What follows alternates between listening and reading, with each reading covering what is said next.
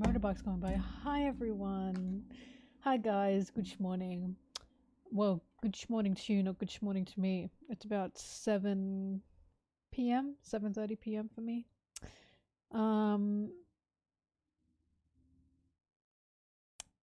I slept for 12 hours. How long did I sleep for today? My friend timed me because do you guys know what catch-up sleep is?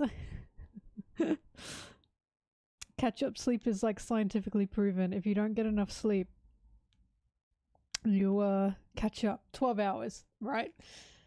If you don't get enough sleep through the week, if you can just sleep after that, you will sleep forever. So I slept for a big 12 hours. The longest I've ever slept for was probably like 16 to 18 hours. That was a real big one. Not too bad, but it's because I had such a big week. Just a huge week. But I'm ready to stream now. You've got me for today's Tuesday, Wednesday, Thursday, maybe Friday. Friday's Halloween. And I've got a party to go to on Friday. So we'll see. I don't know, maybe I can get ready before the party. And you guys can, and I can stream in my my outfit. My costume. Exciting news. Sorry, let me put on music. So I'm editing today, right? Just editing. So let me put on music and we will work. Well, I'll work. You guys will just sit there like bums. What's the exciting news? Please do tell me.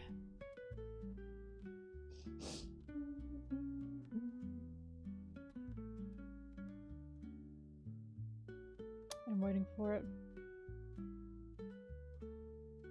No, you're bums.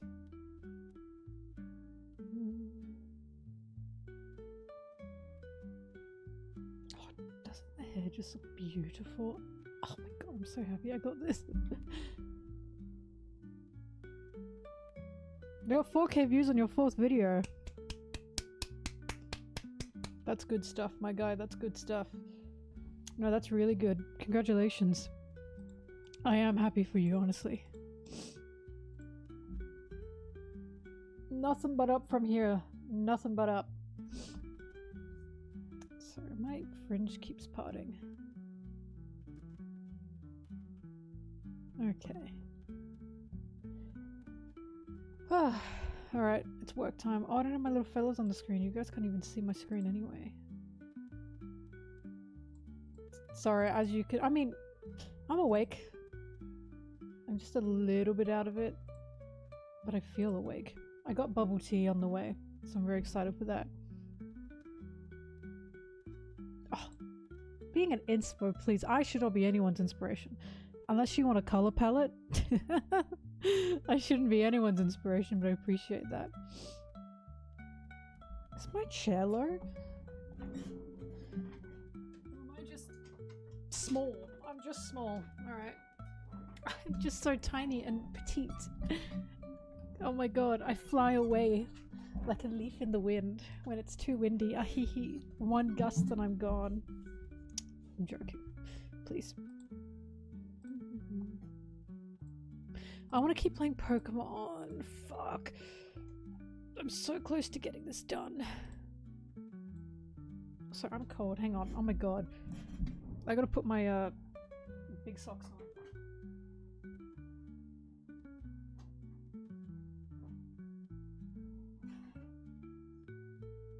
We had one day. Oh, there that is. We had one day of look at the socks I'm putting on. Can you see that? Big. Don't look at the bottom of them. Big woolen socks. Check this out. Ready? Whoa, that's the inside. We had one day of warmth. And then it just vanished into thin air. This is springtime in Melbourne for sure. But here's the thing, I think I prefer this because if it's not cold, it's hot. And it's horrible. Ugh. I'm literally 6'4".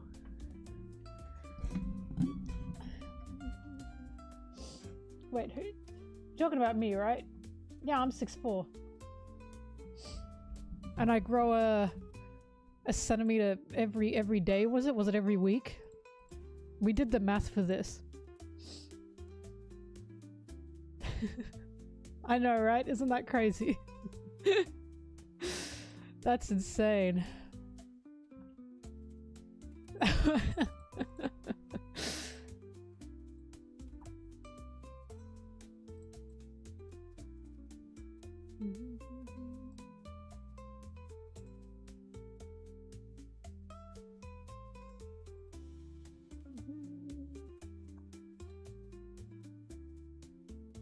The edit that one guy made of— yeah, okay, oh my god, I should show that. I got fucking ratioed on Twitter, but it was a good ratio. It was a good one. So, I met Mugiwara no Goofy, right?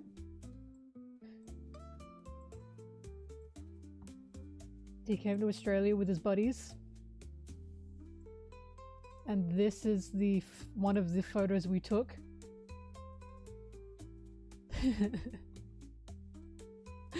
Which I am quite fond of. However, someone then ratioed me.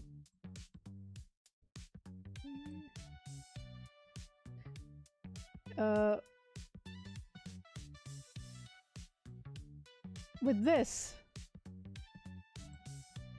That bastard.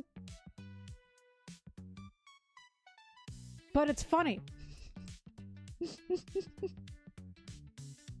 So I can't even be mad. Oh, whoops, I lost it. Bring it back.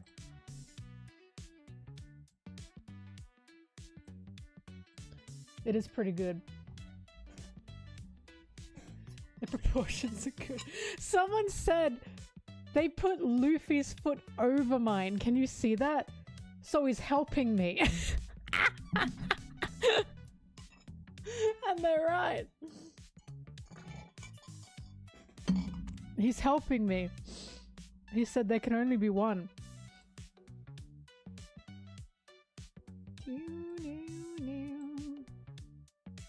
It's pretty good.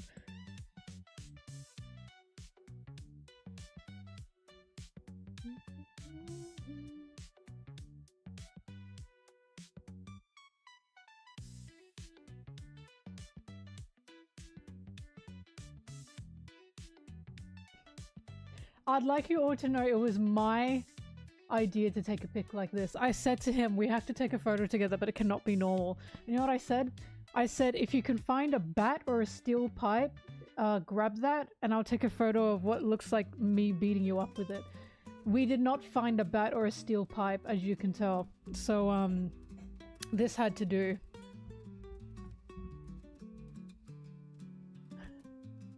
Oh, hi, Thrash. Good thing to walk in on, right? That's a wild thing to ask. And yet, Goofy was like, that's such a good idea. The funniest thing was someone in the actually, after we took this photo, Goofy said, I didn't feel you step on me. And I said, I was not actually going to step on you. And he was like, you could have. He said, you could have. It would be okay if you did. Not in these, brother. Not in these heels, please. It would kill him. In my pumps.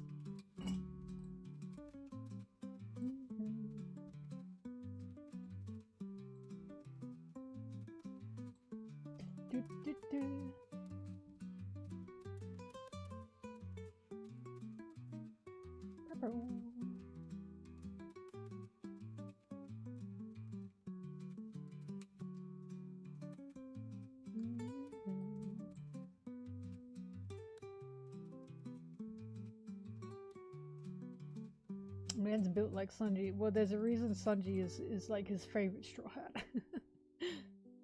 It's also why we get along so well.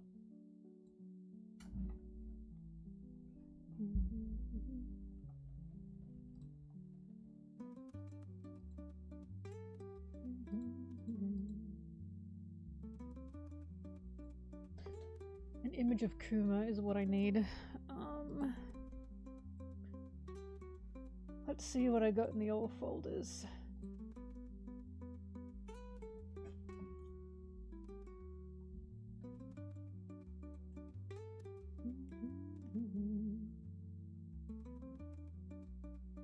My friend just messaged me, so she's watching right now. She messaged me and said, no, you slept for 15 hours. That sounds about right. That does sound about right. No, Vivre Cards aren't canon. This is the general rule. If it's not in the manga, it's not canon. Even if Oda has looked over it, Oda himself has basically said, like, it has to be in the manga. Because here's the thing, Oda's not looking over every single fucking thing they make for One Piece. Yeah! Which is honestly a little bit canon. There's a silhouette of her in the manga somewhere. But the reason anything in the manga is canon and everything else is an Easter egg, like you can choose— oh, did I say thank you for the sub? I did. You can choose to believe if you want, is because it can be disproven at any fucking moment within the manga. Because Oda's not checking over everything they make outside of the manga, and even if he is, do you really think he's keeping notes for that? He keeps notes for what he is writing. He's not keeping notes for what everything else everyone else is doing outside of the manga, right? Like, he's not writing his manga going, oh, fuck, the Vivre Cards said that, never mind. You know, he's not doing that. That's not what he's doing. Yeah, I'm caught up. You can watch the VOD for my chapter reaction to 1163. It's on my YouTube.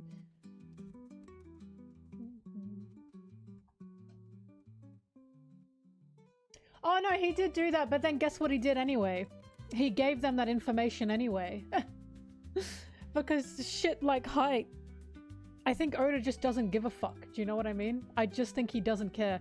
Someone basically asked for the height and birthday, I think, of a character, and Oda said, just go to the Vivre Cards if you want that. That doesn't mean it's canon. Again, he can change it at any time. He's saying, I just don't care. Like, it's like most of the characters' birthdays that we have, I think all of them, if not all of them, are from fans, right? All of the Straw Hats character birthdays are from fans. Yeah, that's what I'm saying. It can change it at any time. But that means they're not canon. Do you know what I mean? So you can look at the Vivre Cards and you can take that for what you want, but you should take it with a pinch of salt. Do you know what I mean? You should not be looking at the Vivre Cards and using them for any kind of argument. And you know why I know that as well? Because they get shit wrong all the time. The Vivre Cards have gotten shit wrong multiple times. Multiple times. Which is why it's so annoying when people ask this and use Vivre Cards and actual, like, No, Oda said the Luffy base thing. So SBSs, right? You can take those as canon, but once again, even those are a bit of a pinch of salt. But the things that you should only take as canon is the manga. I don't know why anyone looks anywhere else. Because the Vivre Cards, right? Because people did this as well. Oda mentioned, this is another thing. Oda will mention things outside of the manga for merchandising, right? So he's mentioned the One Piece magazines before. So because he's mentioned the One Piece magazines before, people go, oh, the magazines are canon. Bitch, they're merchandising. He's mentioning those because he wants you to buy those, or because Shueisha wants you to buy those. So if Oda's mentioning the Vivre Cards, it's probably because, remind the audience this exists, this merchandising exists, so they can buy them. I don't think he actually fucking cares. Like, I truly don't think he cares, right? Like, he's still plugging stuff, basically. So he still gave that person— but that's what gets me. He said, look at the Vivre Cards, and then he said, anyway, here's the answer. So he still gave them an answer. I just don't think he gives a shit. But I remember when he plugged, it was like Magazine Yellow or something. He said something about Magazine Yellow, and then everyone went, oh, so that's canon, that's canon. No, he's plugging it. Like, are you fucking serious? What if the Vivre Card said Zoro and Sanji kiss? Then I wouldn't give a fuck. I don't care! Like— I don't care. If it didn't happen in the manga, I fucking don't care. I just don't give a shit. I'm not— see what I mean? I'm not biased in this way. I will not use the Vivre Cards as a roundabout argument for myself. Because otherwise I'm picking and choosing, and I refuse to pick and choose. It's the manga or nothing. I don't know why anyone does anything else. It's the manga or Oda's own word, right? And even Oda's own word can change sometimes with what he adds in the manga. it should be the manga. I just don't understand why anyone goes anywhere else. I just, honestly, if I'm arguing with someone and they use the Vivre cards as an argument, I've stopped listening. I'm sorry I have, because it's like, you need to go outside the manga to a different source to try and prove to me what you are saying within the story that we are reading. Not even by the author's own words, mind you. I'm sorry, that's stupid. You are using a secondary to even third source to try and argue something with me that I'm arguing within the primary source. Are we understanding this? It's why it's stupid. It's just absolutely stupid. Because he's not writing those, right? He doesn't write those. He doesn't write the magazines. You know what I know he is writing? The manga. We all know for a fact he's writing the manga. This is 99% his work. Yes, there are editors as well, don't get me wrong. Of course, there's also some editors helping him. However, he does what he wants. Like, every single time we've had an interview about him and his editors, he will go to his editors for help or guidance, and he'll take or leave their advice, right? That's what they do. No, Shiki's canon. Shiki's 100% canon. We've seen Shiki multiple times. Shiki's canon, but I don't think his powers are canon. Oda did an interview about this. He said Shiki originally was not canon. Because he said something like, the reason all the movies are not canon is because that would then require people who read the manga to have to watch the movies, and he doesn't want that, right? So when he helps with movies, it's basically him just having fun. So Oda has said to us, these movies are not canon, right? They're not. Anything he works on outside of the manga is not canon. He's just them having fun. I can't remember if Shiki does have any powers in the manga. I honestly don't know. But I do know that Oda said the movie did inspire him to add Shiki. So he said he took a non-canon thing and then he made it canon because of what he saw, basically. But that, again, that's just proof that if it's not in the manga, it's not canon. So Shiki was not canon. What happens in Stampede? No, what's film 10 called? Strong World. What happens in Strong World is not canon, right? But Shiki himself as a character is canon. It's the same with Uta. Uta's probably a canon character. We got a silhouette of her. But what happened in Film Red is not canon. It's just that simple. If it's not in the manga, it's not canon. I really don't know why I always have to argue this. People go, but. It's like, I don't care. I don't care. If it's outside the manga, it's not canon. Yes, the novels included. Yes, Vivre Cards included. Yes, films that Oda has worked on included. It's not canon. Like, it should not be. Otherwise, suddenly we have to pick and choose things, and it just doesn't make sense.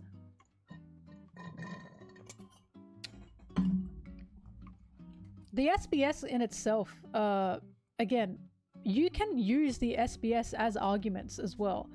I do that all the time. I think the SBS are worth it because they're not only part of the manga, right? They're also Oda's own word, you know? That's where we got the Straw Hat's bathing habits from. So Oda released the Straw Hat's bathing habits in the SBS, right? They're in the volumes, exactly. So it's like Oda's saying, you can look at the Vivre cards, okay, that's still a secondary source you then have to go to. And again, in the manga, he can discredit that and discount that at any fucking time. I guarantee you this man is not writing his manga and thinking, ah, fuck, the Vivre card said that, oh well.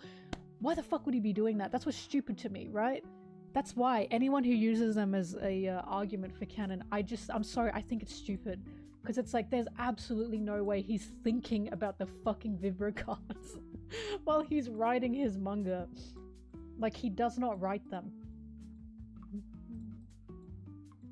Case in point, you can use them as an Easter egg, right? You can buy them and you can read them and you can enjoy them and they can make you think, but you should not be using them in any arguments. Again, if you use anything outside of the manga for your argument, then you've lost me. I'm gonna stop arguing with you because that's not what we're arguing. Like, that's not what we're talking about. That's not what we're debating.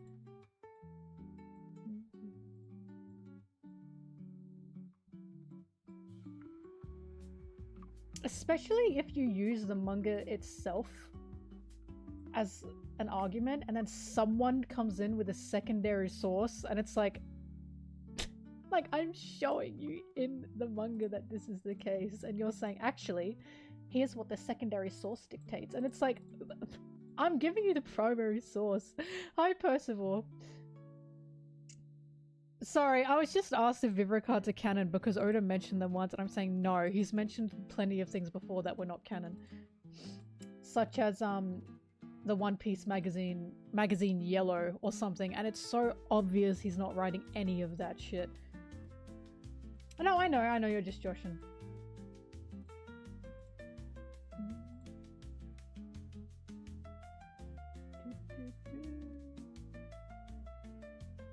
I'm trying to find a good image of Kuma to use.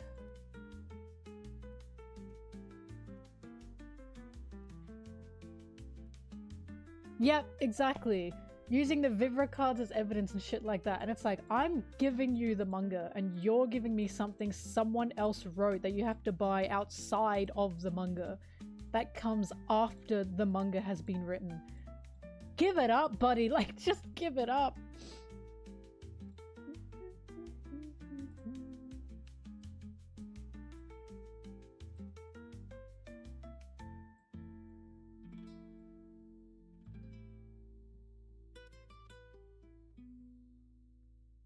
Well, Yamato, it's because some people argue with Japanese doesn't have pronouns. It does.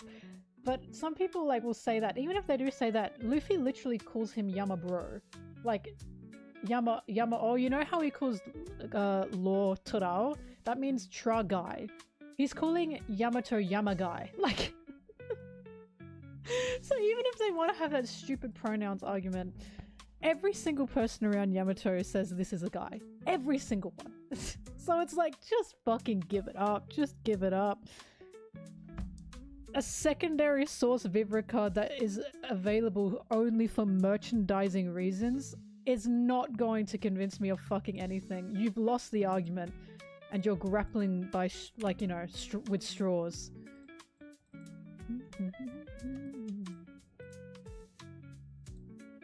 You've lost the plot. That is so true.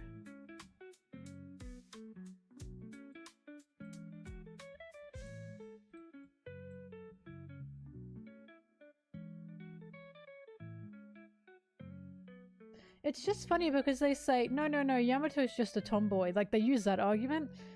I swear Oda has to see some of this shit because he made Hiyori a tomboy. So Momonosuke called Hiyori a tomboy, right?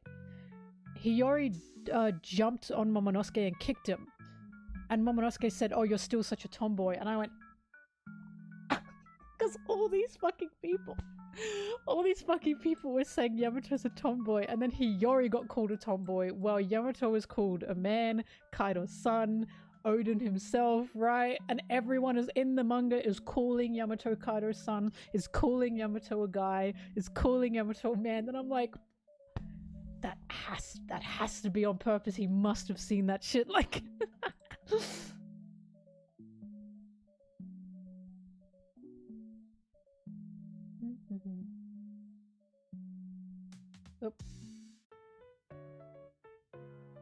Oh no, it's true. I've said this before. It's very obvious. Yamato has a pretty privilege, basically, but I say pretty privilege very loosely because I don't think he's very privileged in this regard. But if Yamato were not attractive, these guys would not give a fuck about Yamato and Yamato's gender. They would not care. It's very clear. It's very obvious. They would not give a shit if Yamato were a he because Yamato were ugly. But because Yamato is very attractive, right? He is just attractive. They want to fuck him and they want to use him as Guna material, and they can't be gay. They can't be gay. Let alone the fact that Yamato is fictional. I truly have the belief that if you like a fictional character or thing, that does not dictate your sexuality. I'm a lesbian. I like seeing art of Sanji getting his back blown out. Do I like men? No. I just like getting art of Sanji getting his back blown out. So it's like, you can like Yamato, who is a guy, and be a man and not be gay in real life. I think that's fine, right? Arrow Ace as well. There are tons of Arrow Ace people I know. Oh my god, my Aussie accent. There are tons of arrow.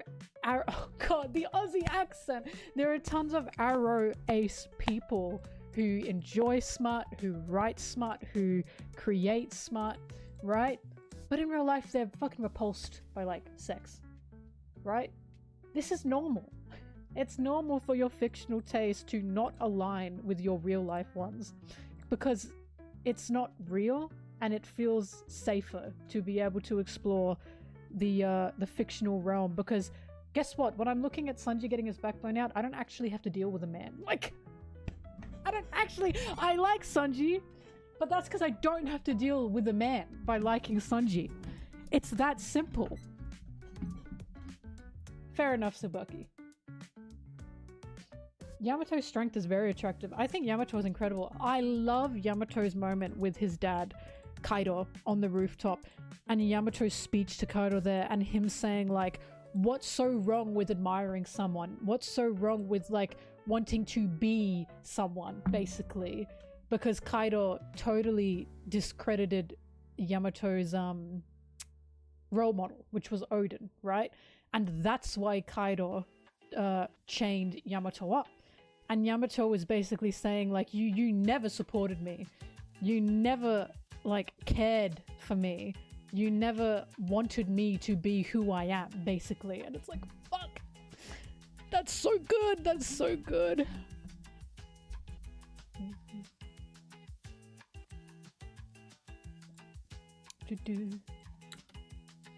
I also wish Yamato were buff, and he should be. Well, look, one of my favorite ships ever has always been Yamato and Hiyori. I think they could be fucking phenomenal together.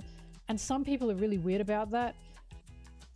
Even though I think they have more basis than anyone. In my own opinion. I think Yamato and Hiyori could rock. Like the previous daughter... Oh, sorry, the daughter of the previous shogun, Odin, and Kaido's son, an Oni king, Yamato. Are you fucking kidding me? That is so... That's just fucking awesome, you know? I think that's awesome.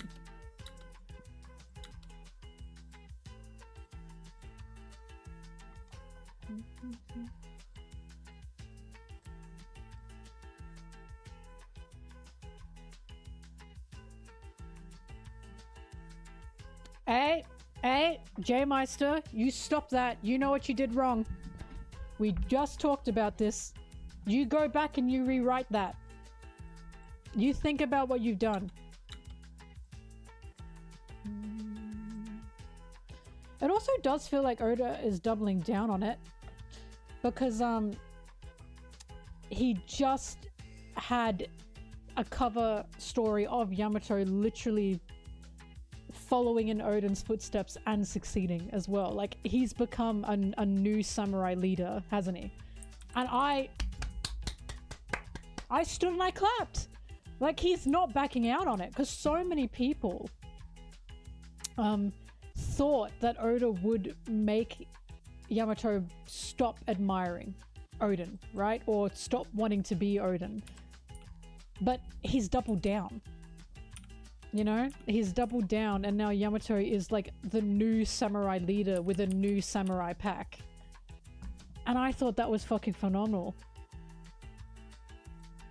Because it didn't happen in the way I thought it was going to happen, but I had the theory that because Kaido was taken down, someone else would need to lead the Beast Pirates. And I thought that would be Yamato. So I thought Yamato would be the new captain of the Beast Pirates. I'm not fully right. However, that seems to be what's happening. Instead of Yamato becoming a captain, he's become a samurai, right? And he's become the head samurai, basically, of this new generation of samurai protecting Wano, which is... Oh my god! Which is making me quake! Because holy fuck, that is so sexy. Demyo? Is that what it is? That's just so sexy that that's happened. Like, I could not ask for anything better. I was gonna say, does anyone else think Yamato will pull a Jinbei and meet back up with everything? I don't think so, because I do think Wano needs Yamato. And I was saying this from the start. I was saying from the start that I can't see Yamato joining the Straw Hats, like all throughout Wano I was saying that, because Yamato's connections are clearly with Wano. Not only that, one of Odin's, like, not regrets exactly, but one of his biggest grievances for himself was because he left Wano, Wano fell to ruin. Odin was Wano's protection, right? And then Odin left, Wano fell to ruin, and then Odin had to basically make up for that and protect his people as much as he could for how many years was it or something? For like 3 years or something? It was quite a while. And they were about to defeat Kaido, you know? But the issue is there was no Odin anymore. So they can defeat Kaido, but then who's gonna stay and protect Wano? Oh, probably the guy that wants to be Odin, that wants to embody Odin and Odin's will, you know? Not to mention Yamato is the son of Kaido, and I always found it quite romantic that Kaido's son is now the one protecting Wano instead of either leaving Wano or causing more harm to Wano, you know? I thought that was incredibly romantic. So the way Yamato was talking with Momonosuke, and the way Yamato clearly had that bond with Momonosuke over Luffy, was what made me think, I don't think he's going to leave Wano, because I think by following Odin's will, Yamato will stay in Wano and protect Wano to do what Odin couldn't do and keep Wano safe, right? And that's exactly what's happened. Yamato has decided Wano needs me, and I saw that coming. That's why when people went, oh my god, Oda just suddenly just backtracked and blah blah, and I'm like, no, it was quite obvious that was there, and I know that was because I kept saying Yamato's not going to join the Straw Hats, right? If anyone remembers me back in the fucking Wano days, I kept saying Yamato's not going to join the Straw Hats. I said that consistently, and then he didn't, and then I was like, I knew it, like because Yamato wanted to, on a more selfish ambition. He wanted to join the Straw Hats, but he realized what he should do and what's best for Wano is he must stay in Wano to protect everyone. And he realized that after Green Bull invaded and they basically got their shit rocked by Green Bull, right? So he needed that moment of awareness there because he didn't think about that. So he got to that part and then he realized that, and then he said, all right, I can't join the Straw Hats, you know? And I thought that was going to happen because it makes perfect sense for him to follow Odin's will, but not Odin's selfishness, you know? That makes sense. He's following Odin's will, but he doesn't have Odin's selfishness, because Odin's selfishness, while giving him a journey, also ruined Wano.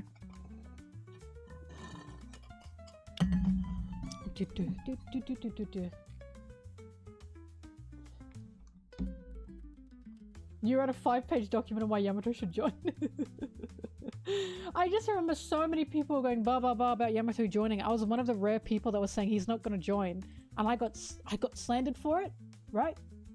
Got made fun of for it, and then it didn't happen, and I went, what can I say? What can I say? You can tell because it's patterns in writing. It's Oda's patterns in writing. I remember saying Yamato and Wano was going to be like Vivi and Alabaster. Because back then, Vivi not joining the Straw Hats was shocking to people. Shocking. He did it again. Oda has a pattern in how he writes. And that was one of them. Now, I never thought Carrot was going to join. A lot of people were also, a lot of people who were surprised at Carrot becoming the new leader of the Minks is also people I say to, you gotta go back and, like, read the Mink, stories again, because Carrot was literally an in-between. She didn't fit with either of the Dogstorm side or the Cat Viper side. She didn't fit with either of those, and because of that, Pedro himself trained her. Carrot was specific and quite special within the Mink tribe, and there's also so much talk of the younger generation needing to take up. So Dogstorm and Cat Viper were old. They knew they were old, and they knew they had problems, right? So when they brought Carrot over, and they said that Carrot, like, should now be the new leader of the Minx, and people were shocked. I was like, how is this shocking? Because Carrot was always a special mink. She was always a special mink. She was always the bridge between the two minks, like the two mink tribes basically, or the two mink sides. She always was, right?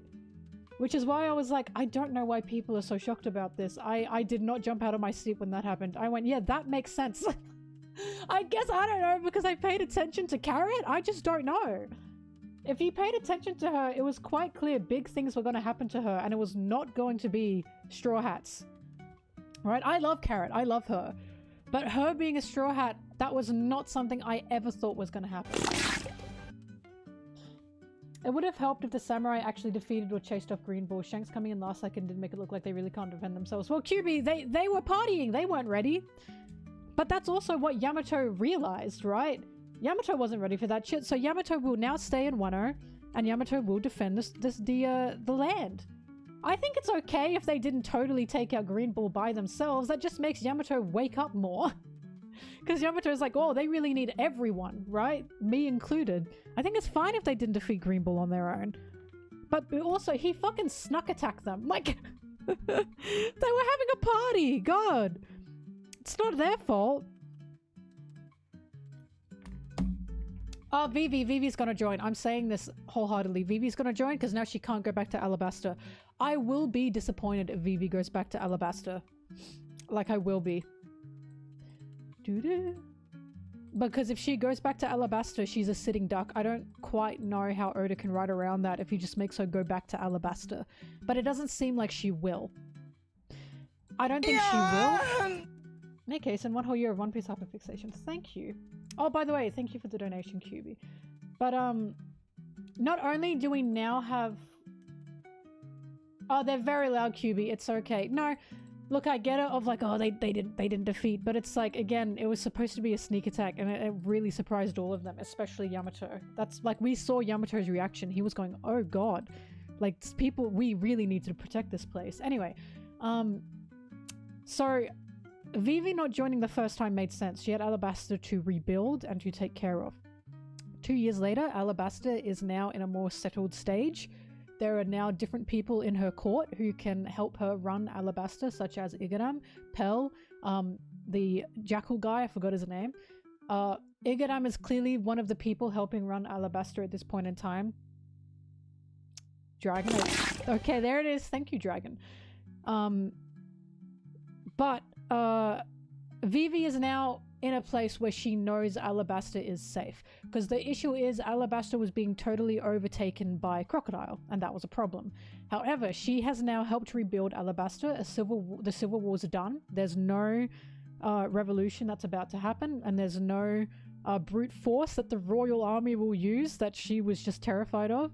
So 2 years later, Alabasta's in a good spot. However, Alabasta is now under threat, in my opinion, by the world government. Shaka, thank you. Alabasta is now under threat by the world government. I truly believe that. I think Imu and the elders and the world government will now be targeting Alabasta. And we know Vivi does not sit still. She's not someone that sits still. She will not sit there and let something happen to her country. She will not wait for someone else to save her or her country. She will go and do that herself. So, and in combination with that, we now have Lily. Lily has now been introduced. We now know Vivi is one of the original D clan members as well, or like peoples. Vivi is a D, you know? Combined with Cobra told Sabo, please tell Luffy and Vivi their name, basically her name. Please tell Luffy and Vivi that she is a D. Every single thing that I can see is coming up to Vivi is going to join the Straw Hats and ask for their help, because that's what Vivi's entire arc was in Alabasta, that she can ask for help. She's allowed to ask for help because these are her friends, right? And now that she knows that, I have a feeling that Sabo maybe will find Vivi, and then Sabo will bring Vivi hopefully to the Straw Hats so they can tell each other what happened, and then Vivi will say, guys, I need your help in keeping Alabasta safe one more time. And you know what they're gonna say? Hell fucking yeah. Hell fucking yeah, we're gonna do that for our good friend Vivi. Because they'll do anything for Vivi. They love her dearly. And the fact that Luffy and the crew immediately wanted to go save Vivi and find Vivi when they heard that she went missing, that says everything to me. Vivi has come back into the main plot. She's come back into the Straw Hat's eyes as well. She is clearly this important, you know? And I can now see her inherit, because my issue was, what is Vivi's inherited will? Whose inherited will could she possibly have? Because inherited will is a huge thing in One Piece, right? Oh, Lily. Lily is very possibly and probably going to be who she inherits her will from. It just makes the most sense. The second Lily was introduced and there's like mystery around it, I went, oh, we now have a reason, a full proper reason for Vivi to join the Straw Hats, like officially. I really do think it's gonna happen. It's just, it's all coming together in my mind. I truly see it. Because what I think is gonna happen is the Straw Hats are gonna meet with the Revs. The Revs are going to have Vivi. The Straw Hats have Bonnie and Kuma, and there's gonna be an exchange. Because Bonnie and Kuma are the Revs family, and Vivi is the Straw Hats family, right? That much I know. Because I know the second Ivankov sees Bonnie, Ivankov's gonna want to look after her. Your guy for mine, literally.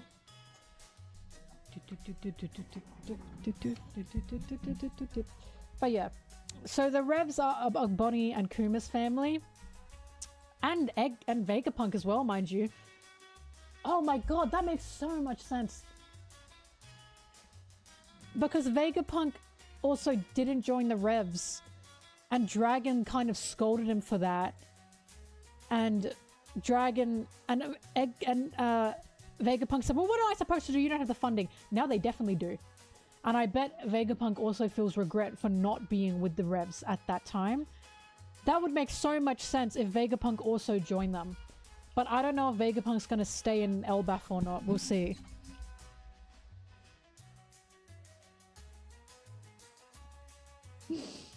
I think Dragon loves Luffy. I don't even think I know he loves Luffy. I don't think Loki's joining, but I do think Loki and Hyrule together are going to rule Elbaf. I think the whole next section of Elbaf is going to be these brothers rekindling. Like these brothers coming together and actually loving each other. I desperately want that. Desperately, desperately want that. The second I saw them talk to each other, and they clearly could have been brothers who loved each other had there not been these issues and rockiness in between that was forcing them apart, I was like, surely this is going to be about these brothers can have a healthy and loving, like, brotherly relationship, surely. Because it's, Loki is the blood, like the next in line blood-wise for the throne, but Hyrule is the one everyone wants, you know, to be on the throne. So if Hyrule sees a camaraderie in Loki and sees brotherly love in Loki and can convince the people of Elbaf, no, Loki loves Elbaf, Loki wants to save Elbaf, which I do think he does, then those two would rule together. And I really want that.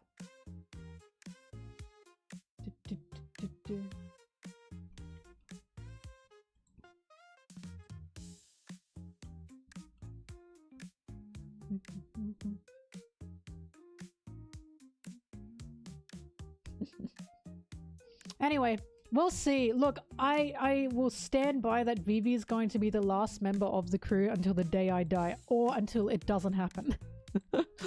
So we'll see. But I just truly see that Vivi is so important, especially after the Lily reveal, and especially with Imu now wanting her. Imu has targeted her. That's the craziest part. Imu has said, I want Vivi. Right? Bring me Vivi. How the fuck can she just go back and sit in Alabasta? I just don't see it.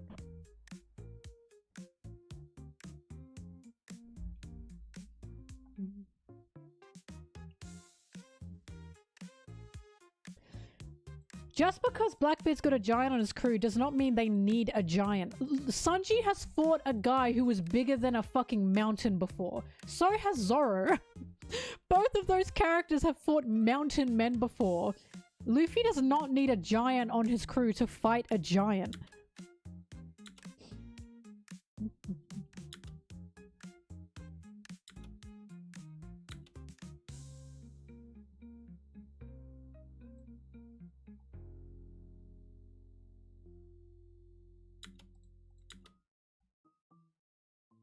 Anyway, I'm getting distracted. I think Luffy's 10-man crew dream is solid. I think Luffy saying a crew of 10 will do is what is happening.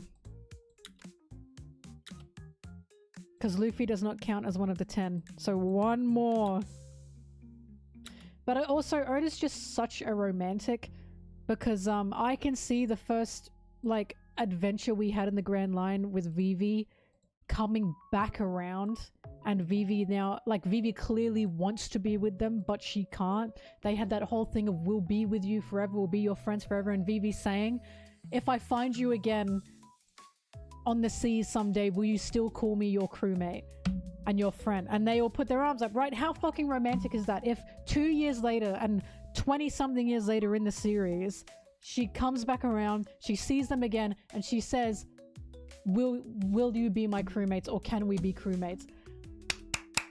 How romantic is that? What a circle around, right? Oda's a very romantic guy, and I can see it happening. Also, diplomat is what Vivi would be. No, everyone does have an official role in the crew. Everyone does. Vivi's would be diplomat. And people jumped to me, by the way, when I said this, because Oda released Roger's crewmates and their roles, and guess what he had in his crew? He had a diplomat. He had a torturer as well, but we'll ignore that. But he had a diplomat. Do you know how many people came to me and said, holy fuck, Mel, Roger had a diplomat? And I said, I fucking told you, a diplomat is something that can be on a crew. And the reason I say this is because Luffy now has a crew, now has a fleet of how many under him? Like 3,000 or some shit. He's got a huge fleet under him. And you know what I've been saying? Luffy is not fit to run that. He's fit to run a little crew that he has right now, but 3,000 ships, that's not something he can do. That's not something that he is able to manage, right? However, someone who has the qualifications to run that many people, to be able to order that many people, right? That's Vivi. She literally does that as her job, you know? Oh, he also doesn't care about running them, that too. She does that as her job. She manages thousands of people as her job, right? She listens and she gives orders as her job. I've always said, if Vivi I don't believe in first mate's shit. I don't believe in Straw Hat first mate. But if Vivi does ever join, she would be the most qualified for first mate. I don't believe in Straw Hat first mate. I don't think Vivi would be the first mate. But she would be the most qualified because she's the one that can actually give orders, take orders, and command people properly. And you know why I know this? Because in Drum Island, guess what Vivi said to Luffy? She said, Luffy, you're a failure as a captain. And that was fucking crazy. No one has ever said that shit to Luffy, right? No one has ever said to Luffy, you are a failure as a captain. That one I hold, and Luffy agreed as well. Luffy listened to her, which is truly what gets me. And he learned, exactly. Hang on, I have the page somewhere.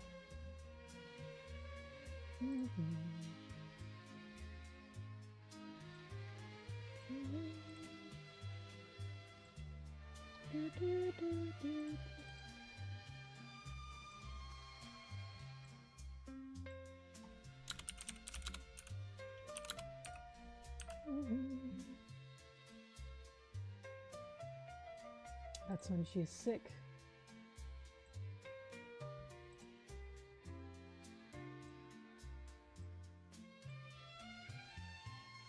Found it.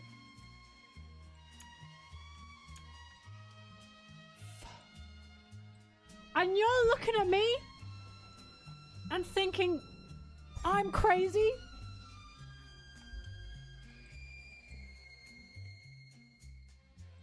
And then he says, you're right. People want to go on and on and on and on and on about who the first mate is and the Straw Hats and blah, blah, blah. Again, I don't believe in it, and I have to say that because people think I have some first mate agenda. I don't. However, I've never seen a Straw Hat talk to Luffy like this. Not even fucking Zoro. Right? Zoro has dictated what Luffy should do sometimes, although he's more blackmailed him. And yes, I say that because he said to Luffy, if you don't do this, I'm leaving the crew.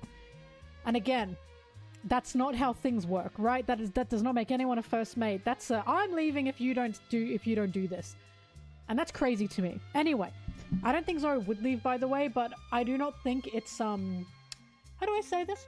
I do not think it's being listened to opinion-wise if you then have to threaten them. Do you know what I mean? I've never seen anyone on the crew say, Luffy, you're a failure as a captain. I've never seen that before. Zoro has said, stick to your convictions or I'm gone. Exactly. That's what he said. Right? He's basically said, if you don't stand tall as the captain, I'm gone. And that is not something a first mate would do. A first mate would not do that. Because Zoro's not the fucking first mate and I'm sick of it. But Vivi has openly said to Luffy, you're a failure as a captain because if you do this or this, you're going to get us all killed. Again, I do not believe she'd be the first mate because I don't think there will be a first mate. However, I'd say this is pretty fucking hard hitting. Is this not hard hitting? That's insane. I think that's insane. Sorry, my lips are really dry, so I keep touching them. Anyway, my bubble tea's here. I'll be right back. Keep looking at this. Keep looking at my queen Vivi and what she said.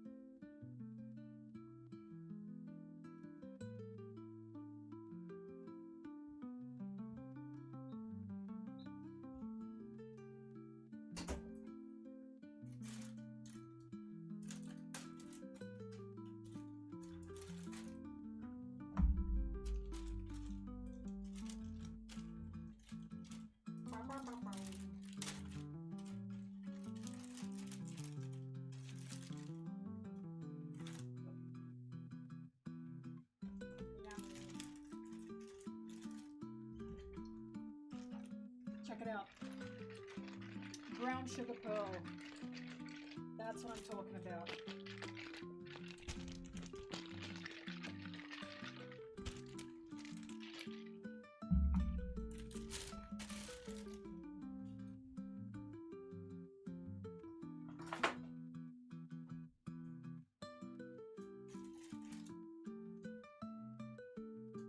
By the way, the reason Vivi can say this is because she knows what makes the qualities of a leader, of a captain.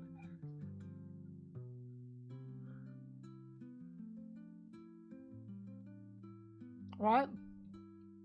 She knows.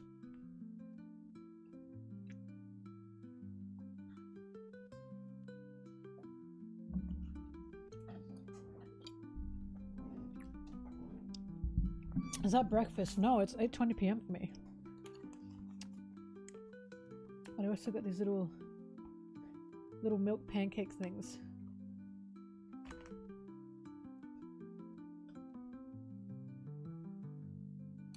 Oh, yum.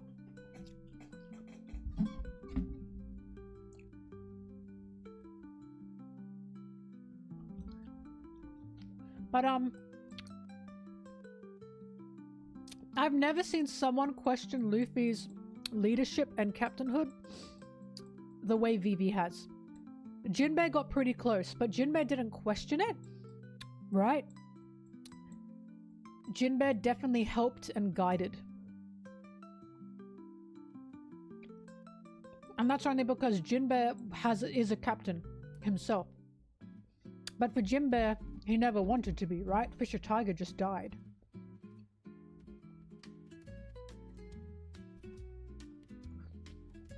So, Vivi is so overqualified.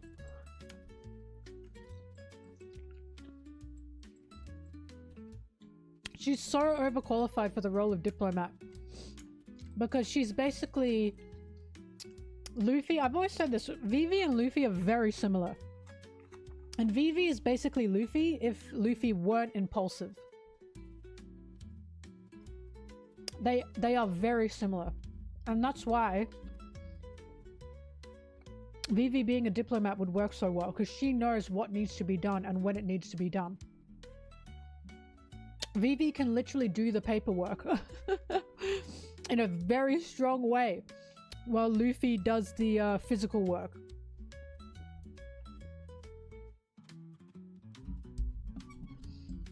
Managing a fleet. Vivi is overqualified to manage a fleet. She manages a country. She's been managing a country since she was born.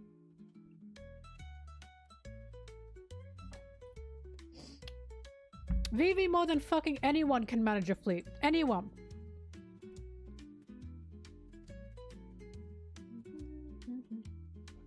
I don't know any single straw hat currently that can manage a fleet. A fleet. Thousands of people. Because none of them have ever done that. Vivi's the only one that's ever done that. Usopp! Maybe by accident. Jinbei does not have a fleet from what I know.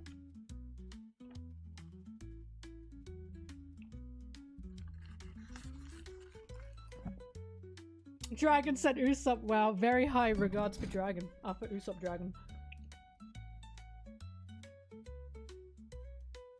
Why would Nami be able to control thousands of people? When has she ever done that? I'm talking thousands of people, guys. I am not talking like 20 or 30 people in a crew. I'm talking thousands of people. Only Vivi has ever done that.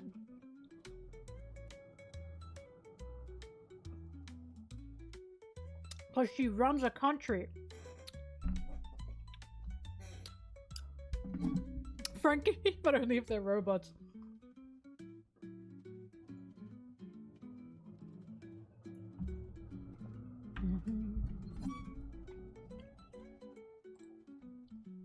Vivi is so more than qualified for that.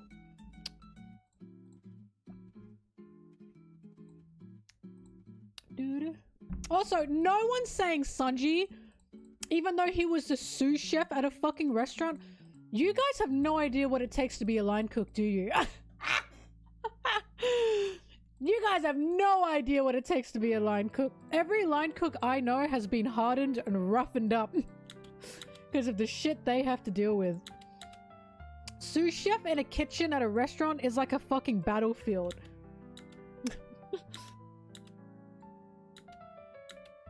He wouldn't give orders to women. Okay, you got me there.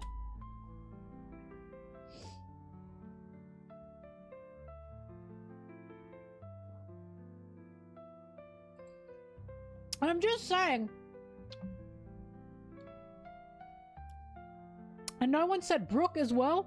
Even though Brook had his own, was like a vice captain as well. And was the captain of his own ship. No one say, but they died. Don't say that. I bet someone's got it on the tip of their tongue.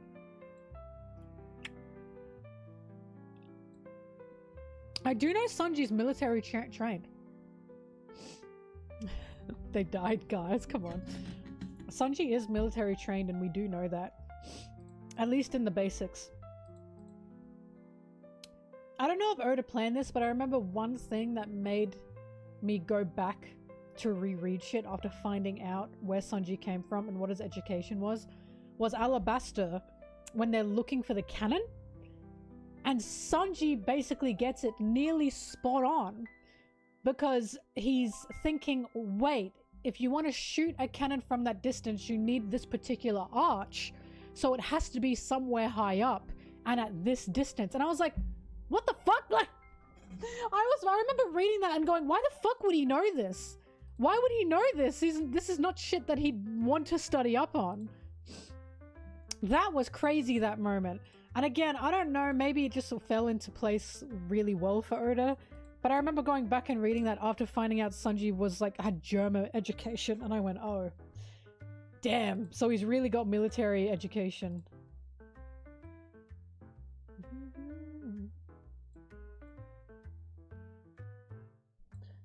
Each army in the fleet already has a captain, yes. But when Luffy needs their help, guess who has to organize it all together, right? Someone else has to do that. Those captains of each fleet cannot do that on their own. They need someone to come to, one person that can communicate everything and say what everyone needs to do. And then the captain per fleet will then relay that to their crew. That's how that works, right? That's why you got a captain per fleet. Because you need someone to relay the information from the main person who is actually giving you the orders. That's how it works. It's basic brain, Tsubaki, not for me, bitch! Not for me, are you fucking kidding me? Not for anyone else, not for any other Straw Hat in that moment. It was just Sanji.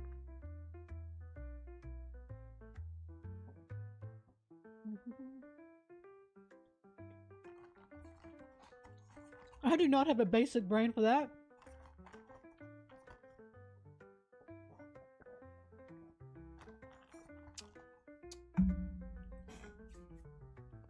Tsubaki, it's not just fire a weapon from somewhere. It was him figuring out the arch. And then, where in this radius could that be? It was a lot more than just weapon must be fired from somewhere. But that's not basic brain for me. Like, if that were basic brain, Sanji would not have been the only one to figure that out. No one else figured that out on their own apart from Sanji. I disagree. That is not basic brain. Basic brain is cannonball needs cannon. And cannon needs to shoot. And then, figuring out the direct arch point and where that could be, that is not basic. I would fall apart at that point, especially when you're in the middle of a city and you have to then look around the city. There's no fucking way I could calculate that.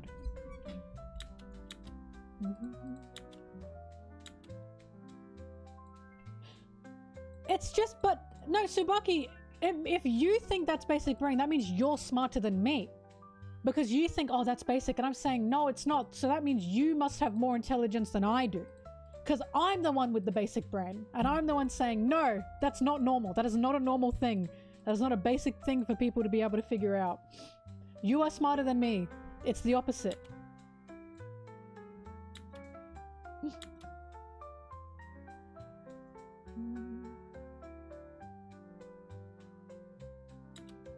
Oh, guy with 3 eyes. I didn't make that tweet, but I definitely said that. I've talked about that before. I've talked about that before. I swear I've talked about that on stream as well. Like ages ago. Ages ago. When I was making my Skypea video.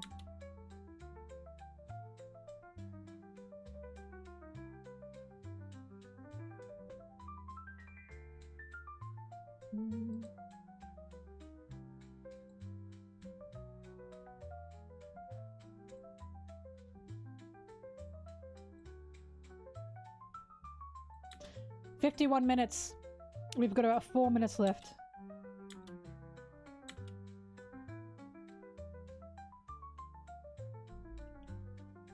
Yeah, I'm clued in, guy with 3 eyes. Of course I am. I know every Sanji panel. Because Nolan was also from the north, by the way. That's how we found out Sanji was from the north. Because Sanji went, oh, Nolan, that's North Blue. And then Nami went, what?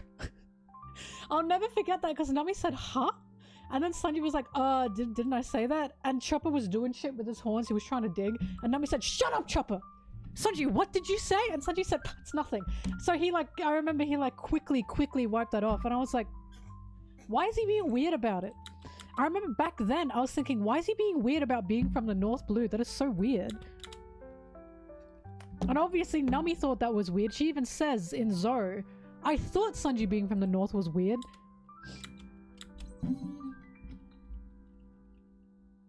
Average video usually takes about 2 weeks, but it's just been a busy time.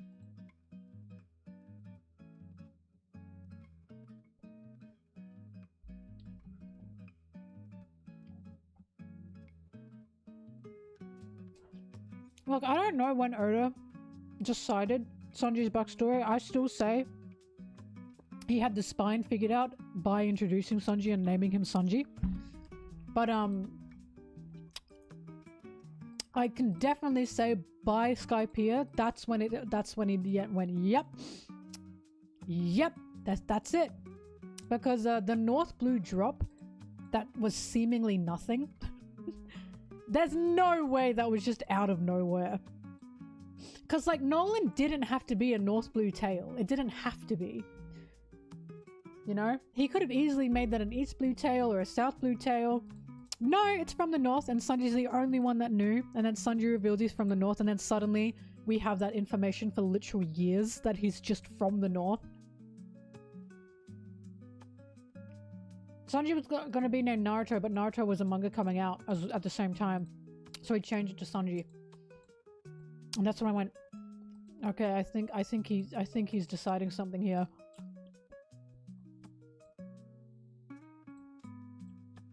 Oh, King.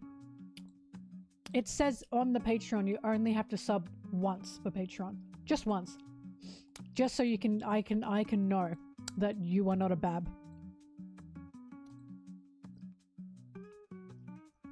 And also so I can know you just don't want to join the Discord to be a troll.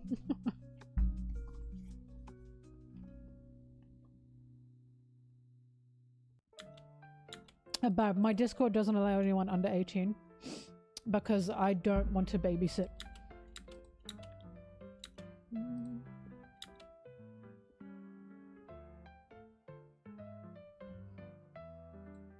Sanji did pick up the image of a noble woman and sadly stroked it.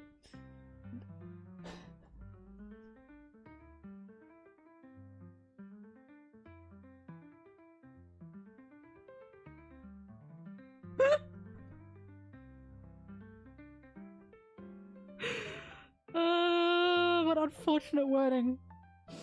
And by it, haha. He was not stroking shit, okay? What I meant is he like the frame. He was sad about it. He held it and he put his fingers on the frame. Okay? He was not stroking it sadly to a dead woman's photo. Underwater. Oh god.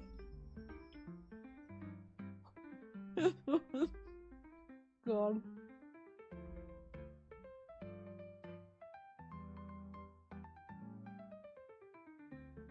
Bab is baby.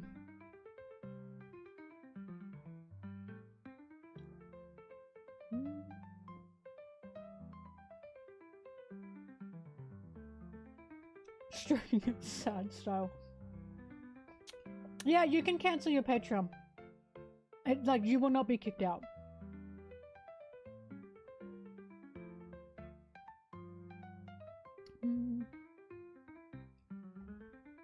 Like I said, if you read the tier for the Patreon subscription, it even says it.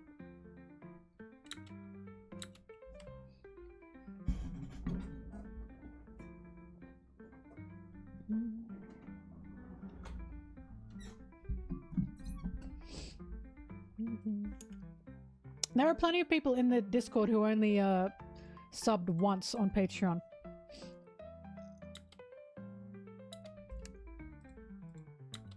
Why does no one read anything? God, One Piece fans really don't read.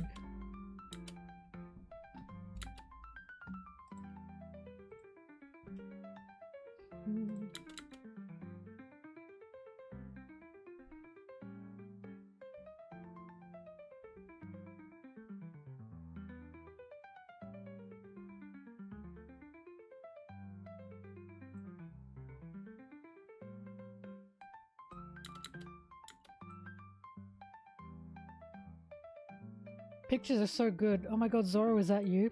Did you guys see that, by the way? It's one of my favorite SBSs ever. And I don't quote it to you guys all the time, but whenever Zoro is holding a book or a newspaper in the manga or what Oda's drawn, I quote it all the time.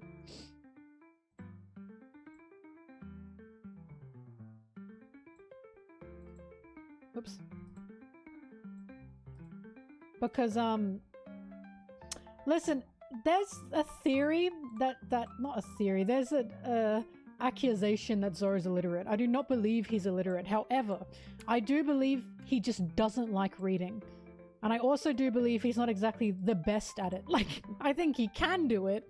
He just doesn't like to. It's like Luffy. Luffy isn't illiterate. Luffy can read, right? He might not be good with numbers, but he can read. We've seen that. I just don't think they like doing it. This was the SBS. It says, Baba, I want to ask a question. Inside Sunny Go, there's a splendid bookshelf, isn't there? In that bookshelf are everyone except Luffy's books. But there's one person in the crew I simply cannot imagine reading, and that is Zoro. What sort of books could he possibly be reading? Please tell me. And Oda said, it certainly does seem like books don't suit Zoro very well. But rather than reading books, you could say that he views them. Diagrams from books on martial arts, illustrations of weapons, collections of high-level bounties, and so on. He looks at them. I love that last line. He looks at them. I say that all the time. So whenever there's an image of Zoro with a book or a newspaper, I say he's looking at it. Like, he's not reading it, he's looking at it. And this is so funny because there are so many people out there who get really... do, boys? I don't know, they're so strange. They get really upset when you call Zoro an idiot. And they get really weird when you say Zoro's stupid, but he's clearly supposed to be, right? He says a stable thing every now and then, but he's clearly not like a smart man, you know what I mean? Like, he's a jock. Zoro's supposed to be a dumb jock. It's just, that's very clear to me. And I'll never forget when the anime dubbed Thriller Bark and they went into Perona's room and Zoro said, what an ostentatious room. And I was like, there's no fucking way Zoro knows the word ostentatious. Are you kidding me? Like, this man with this face, he knows the word ostentatious. I do not fucking think so. I do not think so, right? And I remember people got really mad at me because they were like, you're babying him down, you're making him dumb. I'm not babying him down. He just is stupid, right? He's a himbo. He's got a golden heart. I think he does. He's a bit rough sometimes, but he's got a golden heart. He's quite soft, but he's also kind of dumb. All that's on his brain is sword and booze. That's on his brain, sword and booze. He does not strike me as the type to just want to study things, you know? So after people got mad at me for this SBS happened, and I was like, you all owe me an apology. I was like, you owe me an apology. We have the author himself saying, this man doesn't like reading, but he likes looking at pictures, right? Oh, he's embarrassed. Okay, I'm sorry. He said get rid of that shit. Anyway, this man doesn't like reading, but he likes looking at pictures. As in, Zoro will pick up a book and say, where are the pictures? I truly believe Zoro would flick through a book, see there are no pictures, and put it back down. That's what this SBS is telling me. Books do not suit Zoro. He doesn't read them, he views them, he looks at them. Like, come on, he's an idiot! What's so wrong with him being an idiot? He is an idiot. Zoro is also the only character that Luffy makes fun of for, like, idiocy. He'll always say Zoro's dumb or an idiot, and it's like, now that fucking says something. That Zoro's the only person Luffy targets for being an idiot. Like, you know why? Because it's Dumb and Dumber. Zoro and Luffy are very, very similar and quite impulsive, both of them. Luffy's more impulsive, but Zoro's also got an impulsive streak too. And I also know this because of Elbaf. Hang on, I'll find it again. This is one of my current favorite panels in Elbaf. I don't know, a lot of people are hung up with Zoro being perfect, a perfect guy, which is so weird because the reasons I like Zoro is because he has imperfections. Same with Sanji. I've never claimed Sanji is perfect. He's perfect for me, but he is not perfect. Hear this. Like, you're kidding me. Like, this is what I'm saying. When a battle is about to break out, Zoro's not fucking thinking. He's just there. Zoro is a battle-hungry jock. He's a jock. He's a dumb jock. And I love him for that. And I always said, if Zoro was smart, I'd hate it. Because then he feels like every other fucking strongman shonen character who is the ideal man, right? Of what men think a man should be. Intelligent, strong, sound, right? Buff. And it's like, oh, fucking spare me. I'm sick of those characters.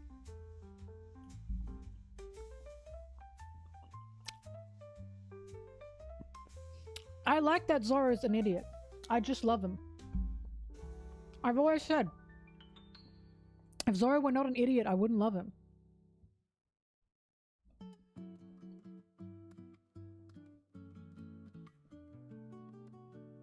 The fact that, like, the fact that he and Luffy both also only shower once a week, holy fuck.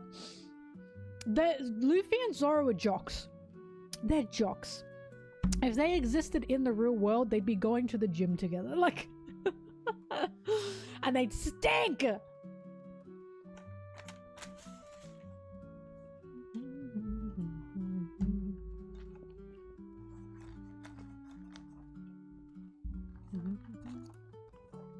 I love him though, you know?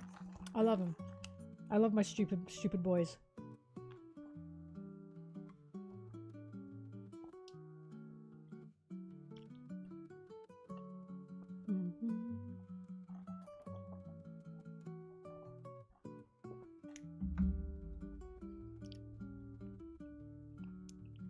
But oh my god, it took him ages to realize the Lunarian clones were Lunarians.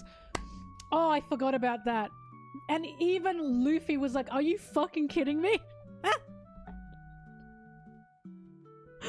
Oh god, I forgot about that. There's just so much in the story. I'll also never forget, this is one of the biggest ones I use, by the way. The biggest pieces of evidence I use for Zoro and Luffy are supposed to be Dumb and Dumber. Like, they're supposed to be. Is, when they were going to Fishman Island and the ship had been coated in the bubble and Luffy and Zoro together wanted to, like, slice and punch to get fish out in the water, and Usopp and Chopper had to stop them, and Nami was like, if you stab the bubble with too much force, bubble will go pop. And then they tried to do it again. And then Usopp and Chopper said, well, you're not fucking listening to her. Like, so basically these two had to be told, you poke bubble, bubble go pop. And then they tried it again anyway. Are you kidding me? And people get mad when I say Zoro's an idiot. He is an idiot. Like, he's a dum-dum. But he's cute because of that. He's literally a cutie patootie because of that. I just think he's adorable. I just don't get why people want him to be a perfect, intelligent man. I'll never understand it. It's one of the reasons I hated live action Zoro, by the way. He was way too smart. Live action Zoro felt like what dude bros want Zoro to be, which is an aura farming, smart, non-silly man. And I'm like, I don't give a fuck. I hate this Zoro. I hate this version of him. He's so boring.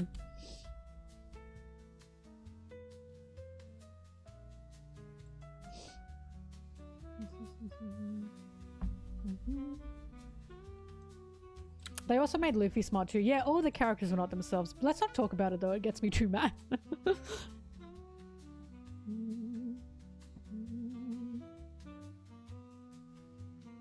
But anyway, I love Zoro because he's stupid.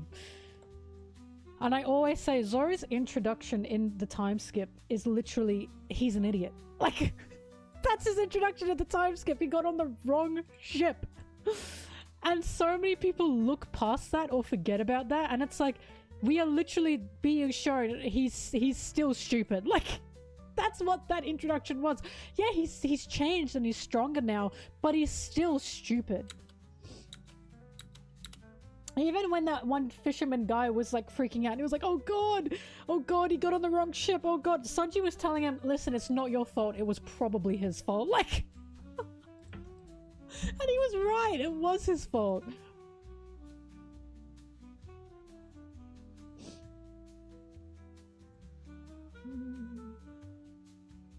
First to arrive, got on the wrong ship, exactly.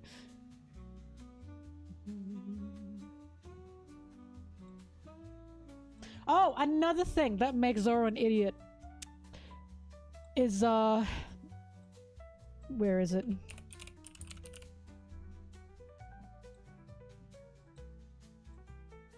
Again, how I know Zoro is supposed to be dumb. And why I get so weirded out when people are upset at me when I call Zoro dumb.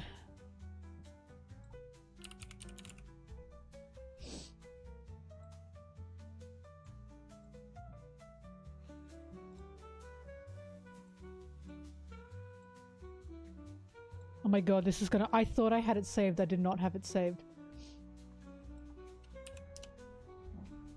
Hold on a second.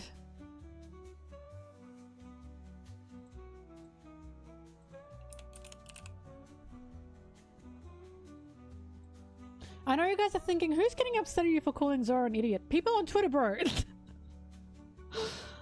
I will joke that Zoro's stupid and then people get really mad at me and then they try and like say shit about Sanji to me. Like, first of all, I like Sanji, but he's not real. I'm not going to be mad at shit you say about Sanji unless it's disingenuous.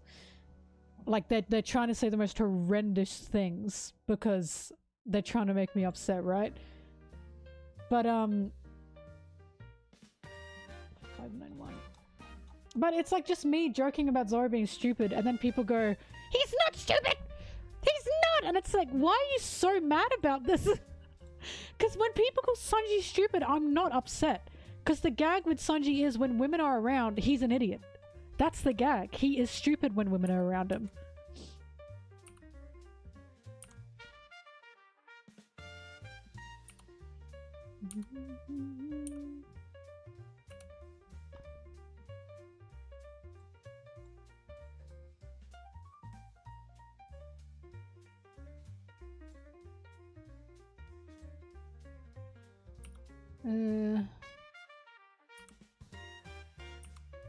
Hang on, I'm looking for what I'm looking for.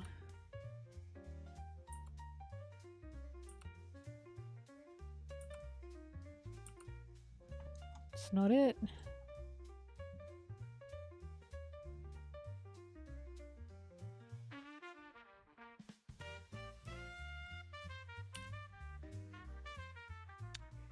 There it is.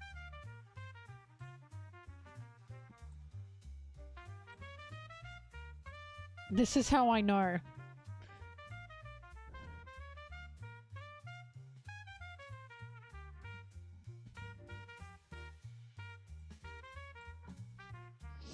My glorious king. My glorious King Rayleigh. This is how I know.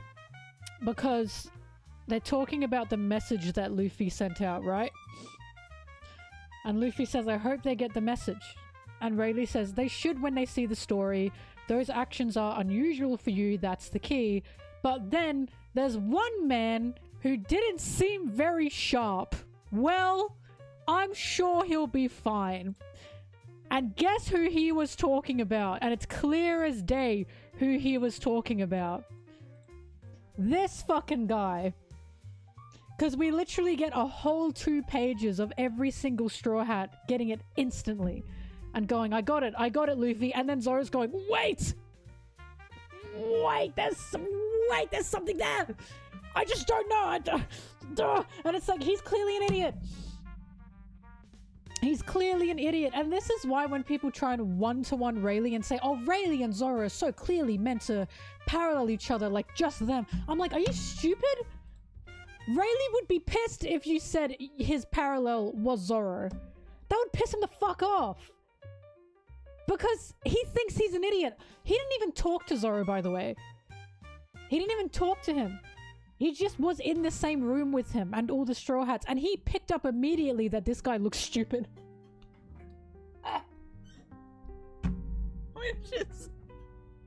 what gets me so bad? He didn't even fucking talk to him. He just looked at him and said, that guy looks like an idiot. And he was right. Oh my god, it's even funnier that he's right next to Sanji. As well, Zoro. I did that on purpose.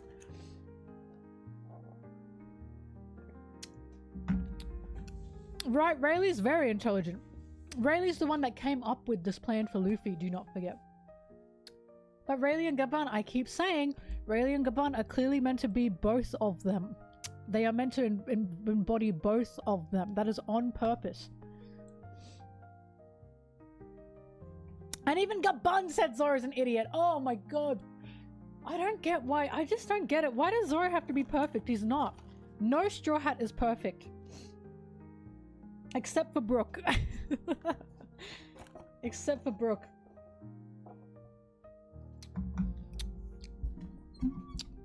I say Brook because Brook's been through a lot. He's allowed to be perfect, even through his imperfections. Probably Jinbei as well. Jinbei and Brook are pretty perfect. Anyway, now you know. That's how I know. Whenever someone gets upset at me for calling Zoro an idiot, I show them Rayleigh saying, Zoro does not look intelligent.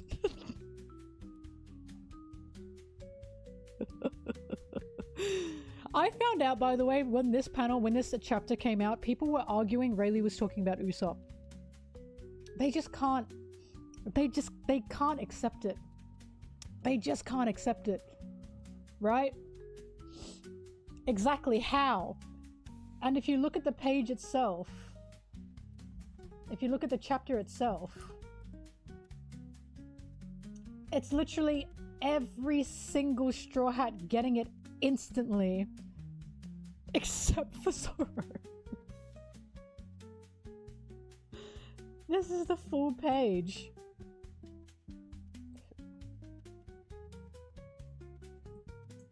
So Chopper's got it, Robin's got it, Sanji's got it, Usopp's got it, Nami's got it, Frankie's got it. Frankie, by the way, fucking I see. He's really looking. And oops. And Brooks got it. Zoro's the only one on this page who hasn't gotten it. He's so cute.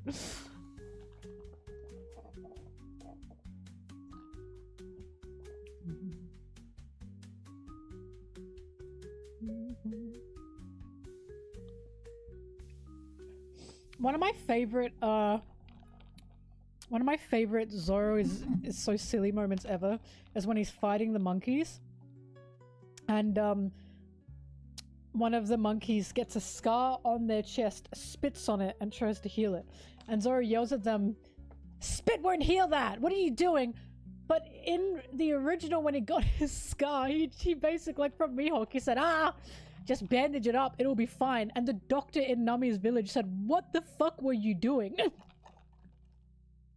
Like, Zoro's also got this mindset of, just put a fucking band-aid on it, it'll be fine. And we know he thinks like that because he always goes against Chopper. Whenever Chopper bandages him and tells him to stay still, he doesn't. Right? So, like, when he fought those monkeys and he spit on its own, scratch and it healed it, and Zoro said, what are you doing? I was like, Zoro, you did that. Like, you fucking did that before. What are you yelling at them like that for? He's just so ridiculous. And then Mihawk made fun of him too. I forgot what Mihawk said exactly, but Mihawk said like, oh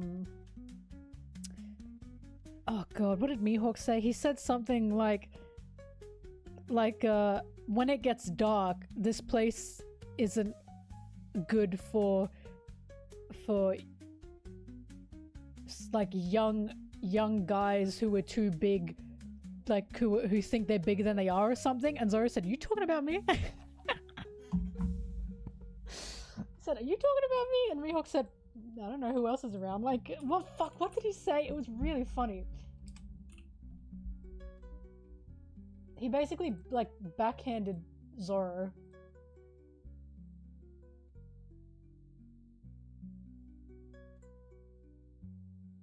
Luffy called Sanji stupid in Drum Island.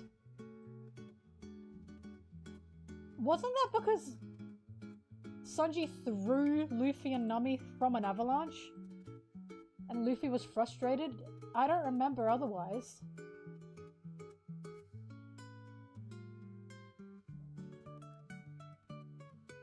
And they were running from the bunnies. Oh, was it when he was talking about like women in snowy countries have fair skin because they keep like smooth skin because they keep like rubbing their own skin to be warm, so it makes them smooth? And Luffy was like, "That's stupid." That one. Did he call him stupid or did he say that's stupid? Either way. No, don't get me wrong. Luffy will say people are stupid from here and now, but for Zoro, it's fucking unwarranted. For Zoro, it's just, he will just call him stupid at any old time. And Zoro's like, what? It's what he did with the Southbirds. When Nolan was like, Southbirds have like a built-in compass. And he was talking about women. And then Luffy just turned to Zoro and said, "Well, Zoro, so you're stupider than a bird." And Zoro went, "What? Why me?" Like, it was so fucking unprompted. I remember that every day. But yeah, Luffy calls other people stupid, but Zoro gets it the most. 100% he gets it the most. But that proves my point. Sanji's stupid when it comes to women. He's supposed to be. However, Zoro and Luffy are just stupid in general.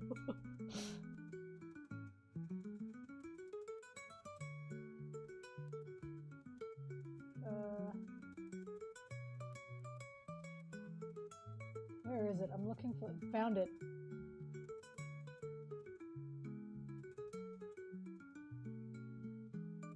Ah!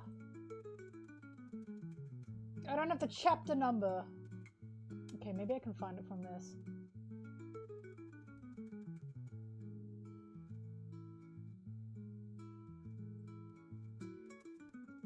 But someone said it best. The joke of the monster trio is they are all idiots.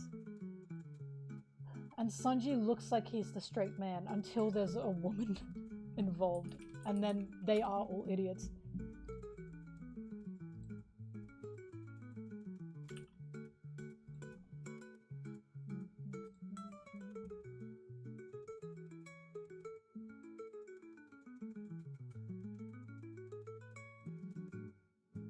Come on, give me the chapter number.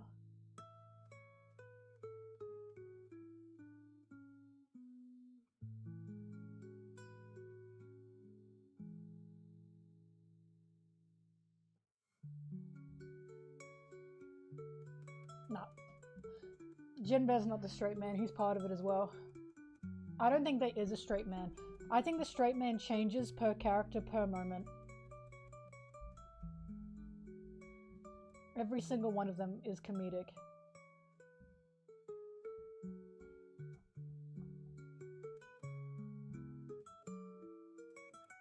No, he's not. Jinbe's not the straight man of the Straw Hats. Because even Jinbe has had his gags. In fact, Jinbe's gag is basically, I have to keep up with these fucking guys. Like, he's one of the guys that he had the gag in Onigashima of he just let Luffy and Zoro go. And this, all of the Straw Hats went, what? And he went, oh. The straight man changes per scene, per person. That's what I mean. There's no official straight man or gag man of the Straw Hats. There's none. They are all either a straight man or a gag man. It really just depends on the scene. Nami's not the most serious. No! Oh my god! Propaganda! Get that out of your head! Thinking Nami's the most serious is fucking crazy. That's insane. She's probably one of the angriest. She's not the most serious. What you are equating seriousness with is Nami just doesn't want to die. she doesn't want to die. But guess what? She will throw people in front of her if it means she doesn't want to die. She's not the most serious at all. Like, at all. I'm sorry, I just hate this because I feel like there's some equation that that people have with Nami being serious because she's a woman. It just feels like that to me. That Nami doesn't have the most gags or isn't like funny the most because, but here's the thing, her responsibility is she doesn't want to die. So she'll let Luffy and co go off. She doesn't give a shit. But if it threatens her life, she fucking hates it. I don't see that as responsibility personally. I see that as she has that selfishness, that is a selfishness of like, if what you are doing hinders me, get the fuck away from me. I do not think that is responsibility, right? She puts Luffy in his place when he does stupid stuff. So does Sanji! So does Usopp! That is not just Nami. In fact, that is not only just Nami at all. Jinbei as well. People 100% think that because she's a woman, Nan. No, 100% they do. I know. They literally will call her the mother or the big sister. First of all, she's a little sister, right? Second of all, she's only motherly to children. Literal children, because she doesn't think children deserve anything bad to happen to them, which is fucking fair enough. She's not motherly to the Straw Hat. She never has been. It's simply because she is the main woman in this cast, and they treat her like that. I know this. I've seen this. It's a tale as old as time, right? People immediately put this kind of label on Nami, and I despise it. I just despise it. She's only more of a captain when she's navigating. That's her job. That's like me saying Sanji's more of a captain when he's cooking, when they have to do food stuff, right? Frankie's more of a captain when he's sailing the ship, when he's pirating the ship, right? Piloting the ship, because that's his job, right? It's why this is so annoying. That's not how that works. It's literally, that's her job. Of course she's going to take charge there. It's her job. She's going to. And the same way Sanji takes charge in the kitchen, that's his job. It's exactly how it works.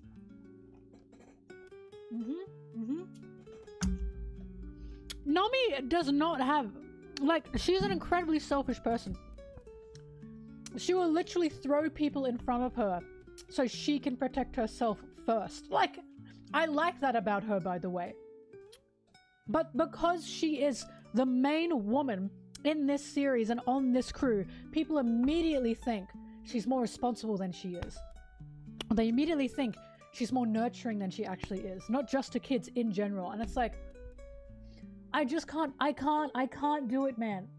It drives me nuts. It just drives me nuts. Because I do not see that in Nami. I see that she's incredibly kind to kids, but I also see that she will throw someone under the bus if it means she can save herself. As she should, by the way. As she should. I'm sorry. I know that made me pop off. It's only because, in my opinion, this is like a propaganda. Even in Elbaf, right? When Zoro and Luffy were going to the castle and Nami was like, someone needs to get you there. Guess why she actually wanted to go there? Because she wanted the treasure. She didn't actually care about helping guide them to the castle. She wanted the treasure. There was none there. She left. She straight up left. She said, never mind. Fuck it. There's no treasure there. She didn't help them get back to the underworld. She didn't even give a fuck about what they were doing with Loki. She didn't care. She just wanted the treasure and then she left. How is that responsible? That is not her being responsible at all. In Skypiea, at the end of Skypiea, she was the one that orchestrated stealing their treasure. That was her. How is that responsible? That's not responsibility. Like, the only reason people think Nami is responsible is because she will do things for people when she cares about them, but so does all of the Straw Hats. But also because they're in dangerous situations all the time and Nami doesn't want to die. She's not being responsible, she just doesn't want to die. Again, if they're fighting away from her, that's fine.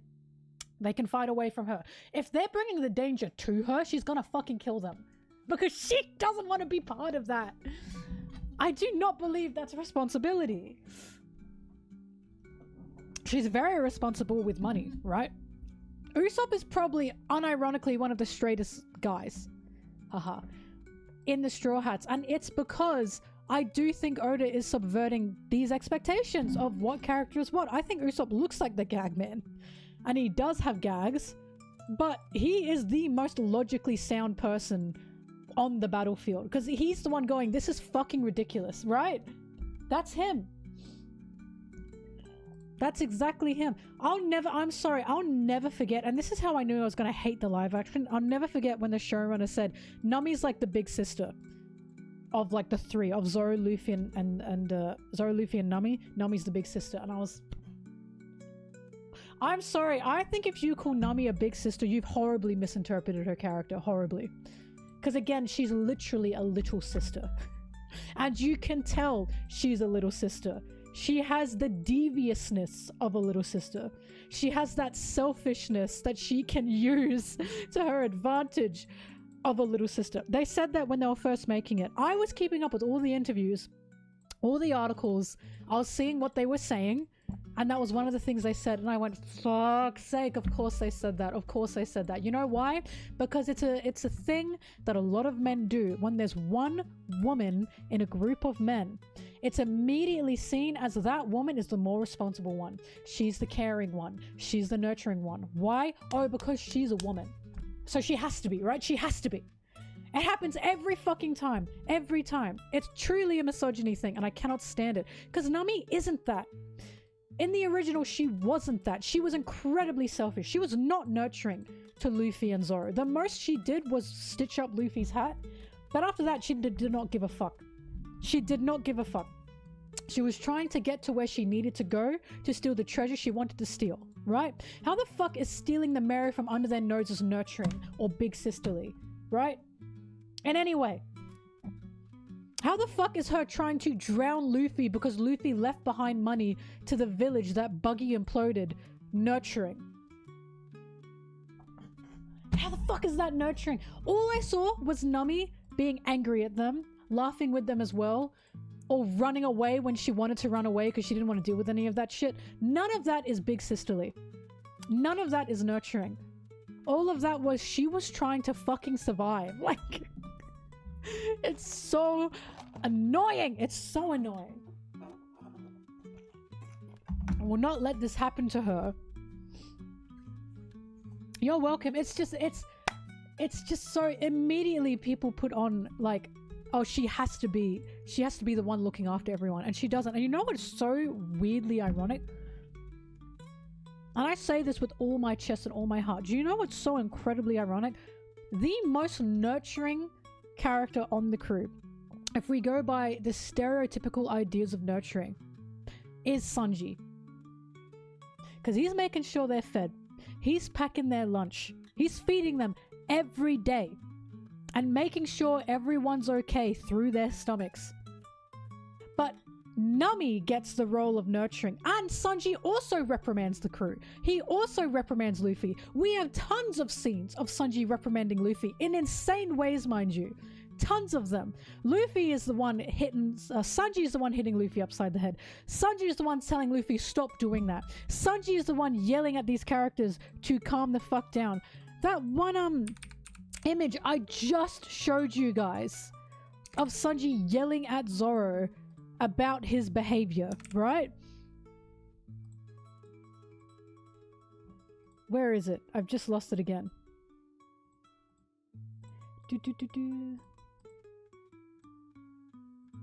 This one.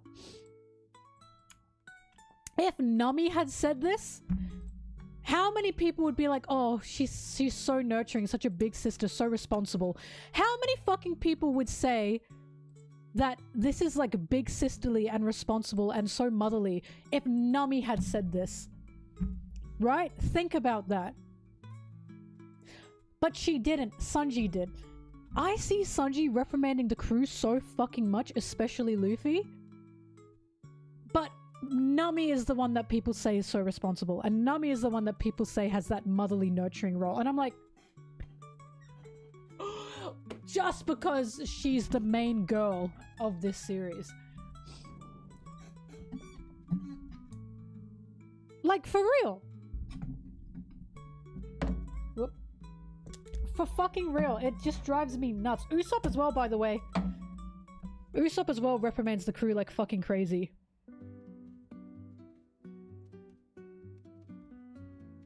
I just feel insane. I feel insane about it. I really do. Because all I see in Nami is a little sister who is devious. I think she's devious. And I think she does love her crew, but she also does work for herself. Sanji is literally the one who exists to do everything for everyone. That's him. That's his character. That was his whole point in Whole Cake Island, right? He does everything for everyone all the time because he's desperate to be useful, you know? Nami was trying to help her island in Arlong Park, and after Arlong Park, she could be selfish.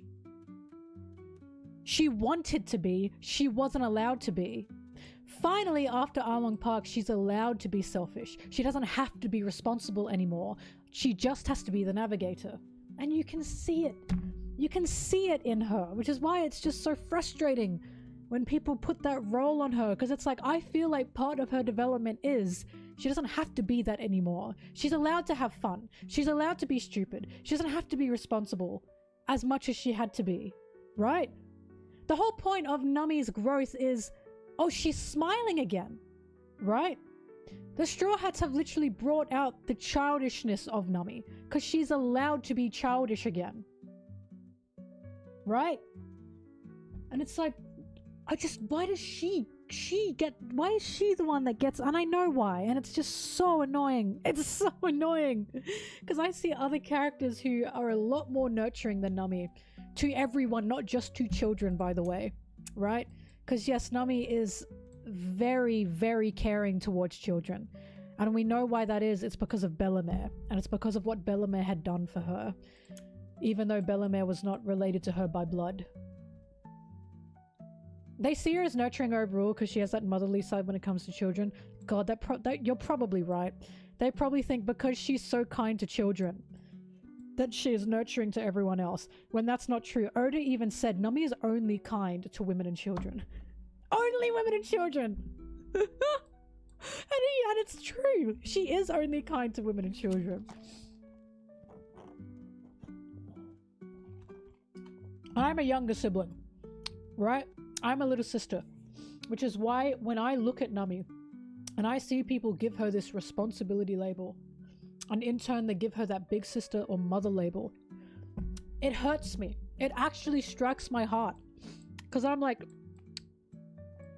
what are they doing to her? Like, what are they doing to her?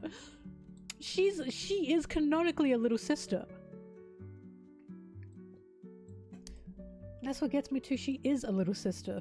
She's one of the youngest of the crew. Oh, Nami, I'll get you out of here. I'll save you. That is true. That is such a point, though. She really is. The view of Nami's responsibility is just she doesn't want to die. It's not keeping everyone safe. It's keeping herself safe. She doesn't give a fuck if they're off fighting. She's like, keep it away from me.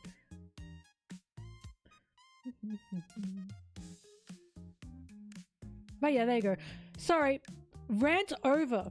I don't want to make a short talking about this, and the reason I don't want to make a short talking about this is because I know for a fact if I made a short of me as a woman saying the reason so many of you put Nami in this responsible nurturing role outside of children is because she's the main woman of the series, and the woman must be responsible, older, nurturing, caring, blah blah blah blah blah. And do you imagine the comments I get? Can you imagine the comments I get? I don't want to deal with that because I know it'd be tons of men saying that's not why, we don't do that, and it's like, it's a tale as old as fucking time. You do that, you just don't you just don't want to admit it, and you don't want to accept it. You'll drive me nuts. You'll drive me crazy.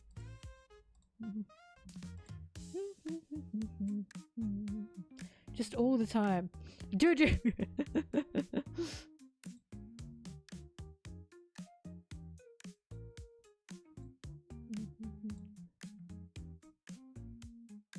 But it is true, the most nurturing character is Sanji. It really is Sanji. Stereotypically.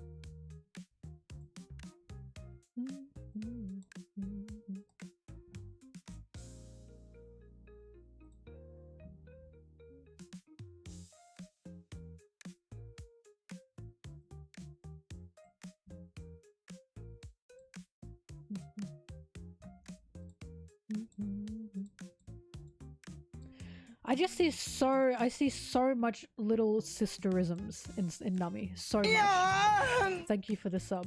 I truly do. Right? And I know Oda has done that on purpose because he is a younger sibling as well. And he has an older sister. Right? And the only time he mentioned he had an older sister was when he was talking about Sanji and Reiju. You know?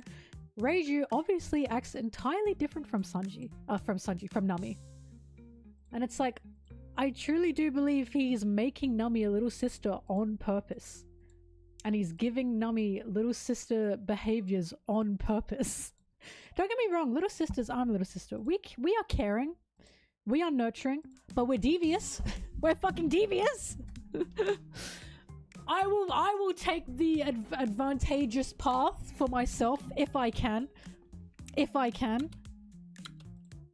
I will think of others. However, if I want something, it's a 50-50.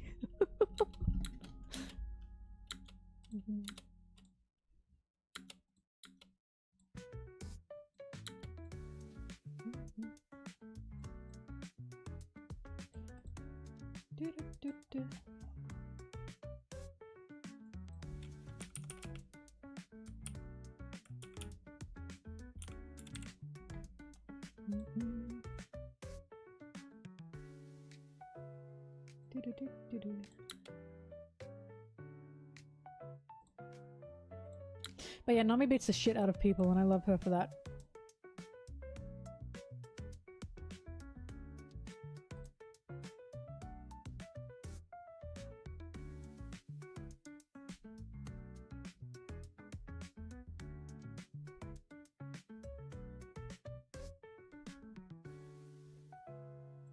Oh, I love that. When someone asked Oda, why isn't Sanji swoon over Reiju? And Oda was like, dude, that's her sister. You know you're a freak when you've out-freaked the freak. You know what I mean? You know you are mad fucking freaky if even the freak himself is going, what the fuck?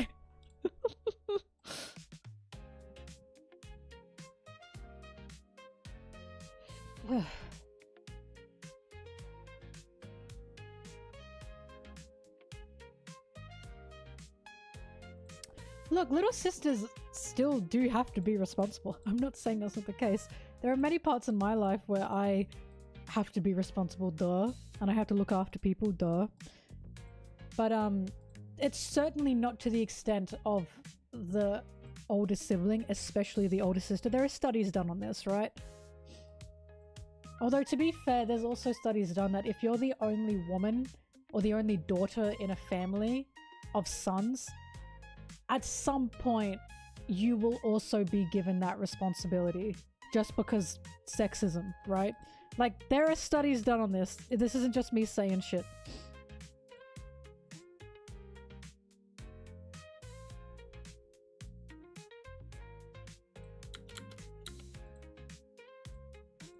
In the same way, studies have shown that the middle child tends to be forgotten about. How sad is that? Fuck. Yep, younger sisters have to be parentified if the older siblings are guys. I've seen that too.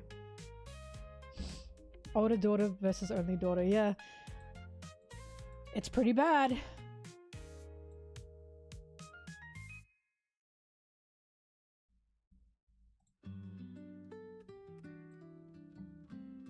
I need a Kuma image.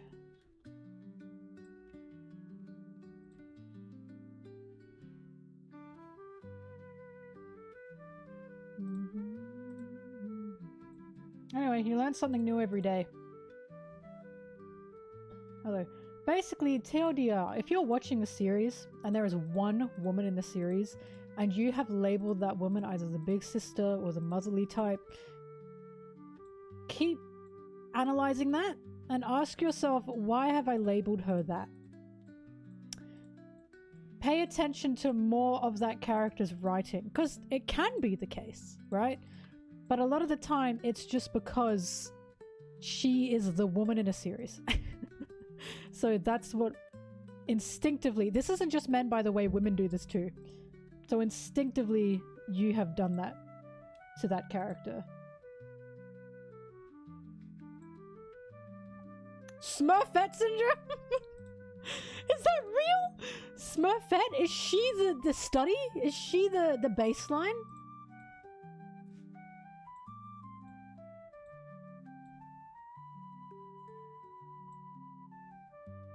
It's why I really appreciate things like Pokemon. Because in Pokemon, it would be Ash, Brock, and the new character of the region they travel with, which would tend to be a woman, right? However, or like a girl. However, Brock was the one that was cooking and looking after them, looking out for them. It was never the girl's responsibility to have to manage Ash or look out for Ash. And if that ever happened, it's because they were friends and Ash would do that back. But Brock was the one looking after them. He was the one nurturing them. And I appreciate... Growing up, I can tell you, that changed my fucking life. Brock changed my life.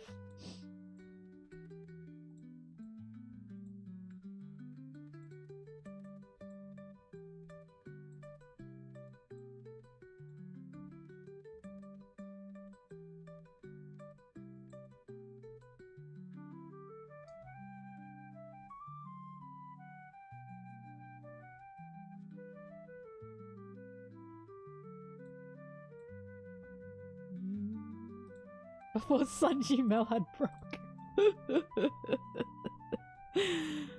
You might be right. You might be right.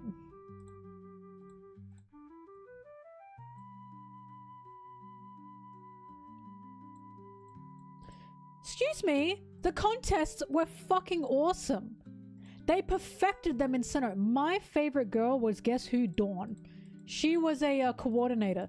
Those contests rocked. Because, yes, they were about beauty, but they were also about battle and battle spectacles. Basically, coordination and contests made battling an art, not just a battle. And they not only did that, their rivals would also be men, right? May's rival was Drew, and Drew was a dude with Roselia. And also, that gay guy. the green guy. You guys know the one. Him as well. And Dawn as well. Her main rival was Zoe, but she also had whatever the fuck Kenny, I think his name was, as a rival as well. And Nando was his name. Nando did both, but Nando was beautiful. And he's also got Zoro's actor in Japanese, by the way, which was so fucking weird because I've been rewatching Gen 4 in Japanese just to see anything I've missed, and it's very different, of course. The music is so much better in the Japanese dub. But I heard Nando, for the guys who go, who the fuck is Nando? Hang on, let me show him to you. You guys are gonna flip, because you're gonna be like, Zoro's voice actor. Are you fucking joshing me? Why is the image so yucky?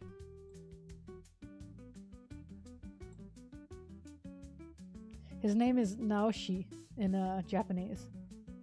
You're welcome. Are you guys ready for this? So this guy has Zoro's voice actor.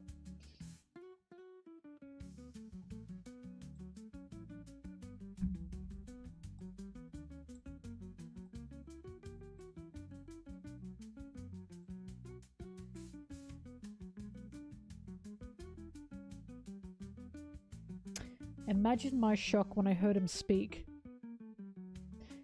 And I had to... Because obviously he's speaking very softly and very calmly and very lightly. And I was...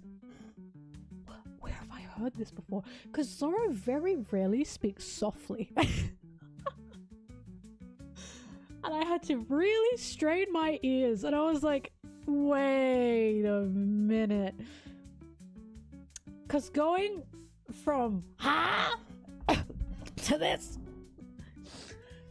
no, it was so weird.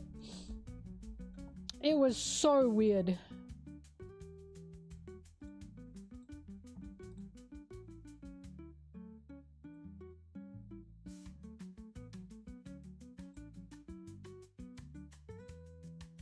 Yeah, that's Zoro's voice actor. I was double checking my sources. It's him. It's fucking him. Oh god, that is so weird. Maybe he wanted to challenge himself with this role.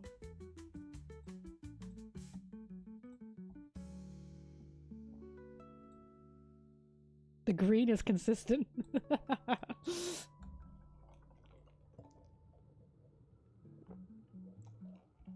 A suit and covers his eyes, suspicious.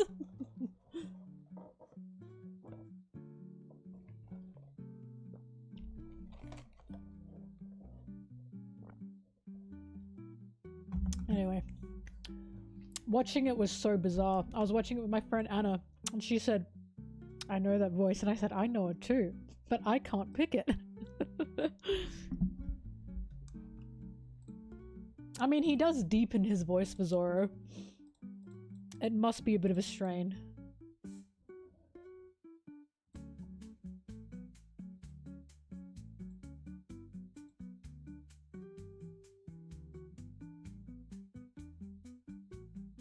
Sunday's anime adaptation. What's the character's name? I'd like to see it. What is the character's name? Give me the character's name. I demand. I would like to see this character.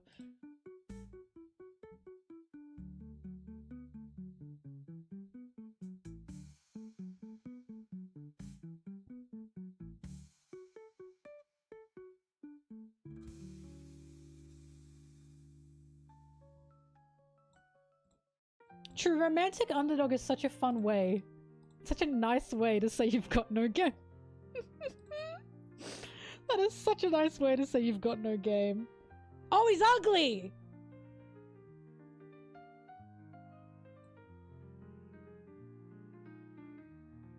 Now I don't give a fuck. Now I don't give a fuck at all.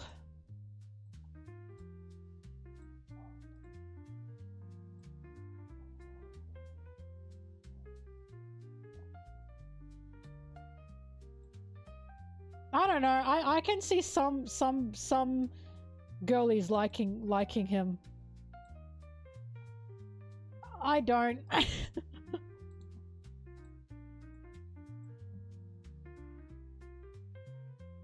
I don't know. How do we feel about this?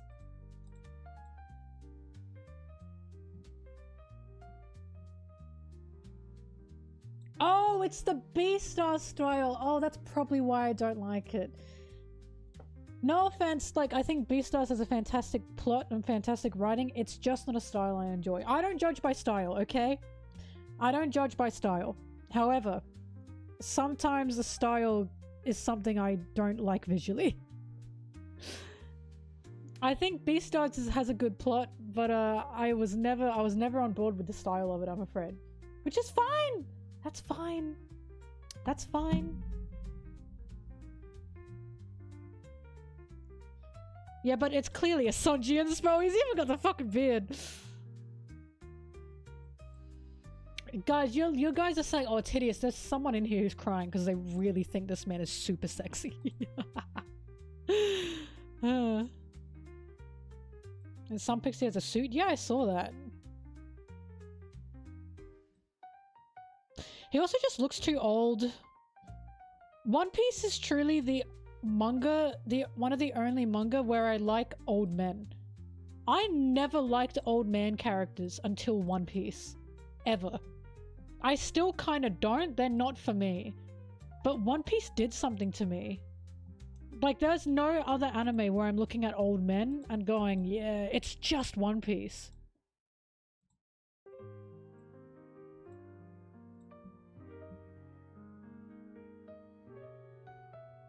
Rayleigh is so special to me. Oh, it's clearly a Sanji inspiration. This is pissing me off because I wish he was hot.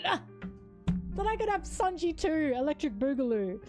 Oh well, I've got Tamaki from Oran, so I'm fine.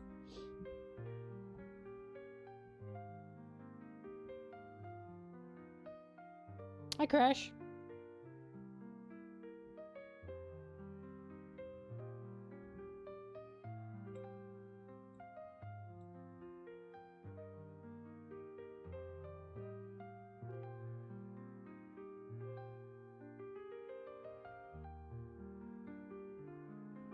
One Piece Twitter has a big announcement today. Didn't know that.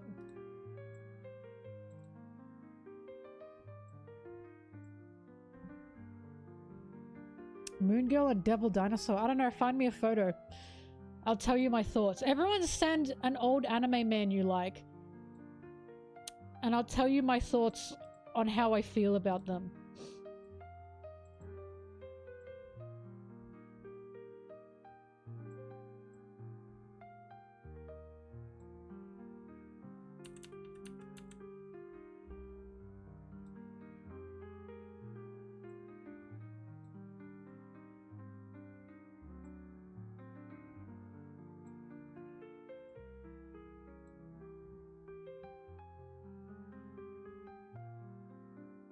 What? Sanji cameo in a Marvel show? What? What are you talking about?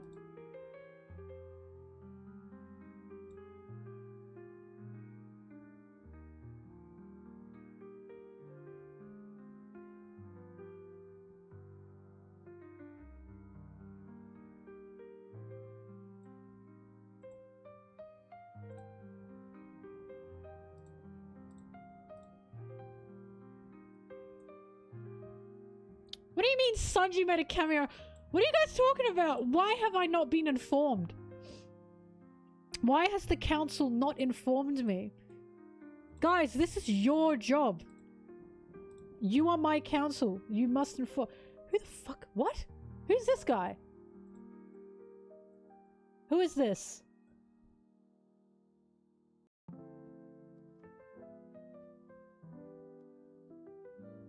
Who's this? Who sent this? Guy from Solo Leveling? Nah. Not attracted to him. I thought this was the Sanji cameo, and I was like, you guys are crazy. No, sorry. I'm not about this, old man. I don't know ball. I guess I don't. I'm sorry, not for me. You can have this, old man. Someone sent an image of the Sanji cameo. The Sanji cameo guy.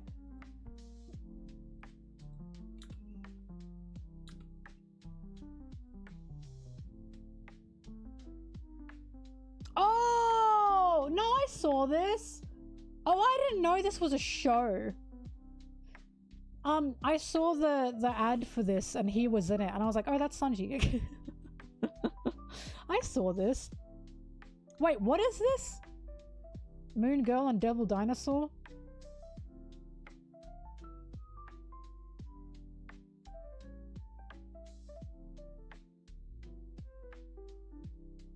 I like how they gave him black roots.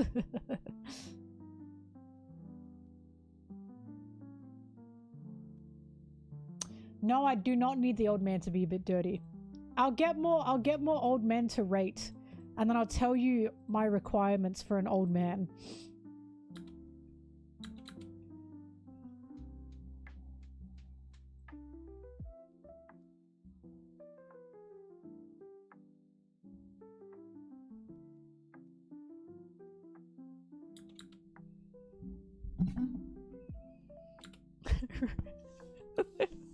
Rating viewer submitted old men.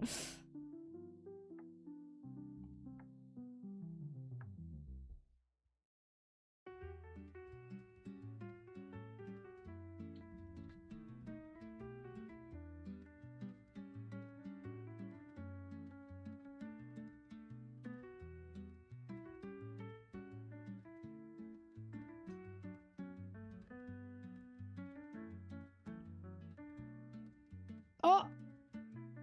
Who is this guy? Who is this guy? Sorry, he's quite small. Who is that?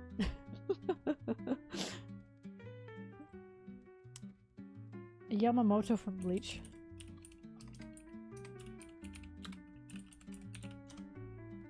Oh! Fuck no! Why would you send me this?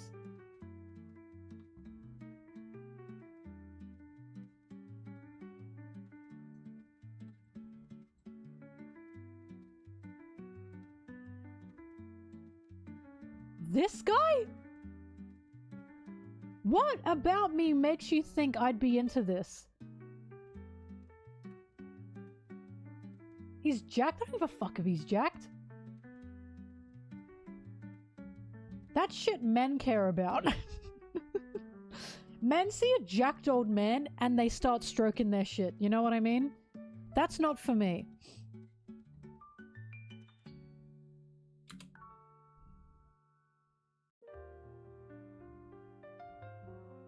Just Rayleigh but bald. Oh my god. I need you to sit in a corner and think about what you just said.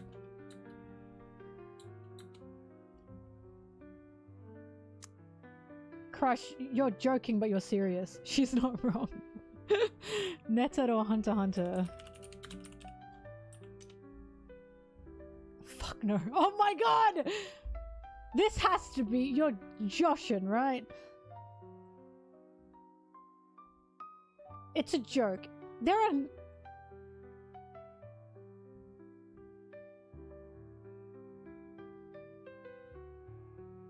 Hang on. I can't get a good image of his ponytail.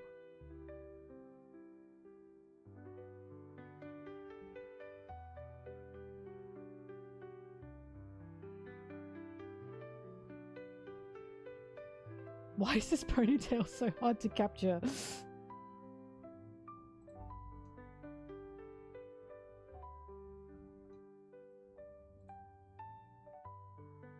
He looks different in different versions. His beard changes.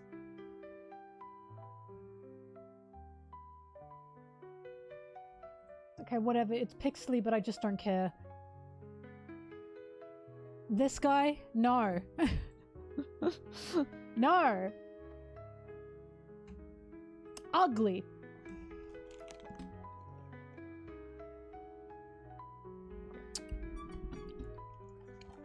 Dragon I do not consider old. JP from Street Fighter 6, please.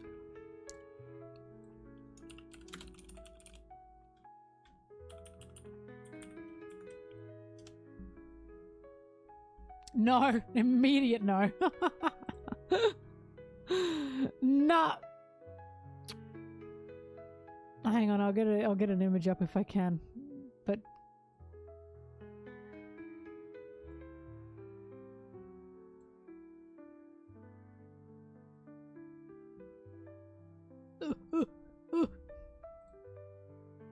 it's breaking my PC. Nah. No, not into Reinhardt. I know what Reinhardt looks like. Hi, Volchikun.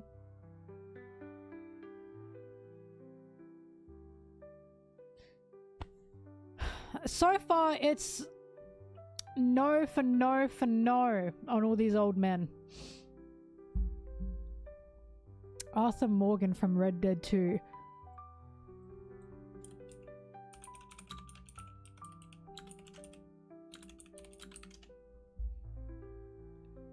No.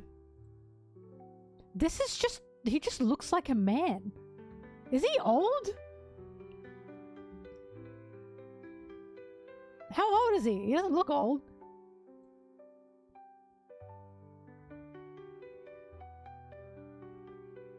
This guy? Oh god.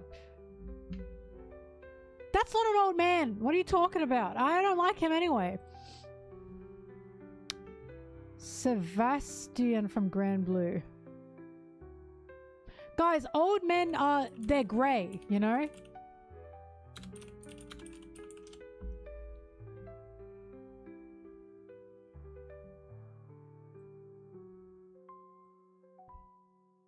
I can't even get a good image of this guy. Oh, fuck me, that scared me. Oh, shit.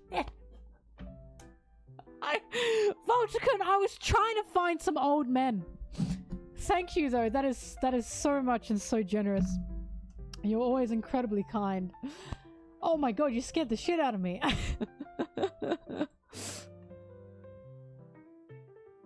Who is this?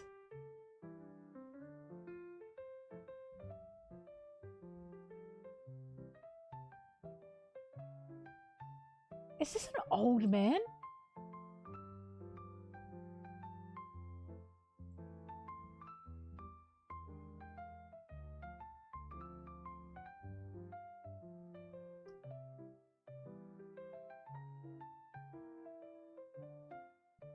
Is this old? It's hard to tell because he's dead. He does not look old. I can tell you now, the only reason I like him is because he does not look old. And that kind of defies the point, doesn't it?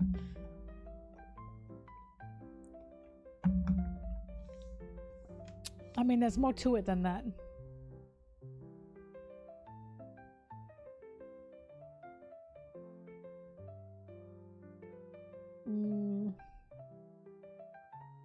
King Brad. Okay, I will do one more and then I'll tell you my criteria for old man. You guys just have to look at Rayleigh and think about this. King Bradley, Fullmetal Alchemist.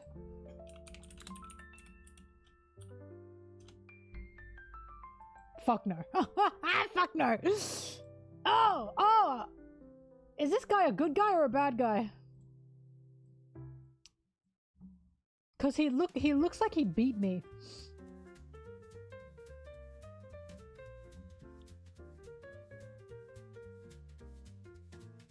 Bad, yeah.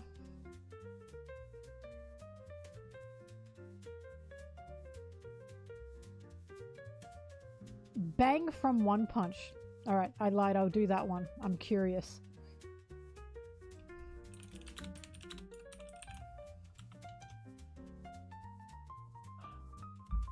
You're fucking with me if you think this is Rayleigh. What do you guys see when you see Rayleigh?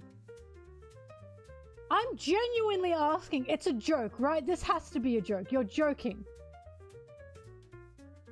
Whoever said that, you are joking. How? Where, Rayleigh? What are you like seeing?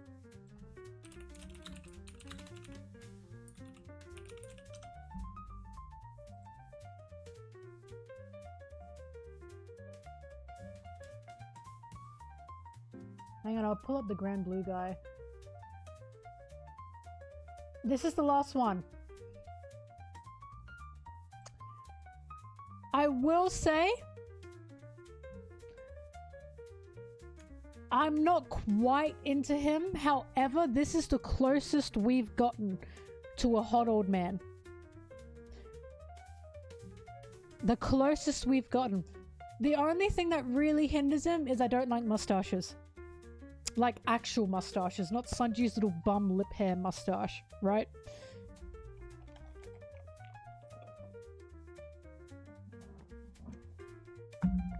So, close. If he didn't have that mustache, I probably would hit. I probably would smash. I know what old Joseph looks like. No, he's a no. Now, let me describe... Let me explain why Rayleigh is so perfect.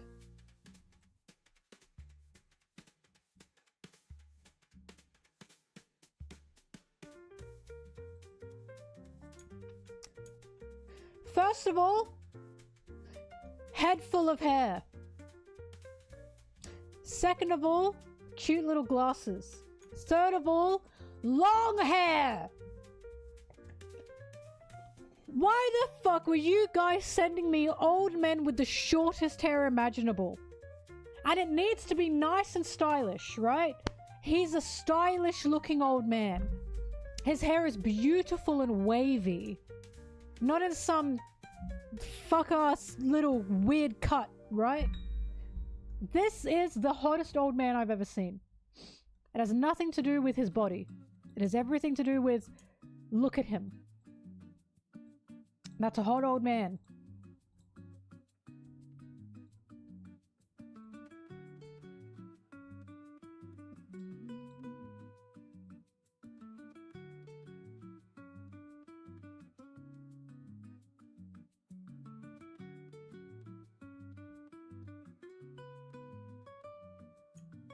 This is still the funniest line Oda's ever written. This is how I know back then Oda was not talking to women.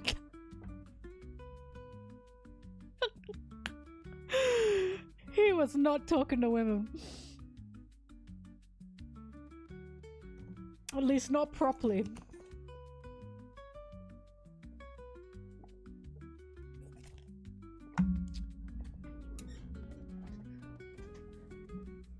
He's just got beautiful hair. And also good proportions. His face is nice.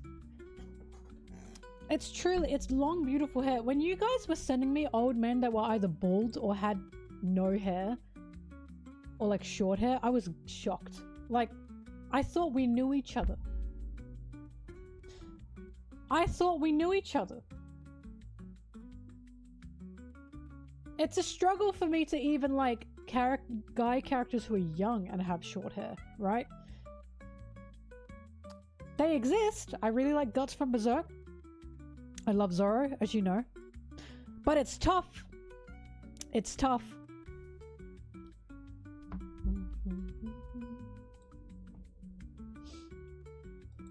Anyway, now you know.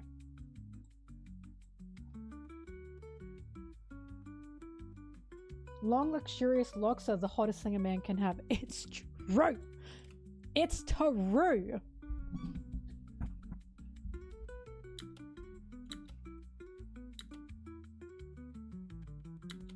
Guts or Griffith design? Wise both. I can't pick I think they both have great designs. Oh, she's taking her time to load.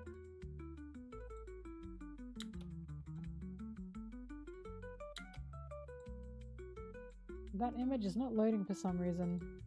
Sorry, Bacon.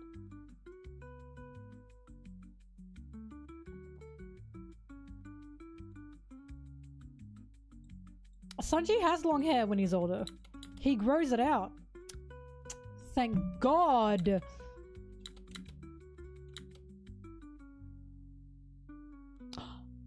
Dracula from Castlevania is pretty good. But for some reason, he doesn't... Like, I like him, but I'm not jumping on him.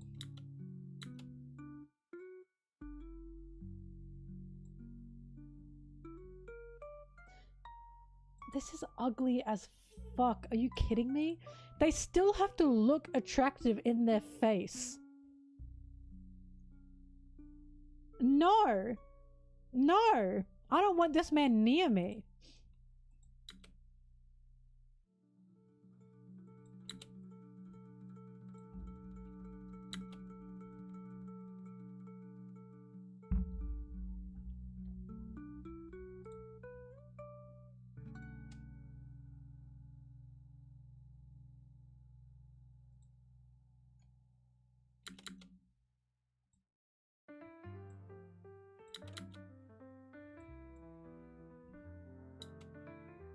A vest? Ah!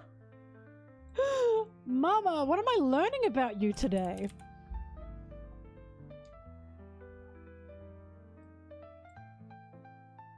Mama, it sounds like you want a vest in a vest. It sounds like you want an old man in a corset.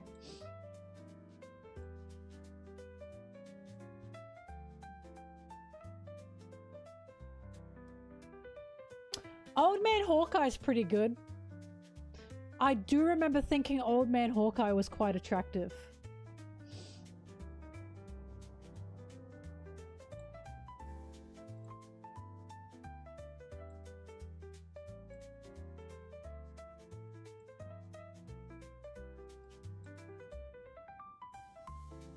I do remember I saw this skin and I went, okay.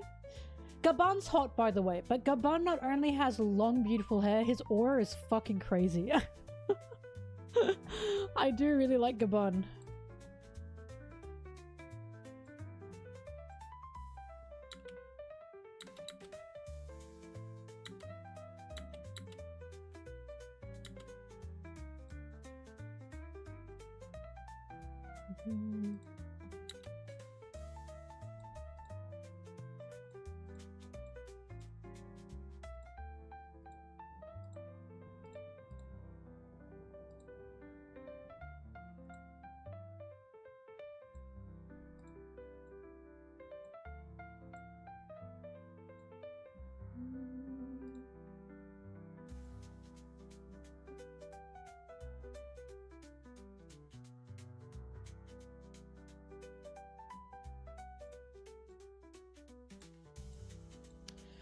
Kuma.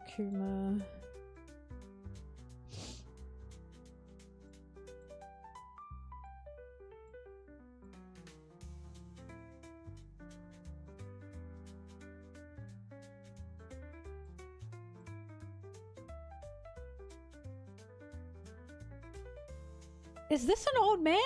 How old is he? I don't see any grays. How old is he? He looks middle-aged to me.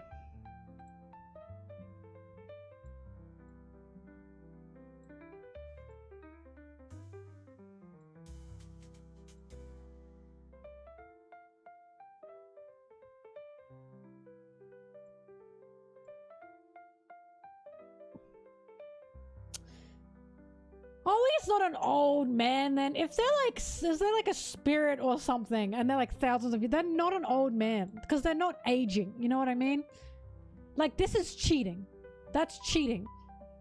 If someone said I liked old men and they showed me this guy, I'd be like, you like a shell, you know? That's not an old man. I'd say you like the side dish and not the meat is what I'd say if someone said I liked and not that, and that's an old man.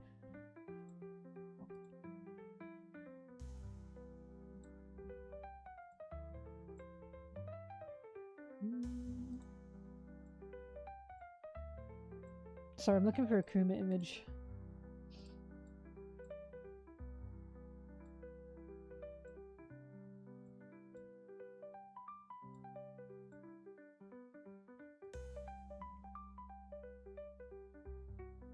The dad from Mulan. I have to refresh my memory.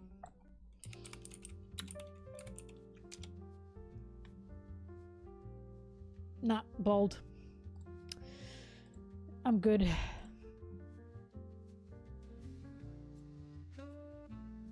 Oh! Okay! Now we're fucking getting somewhere! Now I would jump that man! That's what I'm talking about. He's even got the Sanji side hair. See, guys, was it that hard? Are we seeing? Are we seeing it? Are we seeing what I'm jumping on? Right? Who sent that? Who sent that? Bacon. Round of applause. From the hair to the non-fucked up mustache. To the stylish shirt, like, oh yeah, and the face shape, exactly. See, this is it. Bacon Apocalypse is the only motherfucker that knows me here. VIP that person. Finally, we have a winner. Ding ding ding ding ding ding ding. This is it. Old man Victor from Arcane. Probably not. No, I always thought Victor was ugly. I'm sorry, I'm not into him. He's ugly to me. I apologize. I know a lot of people jump on Victor. They're stroking it to Victor. I saw him and I was like, he's ugly. I don't get it. I'm not into him.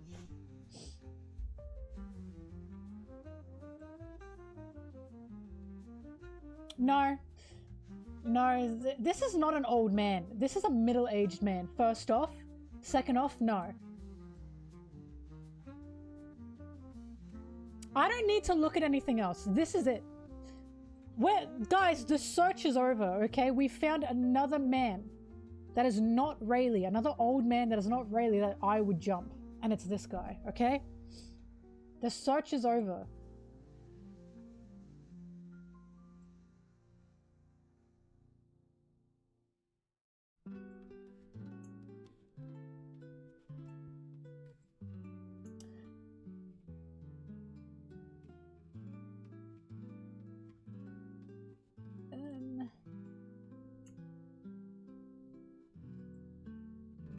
I think I'm not into the guy you sent. I don't know. I didn't have an immediate... Look, you know I'm not into it because I've opened... Sorry, I was trying to open this link. You know I'm not into it when I've opened the link and I don't jump. This made me jump, right? I'm into it. Sorry, I had to get another image up because for some reason that one was fucking with me.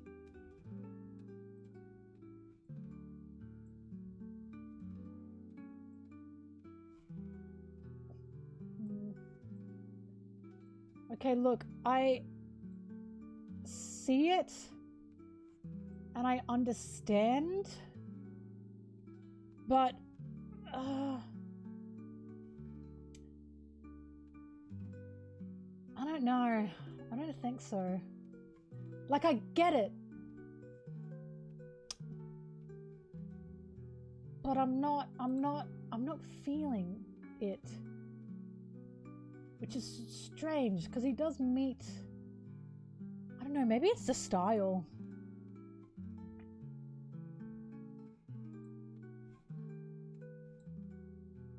Too pasty? Probably too pasty. That might be it. He looks like he's nearly dead. Yeah. The hair's too young? I think that's it, yeah. Fuck, this is a beautiful old man. Yeah. Look, I'm done. We're done with old men, okay? We're done. We're done with finding old men. There's not gonna be anything better than this, and I know it. I know it. I know that this is it. This is as close to Rayleigh as we can possibly get. Old women? I'd jump any old woman. What are you talking about? This is why this is an old man competition, not an old woman competition. Because I'm not an idiot. I'm not stupid. I'd never reject a beautiful mamacita.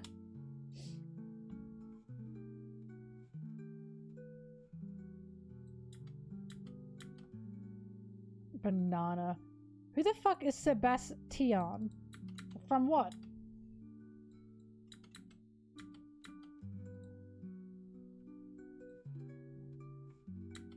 Overlord.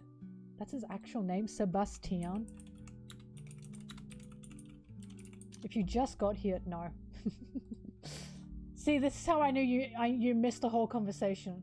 Because I said they have to have long hair.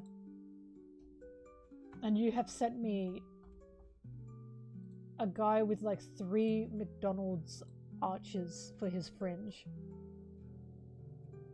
Hang on, I gotta show the class because I know everyone's itching to be like, what is she looking at?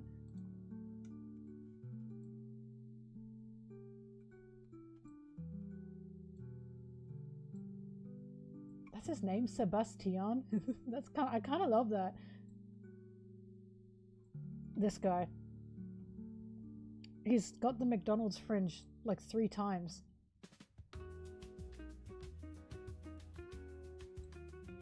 The old man search is over. We're done. Okay, I've decided. I'm not clicking on any more links. No more links are being clicked. No more links are being clicked. No more it's being looked up. I have to edit.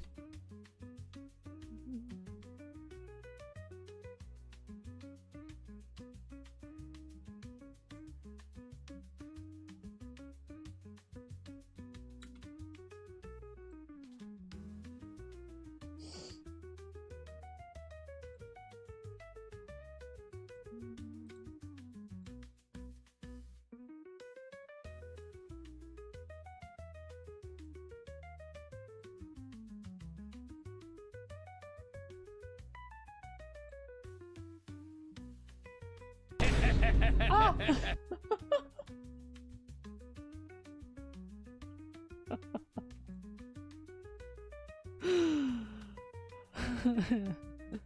It was so nice and calm, you got me.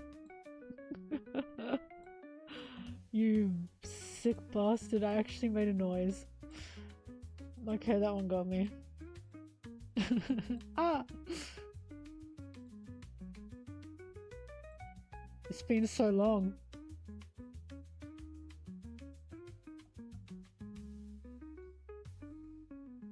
That got me and you did it!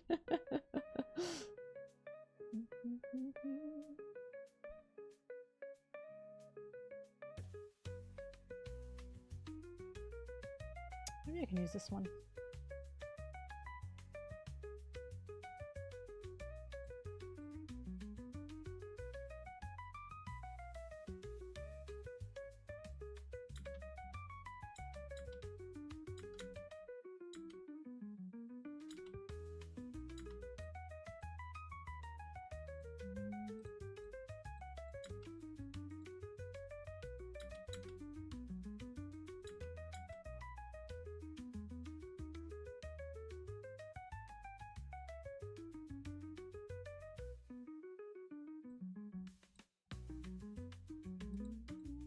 Howdy do, boys. If Kuma had grey hair, would he be on the list? Maybe. There's also personality as part of it. Because I was not attracted to Kuma when I first saw him. And I became attracted to Kuma. Rayleigh I was attracted to the second I saw him.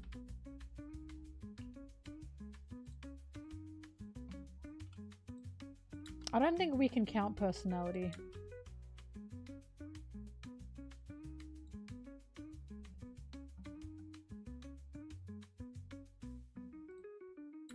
Most attractive personality traits: sad, pathetic, submissive, yearning, broken, emotional,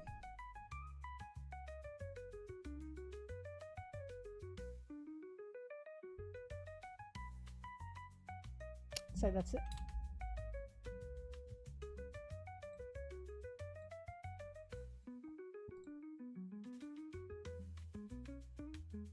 Gambler.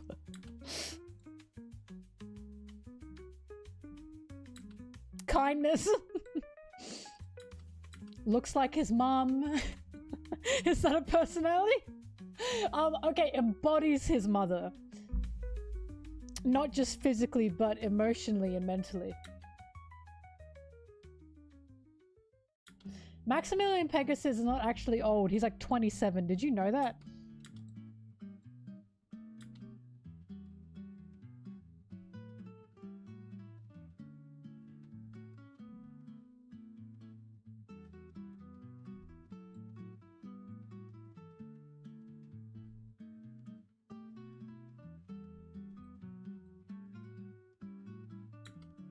No, Rayleigh doesn't have a bald chin, and we know he doesn't because we've seen him without his old man beard.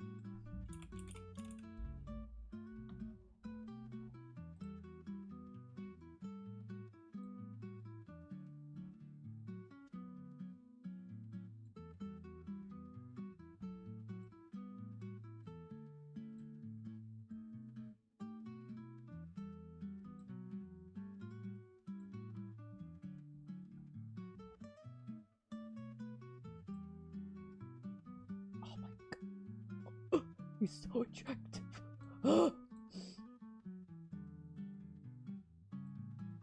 Oh my god, why is he such a hot old man?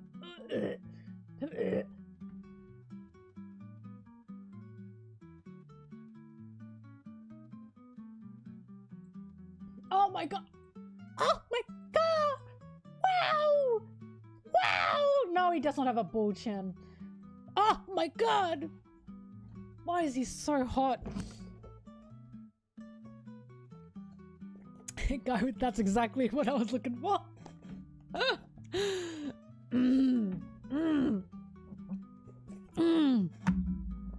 Here's my requirement for men. They have to be pretty. I do not mean masculine pretty. I fucking hate masculine pretty. I hate the masculine idea of what a man should look like. I think that's disgusting. They have to be pretty. Beautiful. In fact, I was drinking with Goofy and his friends, and one of his friends is just like a beautiful man. And I remember I said to him, "You're like beautiful, like beautiful." Can I say? And I said to him, "Can I say that? Like, is that a bad thing to say?" And he said, "No, that's fine," because I just needed to let him know you're a beautiful man. Because I think a man being pretty and beautiful, yeah. That's what they should be. That's what they should be. If you don't look like Rayleigh, why? Try harder. Extremely important information to share. To be fair, I was drinking with all of them and we're all shooting shit.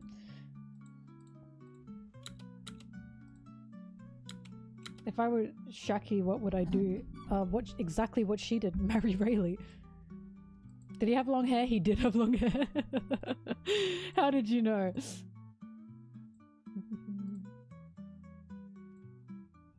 Howdy do, boys. I've always said this. I've always said more men need long hair. Because that used to be the standard. That used to be what masculinity was. And then wartime changed that and now it's short hair. And more reasons to hate war, you know what I mean? And now when I say men should have long hair, and I get men that say, oh, but like I can't look after it, blah, blah, blah. Excuses.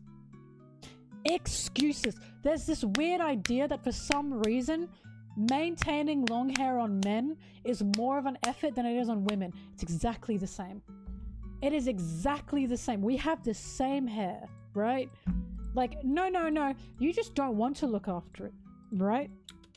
So you don't look after it or you cut it. Grow your hair out. Make it long. Look after it. Style it. Have fun with it, right? I promise you it's not that hard. And you'll be upgraded to everyone.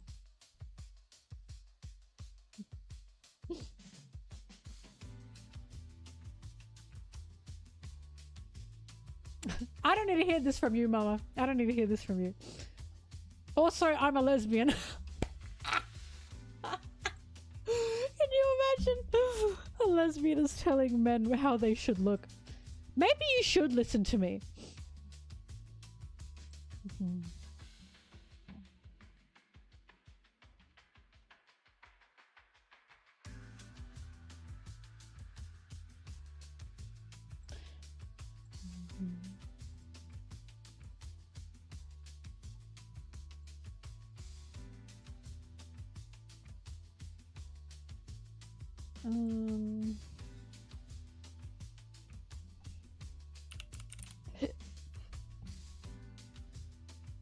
Do I still love Rayleigh if he were Marine? No.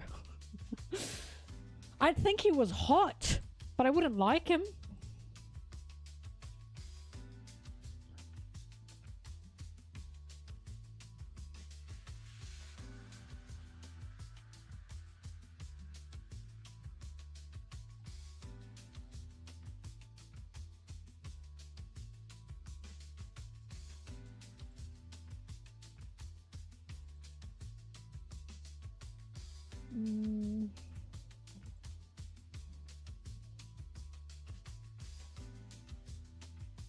I hate that panel. Sorry. I talk about it in the Kuma video, but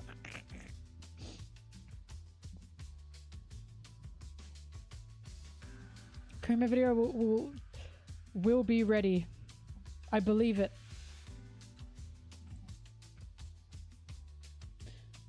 Where's the chapter that Oda couldn't finish? Fuck, what chapter was that? It wasn't that one.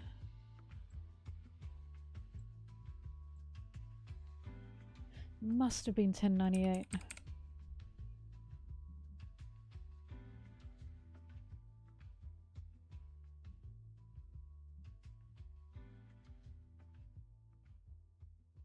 Pet Rayleigh has a bubble butt.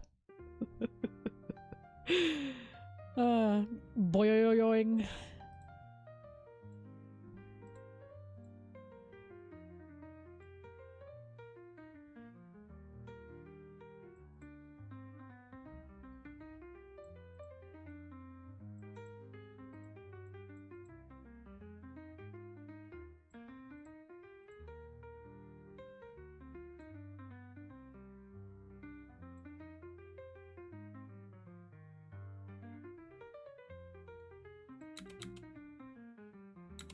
Okay, I'm gonna use this instead.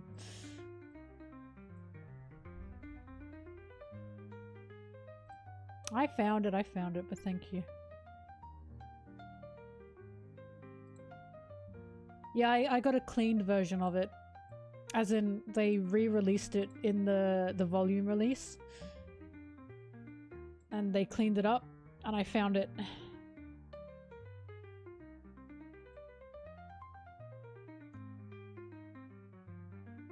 Oh, whoops.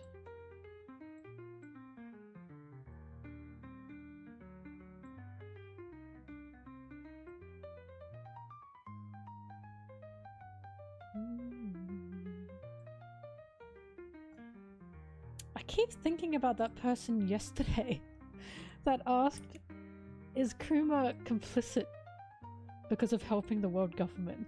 And everyone in the chat went boo and throw tomatoes at them. Open the schools! Open the schools! Wow.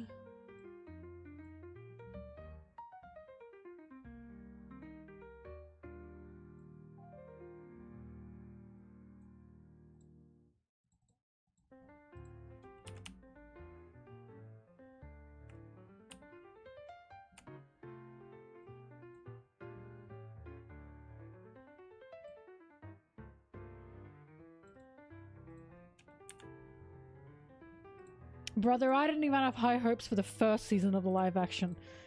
So no, I will not be watching it. I don't care.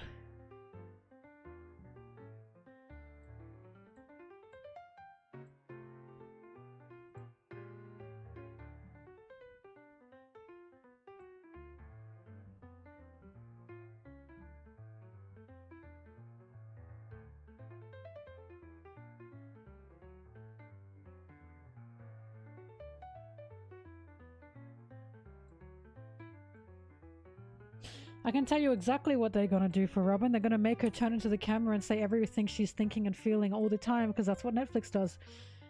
Because that's what they have to do. Because it's called, what's it called? It's called second screen viewing or something. Basically, it's like, this is what I'm saying. Producers need to keep, like, they know that when someone watches something on Netflix, especially Netflix, when Netflix themselves are like producing it, not just licensing it, they will acknowledge that a lot of people are not just watching the screen. They are also on their phone or on their iPad, you know, and they will then do this thing where they will make characters in the show say everything that is happening and everything that is feeling, so people can still be on their phone and not have to look up. And it's why it's so streamlined now, like scripts, and why nothing is subtle anymore when it comes to Netflix shows. Like, this is a real thing. I'm not making this up. It's, again, what's it called? I think it's called second screen viewing or something, right? And Mama, I know we've talked about this before, but I don't care if the live action got someone into One Piece, because if you're using that on a basis of, here's why I think it's good, I think it's actually a backhanded compliment if you're saying, this thing got me into the better thing. Do you know what I mean? Okay, great. It was a stepping stone. But it doesn't work off its own merit. The only reason tons of people watch the live action is because of One Piece originally existing. And the only reason a lot of people will quote it is because it got them into One Piece, right? I don't see many people just saying, like, I watched it and I stuck with it. And, like, only that. And the only people that have done that are the ones that have totally like different views of these characters. No, it's not at all, Mama. It's not at all, because the original creator worked on both of these. It is not at all the same. Because here's the thing. This is not just inspiration. This is, oh no, we're making like the new live action One Piece, you know? That's what we're doing. And I've always said, you cannot say you're making this, right? And you're making it just like One Piece. I quote, they said, we're going to make it like the manga panels are on the page. That's what they said. Again, I'm apparently the only one that kept up with the interviews. They kept promising this will be the same thing, right? And that's fine if it's not exactly the same, but you cannot say that and then change fucking everything nearly about these characters, right? You cannot change nearly everything about these characters. You cannot change the plot of the damn thing. You cannot introduce characters where they are not supposed to be. When you have said, we want to make it the same. The fidelity has been removed. And it's okay to release the fidelity, but here's my argument. Call it something else. Call it something else. I think I'd be fine if they didn't call it One Piece. Right? But here's the issue, they did. And the reason they did is because they want that One Piece clout. Right? They want that. They are benefiting off of the original, and they're using people's like nostalgia for the East Blue to benefit off of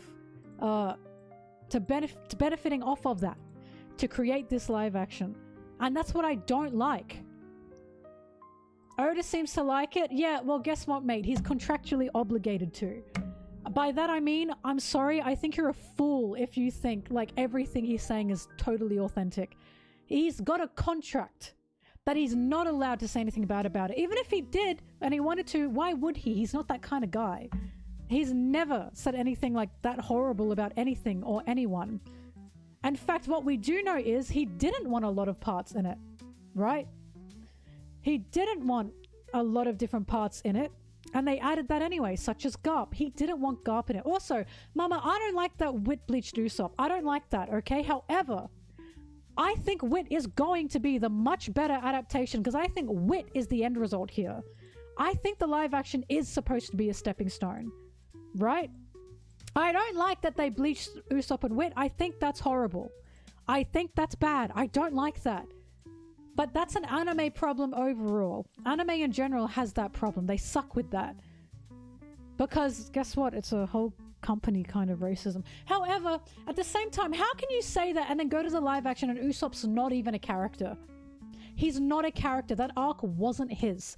So they have Usopp played by a black man, which is fantastic, but he's not even a character. He doesn't even get his own arc. Everyone thought Kaya was going to join, not him. Do you see what I mean? So it's fantastic they casted who they did for Usopp, but they didn't give him anything. I think that's equally as fucking horrible in my opinion. He didn't get anything. Do you know how many people were shocked when they watched the anime or read the manga and found out Usopp had this character arc? There's articles about it. About people asking why didn't Kaya join? Because they made Kaya more of a character than him. Like, I'm frustrated at Wit, but what I do know is Wit's gonna actually make Usopp a character. Right? It's just annoying! Every time someone new joins and they ask about the live action, I'm just shocked about why. Like, think about Sanji. Why do you think I'd like it? I'm genuinely asking. I was talking about this with Goofy, and I was saying to Goofy, I don't get why people would think I'd like it when Sanji's not even Sanji. Like, at all. He's my favorite character in all of fiction. And they've taken my favorite character in all of fiction and they turned him into nothing. Why would I like that? Of course I'm gonna hate the thing, you know? It pissed me off. Whoop.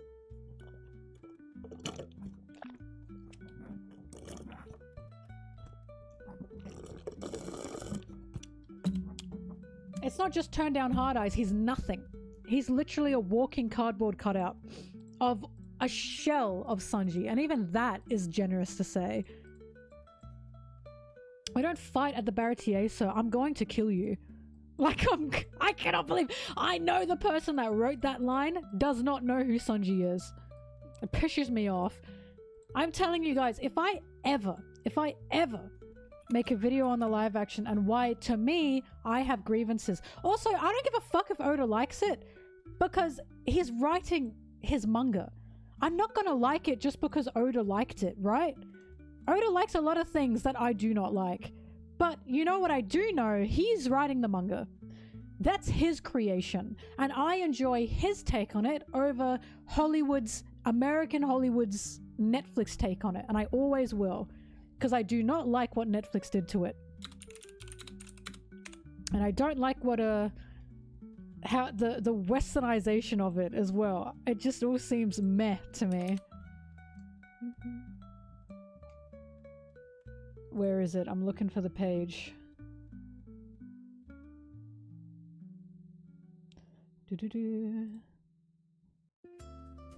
Where's his introduction?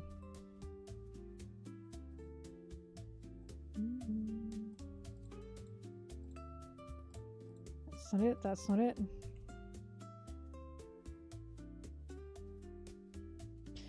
What's the point of remaking the Wit production? Then there's slight music on art changes. Because, Mama, I can tell you exactly why. And what the question you're asking, by the way, is part of my degree. Because One Piece is a really big series. It's a huge series. And it seems daunting. Incredibly daunting. Not only that, but it's outdated. By outdated, I mean if you watch the current anime now, not only are there pacing problems within the anime, there's also animation faults because it was a week-to-week anime and it was treated as a week-to-week anime. That's not how animes function anymore. Animes are seasonal now, and the reason they're seasonal is so animators and creators actually do get that time to make it, give or take, right? Not only that, the reason like I found out the live action, or I realized the live action was being made, is because they are trying to get the West into it. The live action was made for the West, right? It was made so Americans could get into One Piece because they missed the mark years ago, and now they're doing it again. Now tons of Americans have gotten into One Piece because of it, specifically Americans, right? Now where can they go? They don't want to watch the original anime because it's old and it's outdated and there's a lot of problems in it. A lot of them are not manga readers. Not everyone is a manga reader. Not only that, it's incredibly long. One Piece is a very daunting series to get into. So what are they going to do? A new animated remake. This will not only hopefully update the issues that we've had in the previous series, right? But this can actually last a long time. The live action cannot last a long time. Why? Because actors age. The live action is not going to cover all of One Piece. That's impossible. Unless they cut out insane stuff, it's impossible. They age, right? People age. Animation is the perfect medium for One Piece, and I'll say this till the day I die. So you can see it as a cash cow and a cash grab. It probably is. However, I see it as a new generation has grown up. They're One Piece fans.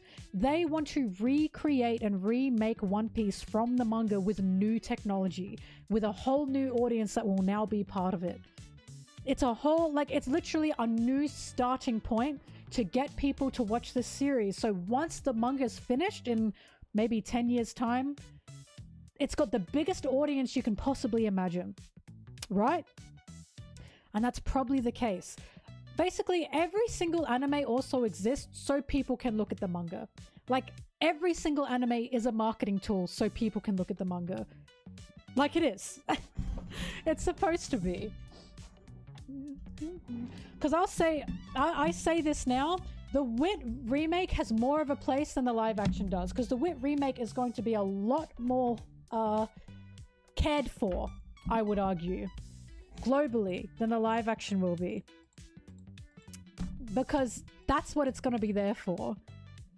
Like, I've seen them talk about what they're doing with it, and I've seen them talking about the way they will be approaching this, and I've seen them like show the environmental ideas for it, like the backgrounds, right? And how they're considering the world building, and it truly does feel like this is like a new dawn. I think it's really fucking exciting. Really exciting. I'm really excited for the Wit remake because I think the Wit remake is going to be the nail in the coffin for actually getting people into One Piece properly. The reason I'm so pissed about the live action is because my idea of Sanji is not a live action person idea of Sanji. We are totally different. And Mama, now that I know you got into One Piece through the live action, and now that I know of how you see Sanji, I'm starting to understand. Respectfully, I'm starting to understand. If I talked about Sanji with someone who was into the live action only, we are not talking about the same character at all. At all. My hope is this Wit remake will talk about Sanji the same way that I talk about Sanji because it's from the manga. Right? Right? That's what I'm hoping for. I'm hoping for someone who watched the Wit remake can talk to me about Sanji even though I've only watched the manga and we are talking about the same character. That's all I'm hoping for. If you talk about Luffy, Zoro, Nami, Usopp, Sanji, Buggy even, to people who've only watched the live action and you're only a manga reader, you are not talking about the same character. That is undeniable. And I know it's undeniable because I've seen it happen. I've literally seen people say live action Luffy has like grandpa issues. Like he's got horrible grandpa issues and like grandpa daddy issues because of what happened at the end of the live action where Garp confronted him and he's like, ugh. And I'm like, who the fuck are we talking about? This is not Luffy. right? That's not Luffy. Sure, Luffy's got grandpa issues, but it's not issues as in, like, he's being, like, overshadowed and hunted by this man. He kind of doesn't give a fuck about Garp in the original, does he? And that's what I'm talking about. That's how I know they have failed in what they're doing. And I know they failed in what they're doing because they have called this One Piece. They've named these characters the same characters. They have said, we want to replicate it, and they didn't. Like, I'm sorry, it is not the same. They are not the same characters. And I'm shocked when people say they are, because they're not.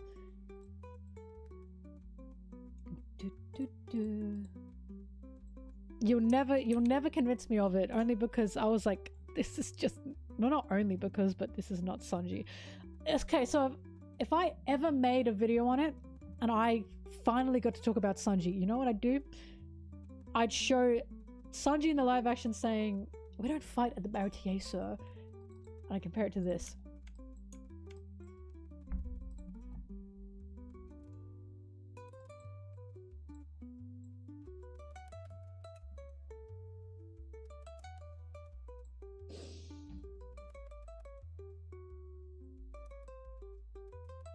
We don't fight at the Baratier, sir.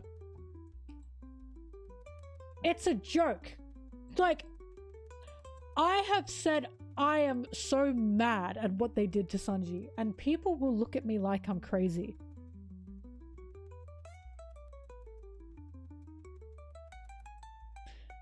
Even though this is our first introduction of him. He has to be held back. He's made him bloody, by the way. He has to be held back because he's trying to beat the shit out of Full Body. And he already has. But we don't fight at the Baratier, sir. I just can't stand it. It pisses me off. It really pisses me off. Like, I can't believe I have to constantly explain this to people and they're shocked. Like, I just... Guys, please think about what you're watching. I just... I can't do it anymore. I just can't do it anymore. I just don't get it. I don't get it. It's either people have forgotten what Sanji's actually like, or they're genuinely not thinking about what they're watching. And that's why it's so frustrating. Because I explain the differences to people and then they go, oh, and it's like, how did you not see it? I don't know, maybe I'm insane. Maybe I've just always got Sanji in my head. The way I describe it is Sanji in the live action is like if he were older and mentally stable and boring. And why the fuck would I like that? Why would I like that? That is so annoying. And like, I want him to be a mentally unstable brat who picks fights. I like that about him.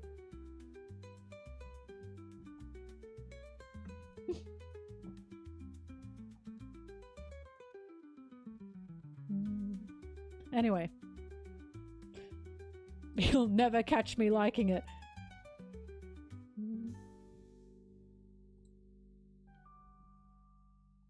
Also, the super low expectations. Yeah, the crazy low expectations.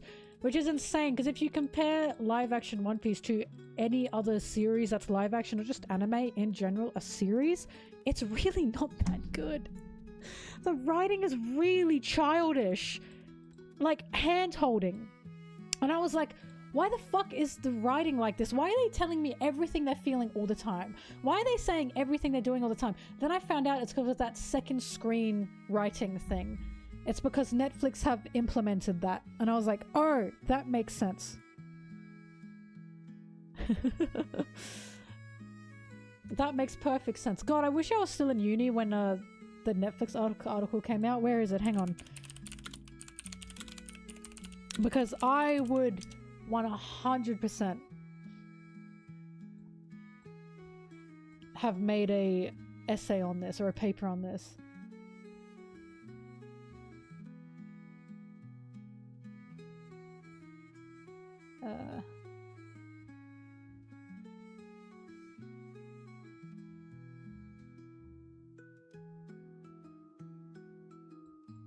Hang on.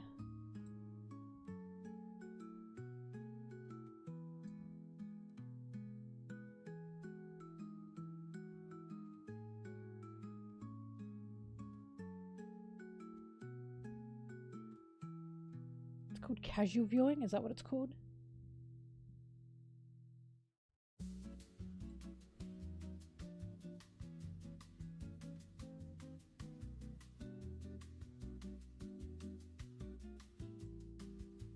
I'm trying to find the article.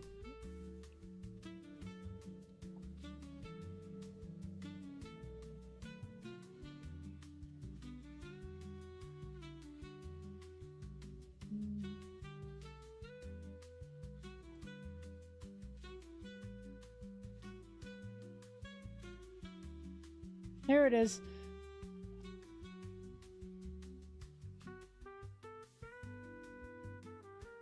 So a second screen show, I think is what it's called. And they're talking to I think a writer or a director here. Shared their experience encountering similar directives. Netflix basically said, what you need to know about your audience here is that they will watch the show perhaps on their mobile phone or on a second or third screen while doing something else and talking to their friends. So you need to both show and tell. You need to say much more than you would normally say. You need your audience to understand what's going on even if they're not looking at the screen. These series are designed around the viewing behaviors of their target audience, described by my interviewees as younger and young adult viewers. Right?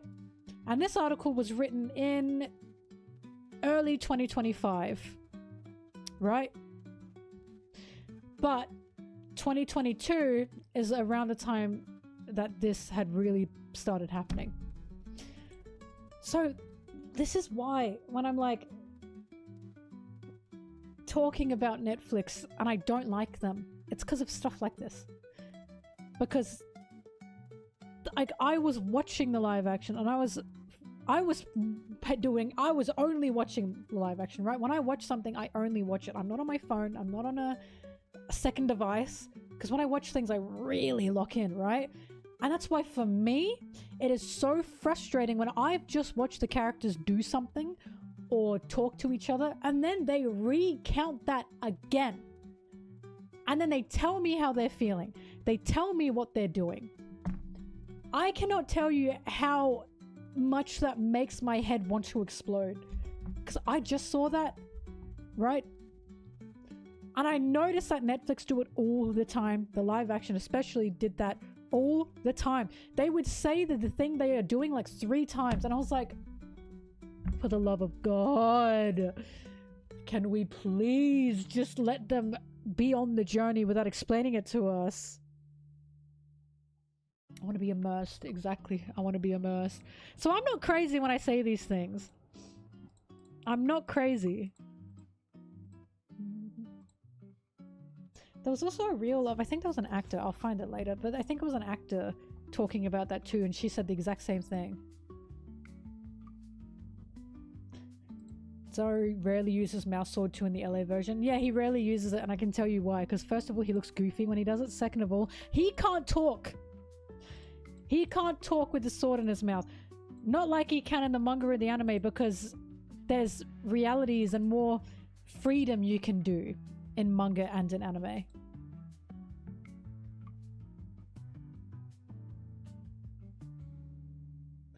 You think Jamila Khan spoke about it? Hang on.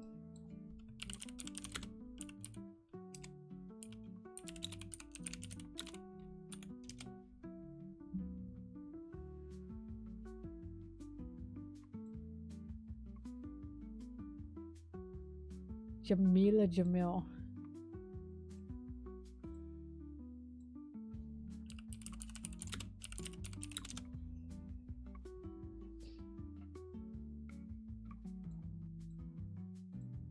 Honestly,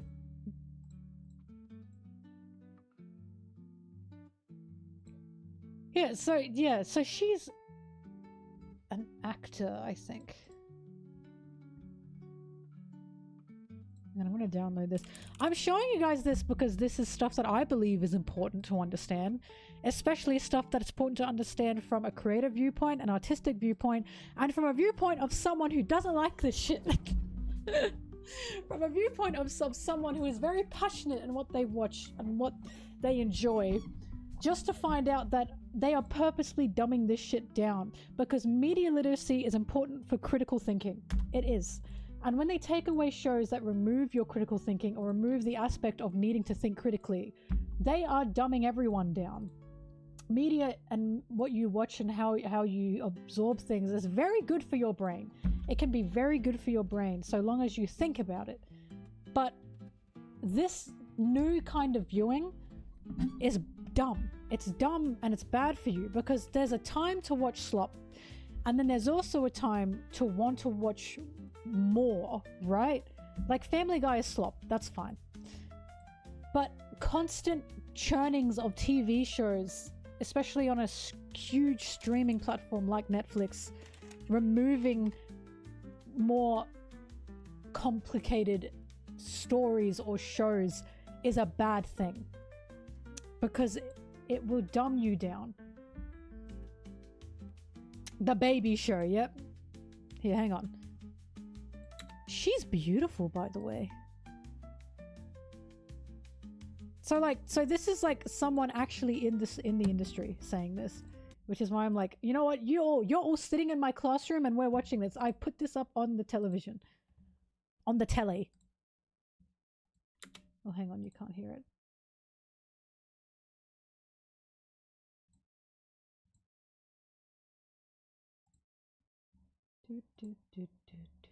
There we go. Okay, this should work. Everyone listen and pay attention. I don't know if you're aware of this, but there's something called second screen viewing, right? So it's a directive that's being handed out by big studios to filmmakers. Please, this sounds like what I'm... A directive that's being handed out from big studios to filmmakers. So this is overall. This is not just Netflix. I'm really hoping it isn't. It is exactly what you probably think it is. This is something that which is stands so up that to... which means that you have to acknowledge that people are on their phones the whole time they're watching telly. So you have to simplify the plot so that they'll be able to follow along while they're browsing on their phone. So that's why you'll notice now in random, like in TV shows, even with good actors, they're saying really obvious things about what's happening. They're laying out the entire plot line and all of their emotions and motivations. Like the language has become really bait and on the nose. And that's because they're being told, the writers, that they have to write in a way that someone can carry on with doom scrolling or shopping online while following it in the background. So nothing can be too complex, nothing can be too high end. It has to be like we are purposefully dumbing down content, and that is leading to a less nuanced, less interesting, less thoughtful society. I don't know if you're aware of this, but there's something called second screen. Just repeated itself. So there you go. What did she say there? She said something... motivation. Why you'll notice now in random, like in TV shows, even with good actors, they're saying really obvious things about what's happening. They're laying out the entire plot line and all of their emotions and motivations. Like the language has become really bait and on the nose. The language has become really bait and on the nose. And that's because... and it's just, I can't... First of all, she's gorgeous. But like, this is exactly why when people say, oh, but Oda was part of it, Oda approved it. Oda's not in charge. Like, he's not in charge of the live action. It drives me nuts when people think he is, because he is an executive producer and he's one of 9, I believe. So he... Oh God, her face. Told the writer entire... Okay. Because this is... We're talking about a multi-million-dollar streaming studio, production studio, Netflix, right? Who is based in America, Western English-speaking Hollywood. Netflix has not had a very good run with non-English speaking, especially non-American creators. First off. Second off, that's not how Hollywood works. That's not how Netflix would work, especially filmmaking. So that's why when people say, oh, but he's part of it, so surely blah, blah, no. He probably has as much pull as like, do you like this, yes or no? And you'll say yes or no, and then guess what? They'll do it even if they got that no. And we know that because one of the actual producers, like the main producers, said Oda didn't want Garp. He did not want Garp in that series at all. And they still put him in there. Like, he let that slip, and I still think that is the dumbest thing, because if he didn't want Garp in there and they still put Garp in there, what else did they put in there that he didn't want but he will not say? Because again, he's on a contract for this shit, which is, again, it's like, I just don't, having to explain this is like, if you want Oda's vision, right, read the manga. That's him. Yes, there are still editors, but guess what? Oda can yes or no those editors if he wants. We know this, right? He's not chained by his editors. In fact, I think he's one of the pretty rare writers who can choose to listen on if he wants, right? So if you want Oda's vision, you read the manga. I don't know why people look at the live action and say, oh, this is what we're gonna see now. No, that's not, like, this is not the original author and what the original author has decided on. I feel like it's copium, in my opinion. Reason for introducing Garp so early? Because he's a fan favorite. Or because whoever was working on Netflix liked Garp and they wanted to put Garp in there. Or they needed more Marines in there. Good Marines in there. Because of it being an American production and military, yay, you know. One or the other. But everything she is saying here I think is so important. And that's why when I tell you guys, when I watched that live action, I felt like they were just telling me what was going on. And they were just telling me how they're feeling. I find that incredibly sad. I find it sad. Because one of the biggest things that I felt while reading the original manga was I'm not being told everything. They are not telling me everything about how everyone's feeling. I'm not getting those exposition boxes in the way I'd usually get an exposition box in a shonen. I remember reading One Piece, having no idea about anything that was going on at the beginning of the arc, and then through the arc, I could piece it together by the stuff I was slowly being shown, right? I was confused at the start of every single fucking One Piece arc. And then we'd get to the end of the arc, and finally we've gotten it. There is no point where Oda feels like he has to tell us what he is writing. I think the only time he does that is when he's tired, such as when he had the Marines said to Dragon, stop thinking individually. I think he's tired. I think that's him saying, do you get it now?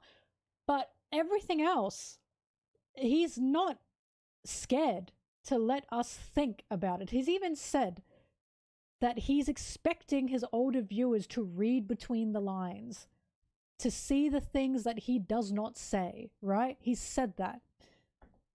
And it's the Buggy Revelation's a good example. Exactly. Fuck. Oh my god. Thank you for bringing that up. The Buggy Revelation is one of the best ever character switches ever. Ever. In anything ever.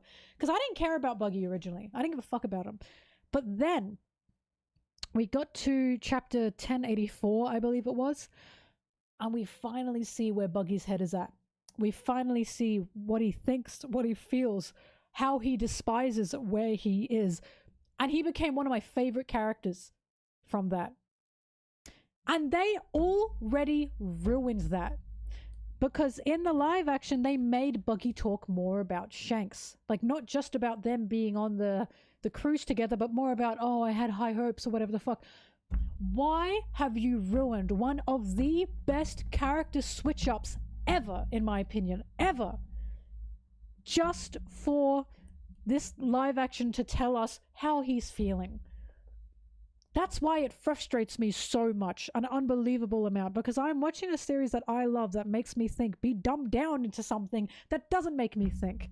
That's like one of the worst things that could ever happen ever to me. Like, this is a series that I love for helping me think critically, because One Piece has changed my views on a lot of things.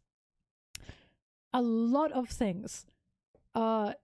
Like my own personal beliefs of things. It has changed those things because it's made me think. And now I'm watching something that has dumbed it down so people can, I don't know, sit on their phones while they watch it. And it's just so upsetting. It's unbelievably upsetting to me. But now you know I'm not crazy. I'm not crazy for what I'm saying, because now we even have people who work in the industry telling us this. And the fact that she said it's not just Netflix. I don't know if you're aware of this, but there's something called second screen viewing. What did she say? Every big studio. Right? So it's a directive that's being handed out by big studios. A directive that's being handed out by big studios. So this is not just Netflix. Oh, I hate it. I hate it. I hate it. Listen, I think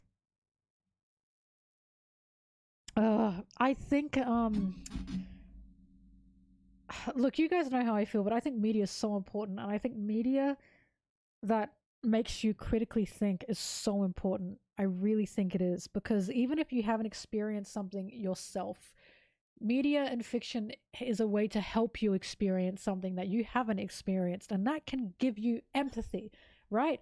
I truly believe you can gain empathy, different aspects of empathy through what you watch, you know? Children have that happen. Children literally learn through what they watch. So,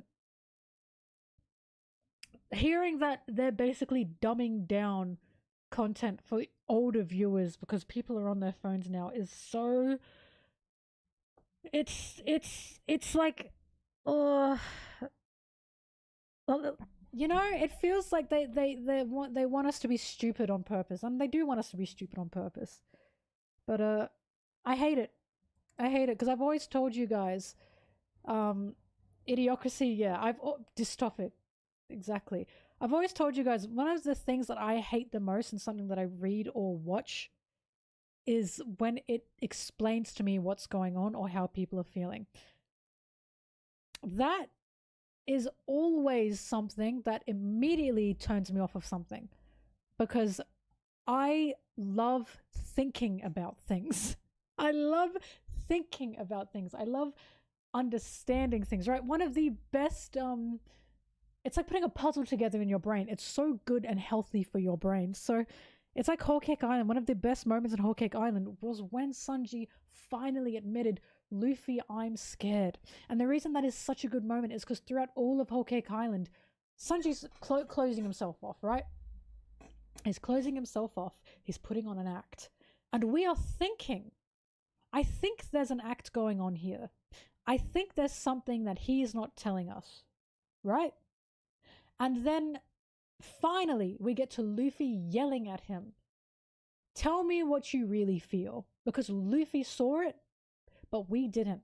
And then finally Sanji breaks down and says, I'm scared.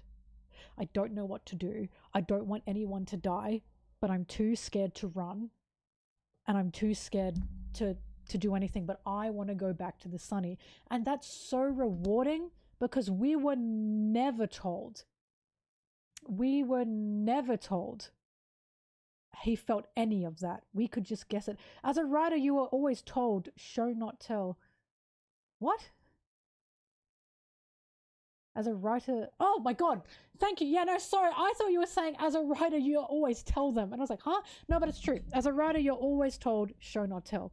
For any kind of media, you were told, show not tell, right?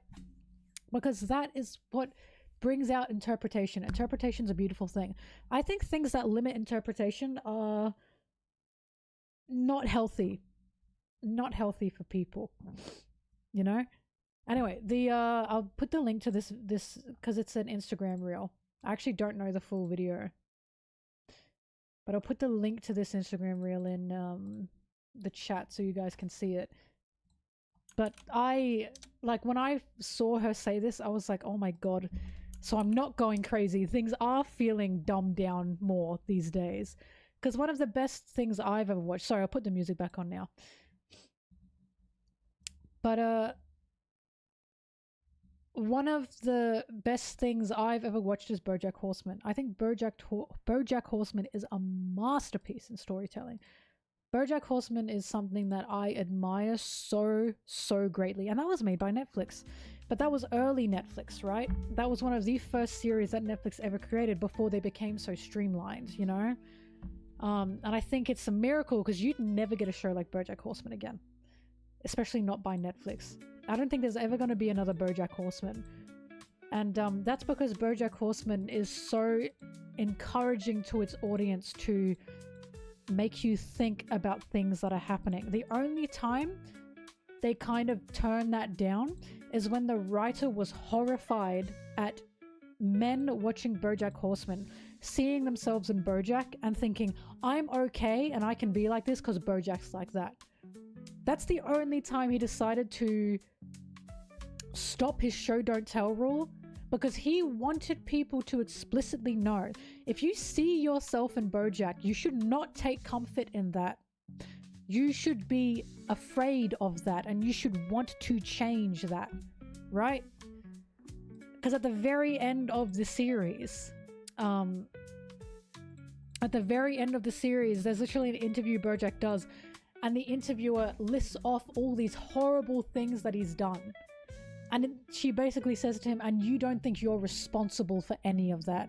As in, you don't think you're responsible for your own bad actions, right? And it's just phenomenal. It is such phenomenal writing. You can't go back to Bojack Horseman because that kind of self-destructive attitude is what I saw in Bojack. If you saw yourself in Bojack, that's a wake-up call in my opinion. Again, I think it's a good thing if you see yourself in Bojack and you're disturbed by that, right? That's the point. And that's why I love media, especially like Bojack Horseman, because it can help you. But only if you think about it. You have to think about it. Critical thinking is important. But also, I'm just a media head. I'm very passionate about these things, as you can tell. Anyway, this is why I like One Piece. I'm so passionate about One Piece because of how it has changed my life. It's truly changed my life in the ways I think, and the ways I feel, and the ways I want to be, right? Nami as a character is why I dress like this. It's dress like this. It's why I look like this. It's why I have the confidence to be pink all day, every day. Because I didn't think, this is going to sound so fucking lame and stupid, I didn't think I had the personality to dress femme, and by that I mean I like femme fashion. I like femme clothes. However, I felt my internal self was more masculine, was more tomboyish, because you guys see how I talk, right? I'm not very quiet. I'm not very submissive, although thinking femininity is submission is... Anyway, I'm not exactly a... my behavior is not exactly a feminine type of behavior, you know? And I always somewhat worried that if I put on heels or a skirt or pink stuff or makeup, I'd feel like I was putting on a costume, I'd feel like a clown. I feel like this doesn't fit me because I don't have the personality for this, basically. And then I read One Piece, and Nami, her personality was quite similar to mine in the sense that she was not very quiet, she was not very ladylike, she was very loud, she was very aggressive, she was very forward, she was very brutal, right? And yet she dressed feminine. She loved feminine things, she loved going shopping, but that doesn't mean she had to be at heart a feminine lady, right? Or a feminine person personality-wise, because she's not, you know? And I was like, you know what? Maybe I should try different styles then. Maybe I should be allowed to wear what I want, even if I don't have the personality for it. And I feel better than ever now. But that's like why I have this oh, that's okay. That's why it's like One Piece means so much to me. It's why I have a tattoo of Nami on my fucking shoulder. Because while Nami is not my favorite character, she's one of my favorites. And she's one of the first characters that pushed me to want to actually dress how I want to dress and be how I want to be, right? And isn't that just fucking dandy? Ain't that cool? So I will forever defend the series and love the manga for what it is, and hate when someone takes it and twists it. It's like a knife in my heart.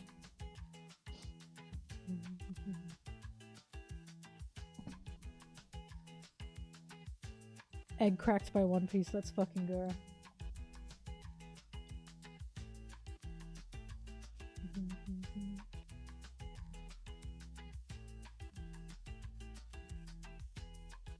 Right? Fan letter nailed the average Nami fan. It's so true. And I love it because at the very end, because she takes off her glasses to be like Nami, right? But that's not the point.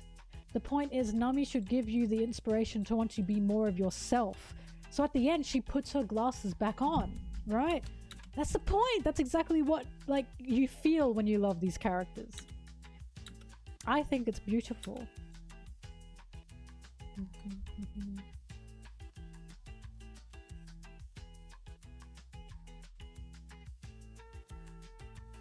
But yeah, I used to dress more butch, more mask. Can you imagine? Can you imagine? Gosh.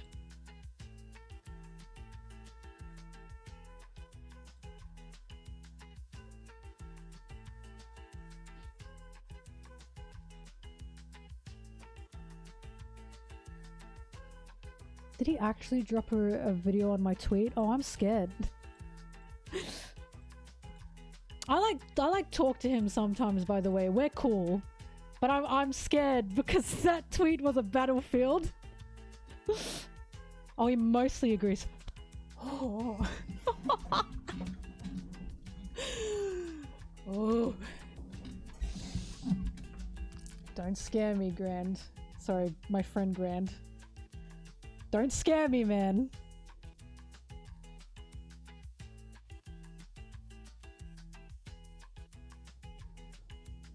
That's so terrifying. Woo!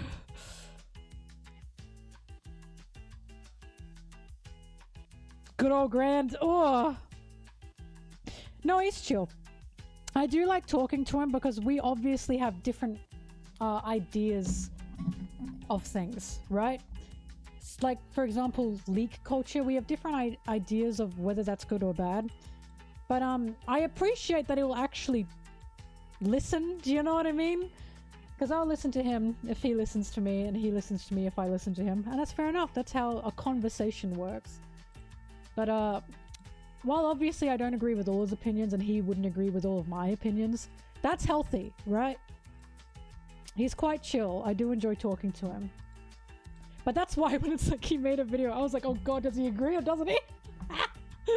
Oh no!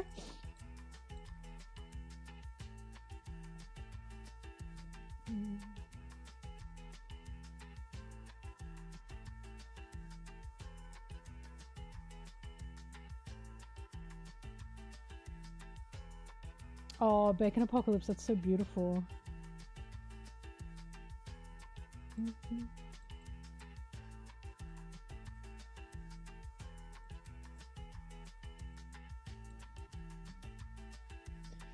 My fringe keeps splitting like this and it's killing me.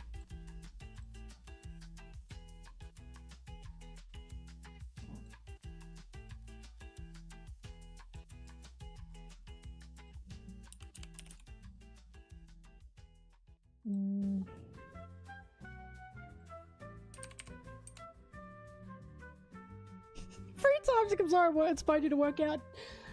Don't! Oh my god!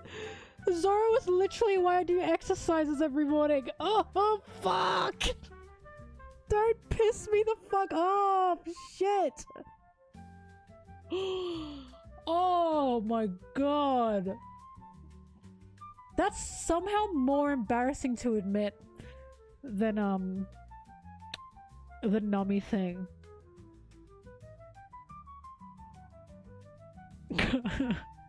God. Sanji has changed me in a big way. That's very personal though. But he has truly helped. It's probably why he's my favorite character in all of fiction. I have talked about it before.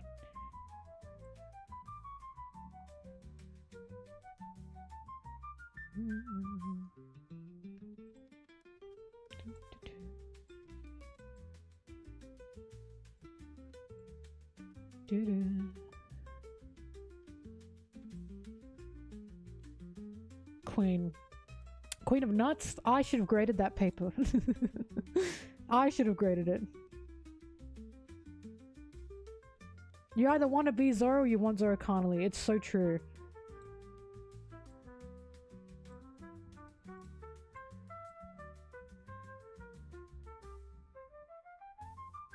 That's what I was looking for.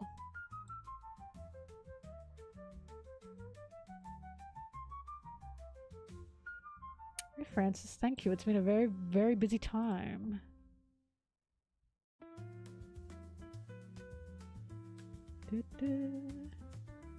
Oh my god, everyone say thank you, One Piece.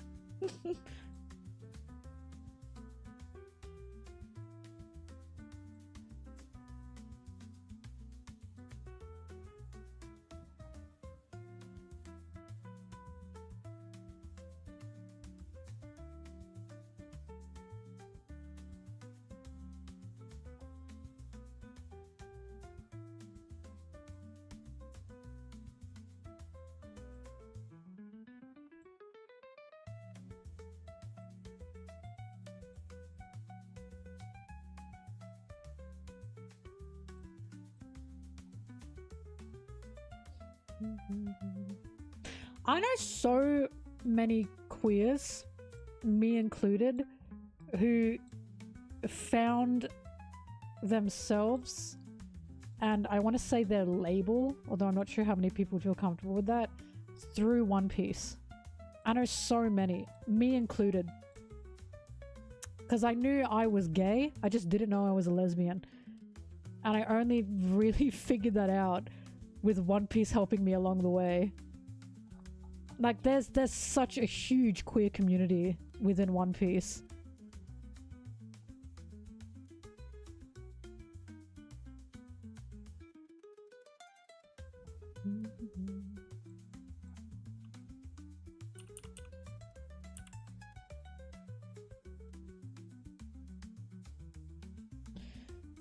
Feather, Roger went after Emu because his crew got hurt.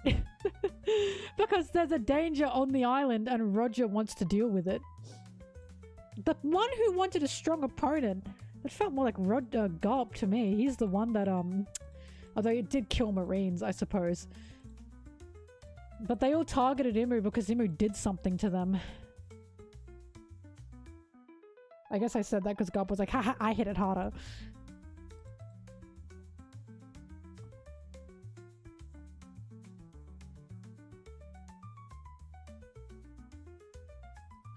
Now discuss to me, Wicker. Discuss to me.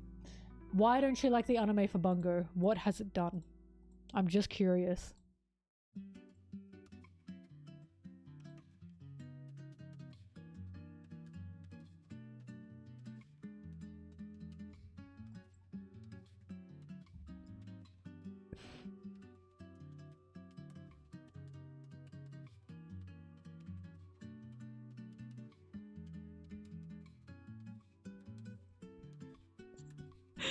One Piece doesn't support feminism. Wait, where is it? Where is it? Where is it? Where is it? Where is it? Where is it? And people say I put my beliefs in One Piece. Jesus.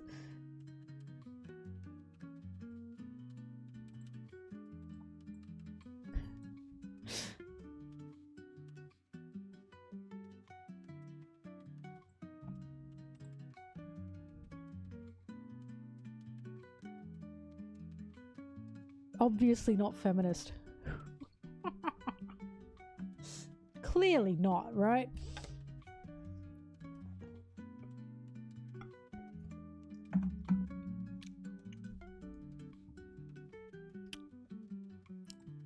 Nice to know, Wicker. Where did Mama go? I demand her back. She hasn't said anything in a while. She's making me anxious.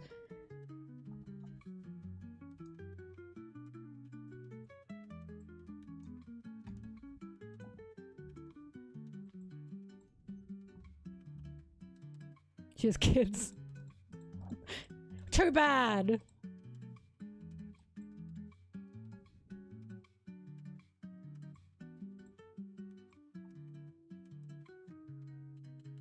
I mean, as always, look, I say it again and again, Oda still has sexist problems. He's an old man.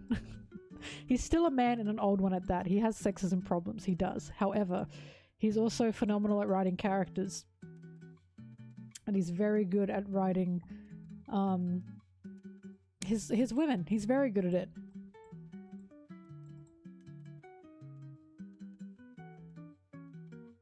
How to ruin an anime adaptation. Oh. No, Mama is Mama Mad Dog. So Mama Mad Dog is a regular viewer of mine, and I love her. Mama Jork is, of course, the content creator, and I love her too. I love MILFs. What can I say? What can I say? I love MILFs.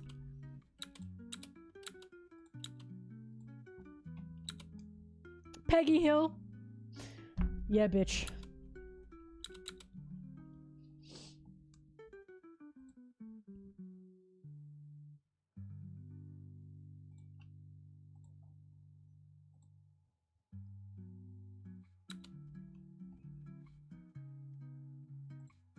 I was gonna say, the drawing thing is, it's crazy. You can either have a woman who is drawn ridiculously and is well written, or a woman who is drawn really well but she's not a character.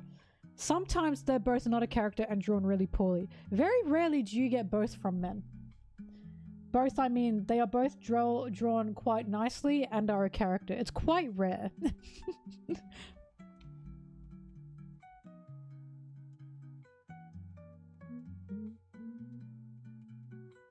Hello, Crash. The stream has been good.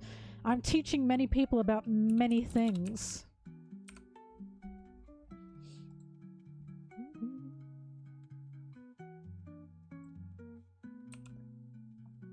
Like what? We learnt about second screen viewing.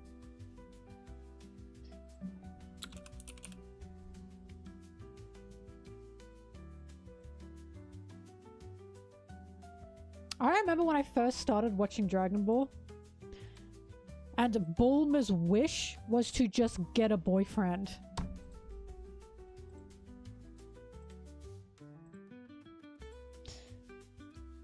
I kept watching it, but I can tell you, when that was her wish, I did this.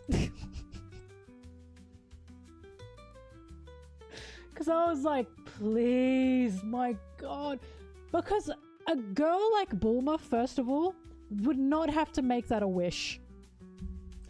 It would not have to be a wish. She could get a boyfriend so easily. Why the fuck did she need to wish for it? And all of her motivations were surrounded by, I want a boyfriend. The technology she made, the travel and the journey she was on, all motivated by, I want a boyfriend.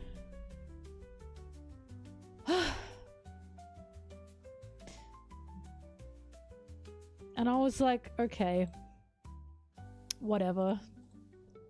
And that's why when I read One Piece and I got to Nami,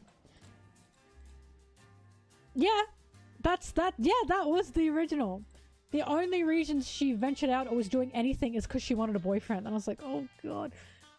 And when I got to One Piece and Nami had absolutely no want for men. None. None. She was not fazed by men in any way. She met them, she befriended them, but her goals and motivation and willpower did not come from men. It came from her own wants and wills of saving her island and basically avenging her mother, right? And I was like, I love her.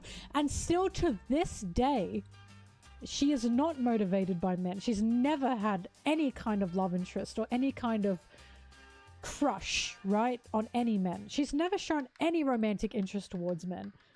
Everything she does is not only to help her friends, but for her own motivations, which is treasure or navigation or map writing, right? Because a lot of people get confused when I say this, because they say, Nami's captain is a man. Yes, Luffy helps Nami. Nami also helps Luffy. But Nami is not there just for Luffy, is she? Her motivation is not just Luffy, right? Not only that, everyone on the crew has the same view of Luffy in the way Nami does. So it's not Nami specific, you know? All the crew want to help each other. All the crew want to boost up their captain. But it's not it's not Nami specific, right? And she's not got this big ooey gooey crush on Luffy at all. They are just friends, and I love that. But she's there for her dreams as much as Luffy's there for his dreams, right? It's just, it was special to me. I was really, really appreciative of it.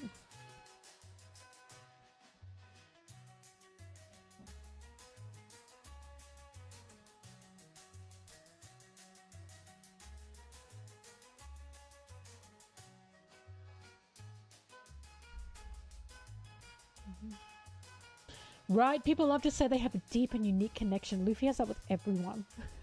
he's got that with everyone. Like, I don't... Again, it's screaming boy and girl. So surely they have a romantic connection. Okay. As if Luffy hasn't taken down fleets of people for other characters. As if he hasn't ran across the sea to save someone before that is not Nami. Interesting.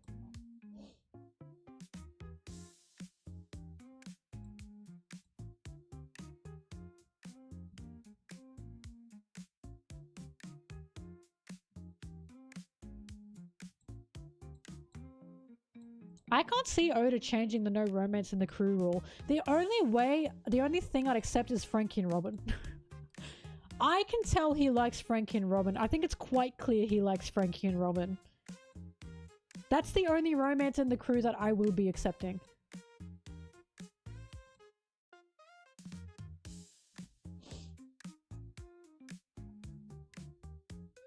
Because guys, I like Zoro and Sanji, but I'm not insane. I know they're not gonna be canon. I'm not a crazy person. That's my own fun that I have on the side, okay? That is my own enjoyment.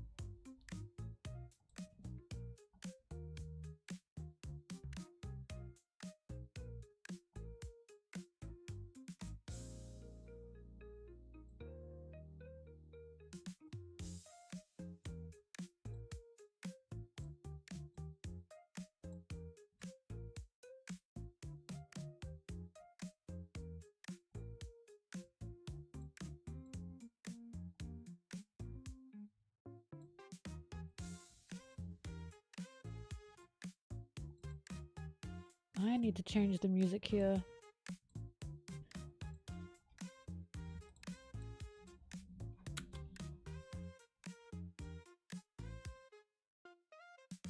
Oh, never mind.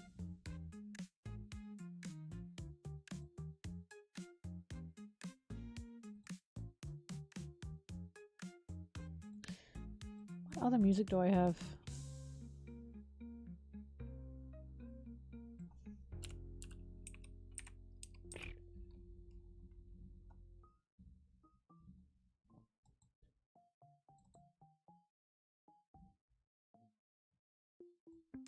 No.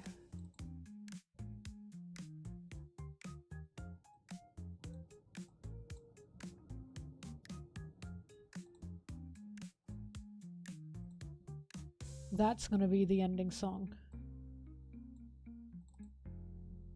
Wait. This is my clown music!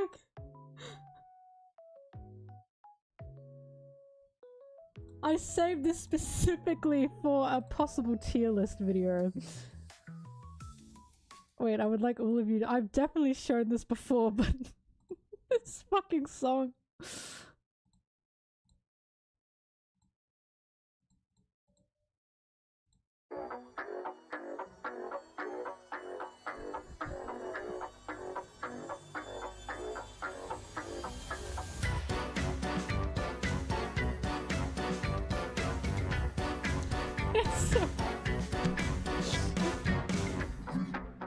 Yeah.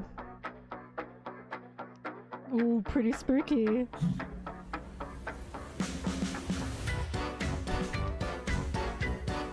bomb, bomb, bomb, bomb, bomb, bomb.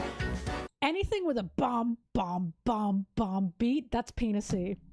And it's going don't, like it's penisy. I'm afraid it's penisy. The buggy type beat.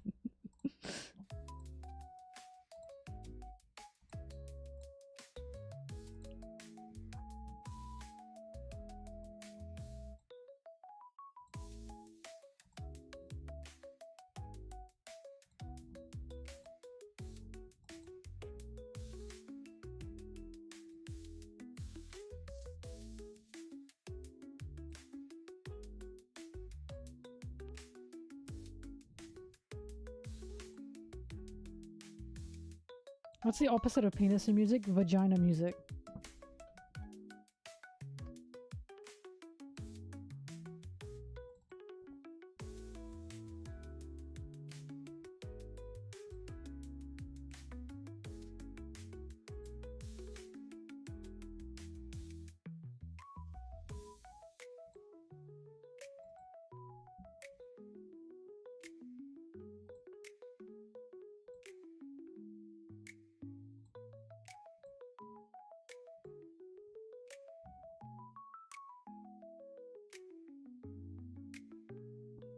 If penis music is bomb, bomb, bomb, bomb, then vagina music has to be like, dee, dee, you know what I mean? It has to not have that quick beat. It has to be like, I think, like hymns, you know? They're singing vagina music in the church.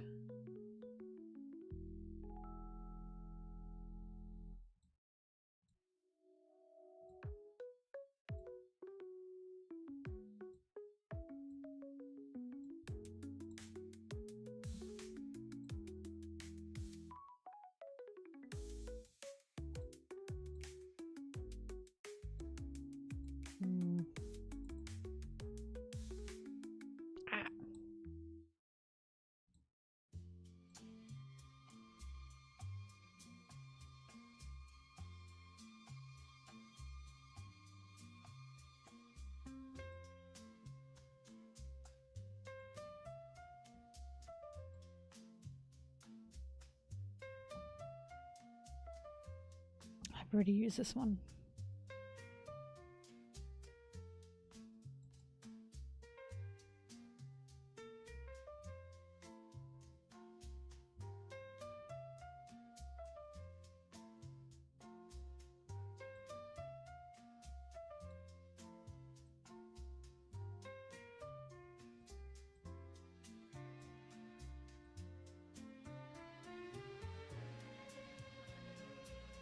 I think this is...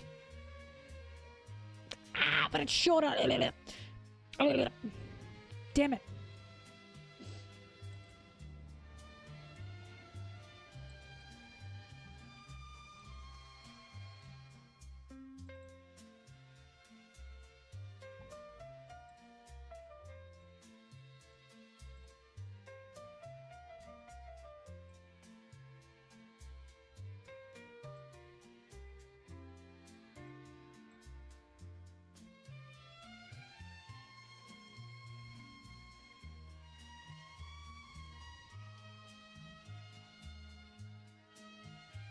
I think vagina music is dorime.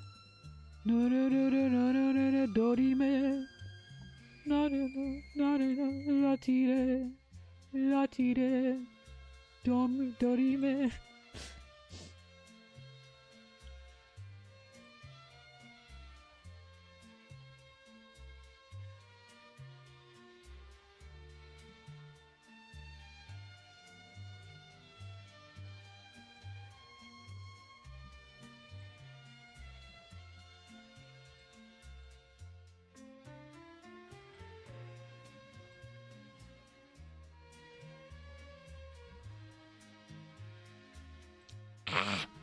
Yeah.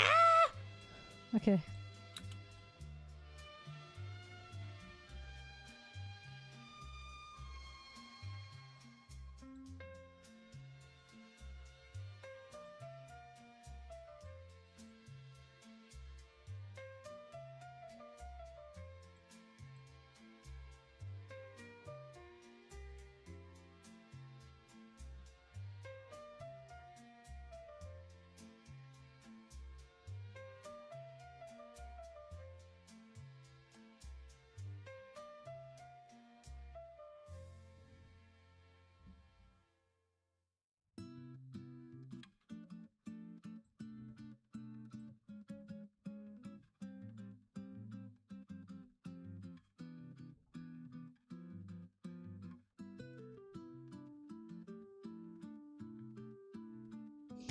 Isn't Bloodborne like about women? And like about how women suffer? It is, right? So yeah, I got it right.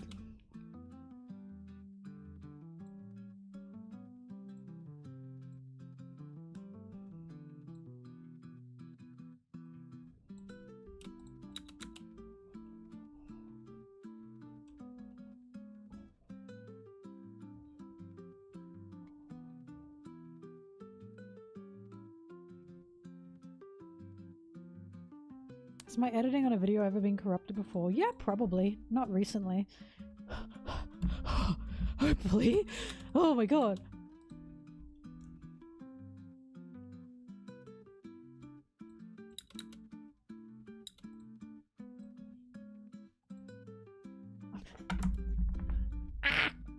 That hurt my poor little knuckles. The Idgeog. Wait, Echidna. Sorry. God. I found out tons of people found out what an echidna is through Knuckles. Which is crazy.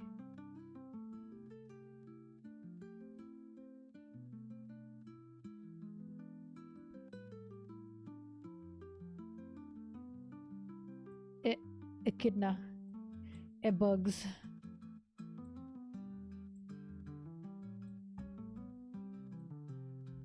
La. Oh yeah, and they found out what a Tasmanian devil was through Looney Tunes. They love our animals, but not us. Darn.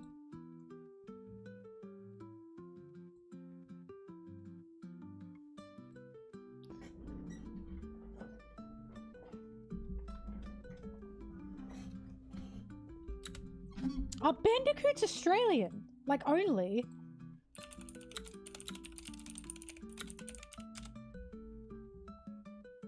Oh! Why did I think they were also American? Well, next someone has to make a character that's a Bilby. I love Bilbies. So they're probably my favorite, Australian marsupial.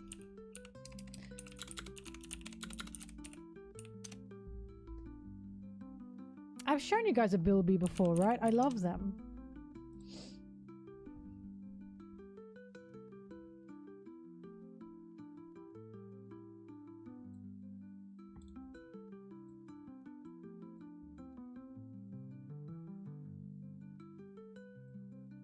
Look at him.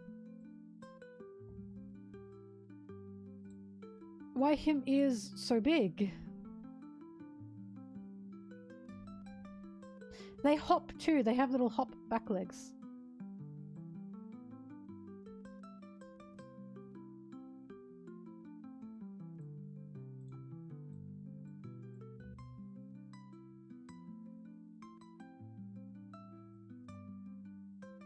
Ain't he cute?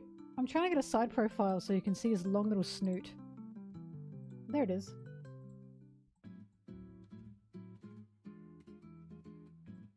Check him out. I love him. The Greater Bilby.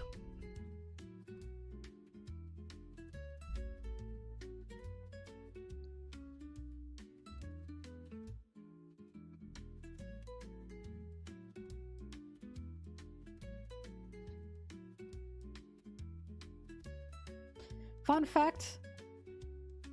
Hello, Kenny. Kenny, don't answer this. You might know it. Fun fact.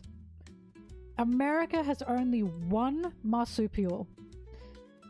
Do any of you know what it is? Because I do.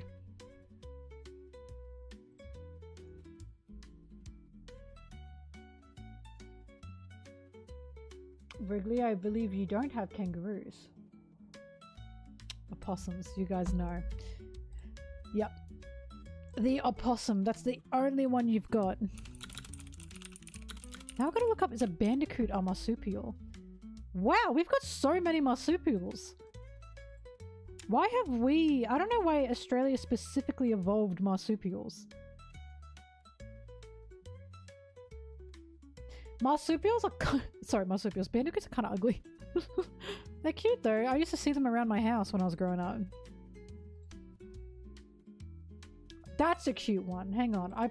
I said that, and then I pulled up a photo, and it looks like it's looking at me with big sad eyes because I said it's kind of ugly. Never mind. I've changed my mind. You are not kind of ugly. You're quite cute. A quokka. Oh, I love quokkas. I think they know what a quokka is. Do you guys know the little creature that smiles? Surely, yes?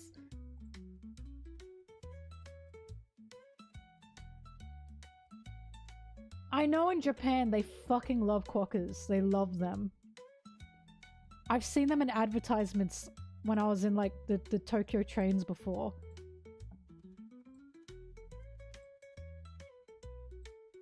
I gotta close everything. Oh, I love bilbies. Now before I show you this photo, I don't know why it's so grainy, this photo, but this is not AI. This animal is not AI. This is real. They really look like this. This is a quokka. They hop and they have little pouches. They just look like this.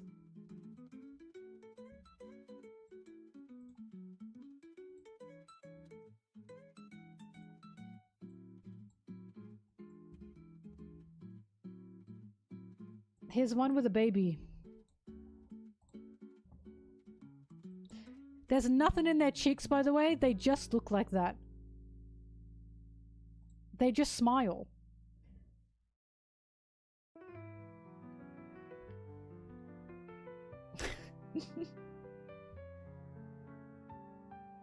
We only had marsupial. So I know that in Japan, quokkas are like huge. They know quokkas over there because they think they're adorable. And like I said, I've seen them used in like ads in Japan. And I'm like, that's a quokka. What the fuck?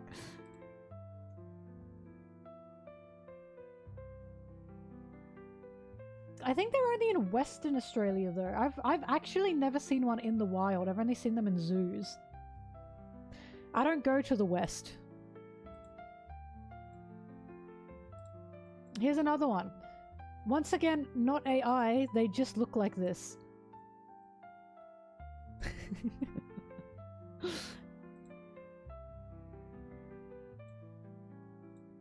I have to keep saying it's not AI. They just look like this. Because it doesn't seem real otherwise. Here's another one.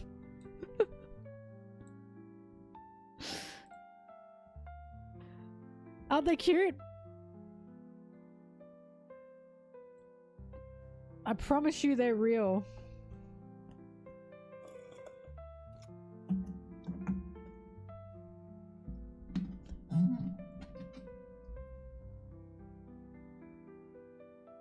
Hairless quokkas don't have big cheeks. So they're just fluffy. I don't believe this one. Look, he's a happy little guy.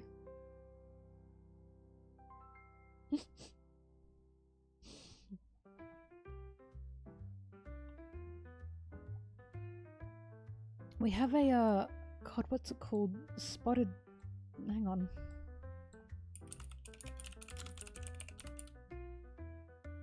Spotted quoll, I believe. Why was my OBS yelling at me? No clue. I love these things. I used to have a plush of it. It was my favorite toy when I was little. I'm afraid I don't know where it went. Look at them. Aren't they cute? Mama! Hi, Mama, you're back. I'm educating everyone on Australian animals. Is this a marsupial? Australia... Spotted-tailed quoll.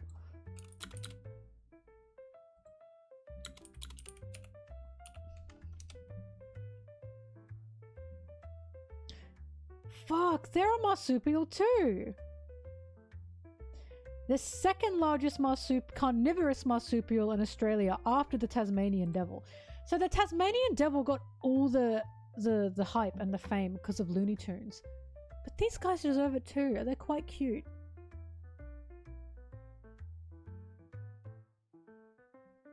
Numbats. I've never heard of a numbat, but I've probably seen one. Numbnuts. Oh, it's like an anteater.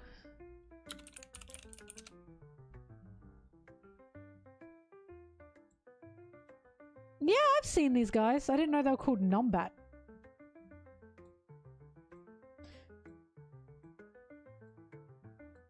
Western Australia. It's always Western Australia because I've never been there. Look at that. That's a numbat. Now they are marsupial.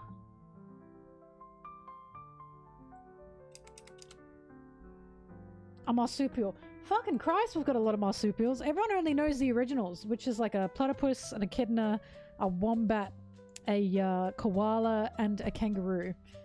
Right? And now I guess a Tasmanian tiger. Wait, is a wombat a marsupial?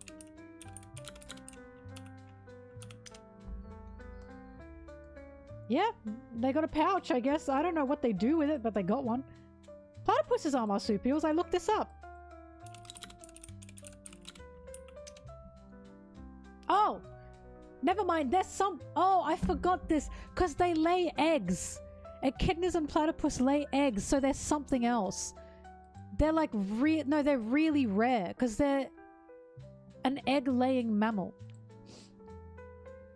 So they don't get the... yeah, they don't get the label. I forgot about that. If they didn't lay eggs, they would be. But because they lay eggs... By the way, I need you to know, King, Twitch just censored what you just said. It must have thought you said something naughty. Yeah, I forgot about that. We also have egg-laying mammals, which is just bizarre.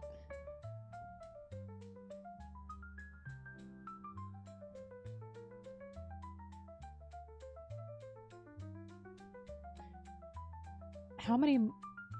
Hang on, how many are there?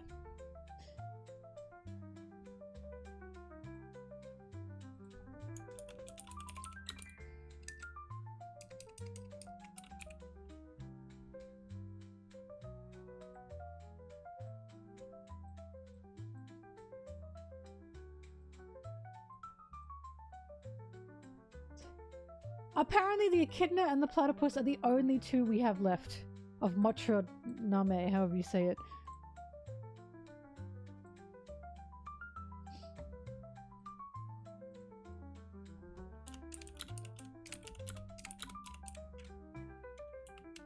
Motrames. 5 living species. We've only got 5? 4. What? Wait, they're all the same thing.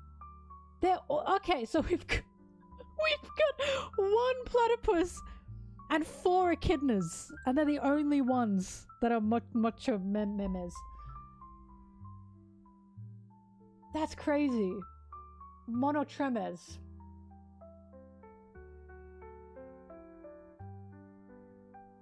They're the only ones. Just 1 platypus and 4 different echidnas, and they're all echidnas.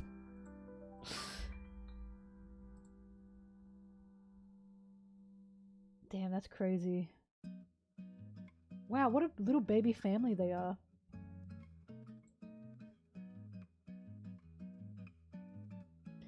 That's awesome. So the echidna just evolved both on and off land. And became what they are today.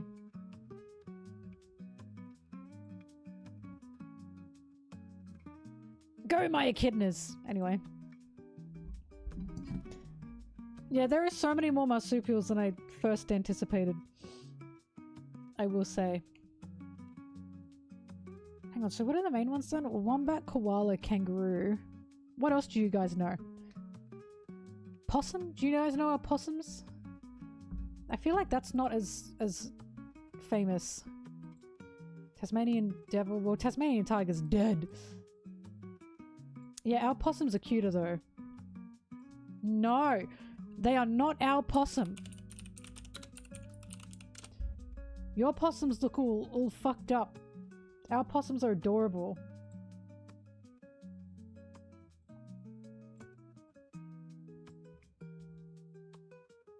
In fact, I love our possums.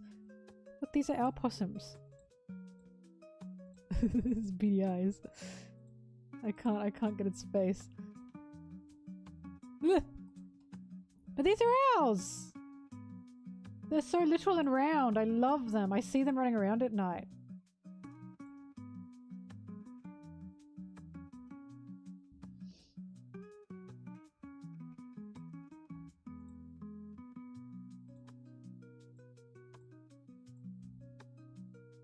Every time I see a possum in a tree or on a fence at night, it's like a beautiful sight. Aren't they cute? They're so cute.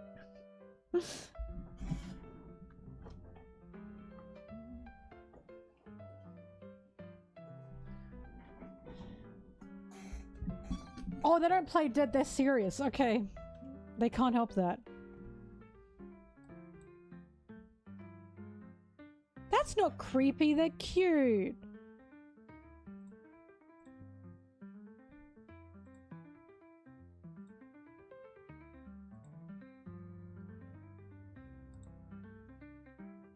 Well, they're nocturnal, obviously, so...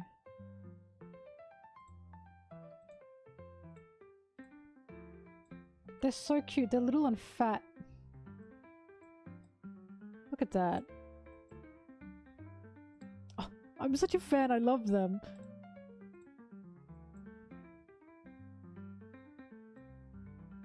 Now look at this one. On Mama's back.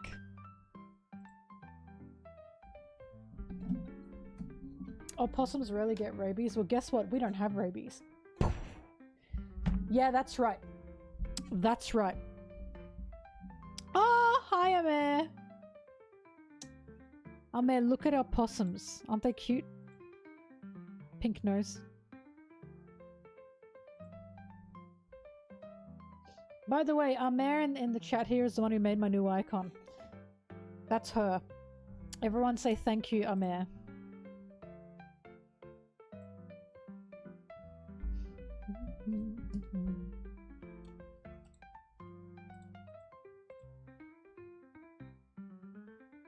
Yeah, it is the possum that broke into a bakery and ate so much it went comatose.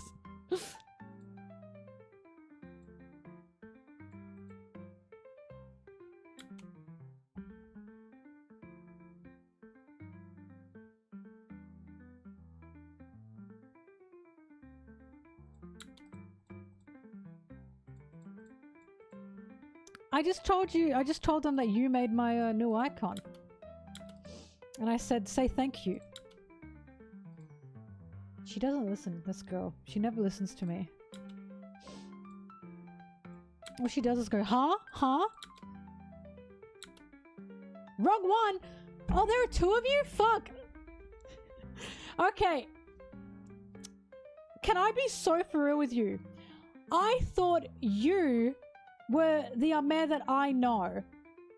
I had no idea there are two people in my chat that I know called Amir. Oh fuck, and she's probably watching this stream and laughing at me right now. Oh, that is so embarrassing. Oh god, I hope you didn't find that. I had no idea, I'm so sorry, but thank you. Oh, you know I'm bad with names. The other one is Amerin Zosan on Twitter. And then this one is Amir Musashi. I've been tricked, is what's happened here. Oh, this is horrible. Okay, well, quick. We know what's happened. Oh, God. Okay, I don't have a message, so she's not here. The other Amir is not here. Ooh. Don't tell her I did that. If she's ever in the chat, don't tell her I did that. She'll laugh at me. I'm already horrible with names. Right? I tend to go by icons, so the fact there's two of you is terrifying. No, I can see YouTube chat too. Don't worry.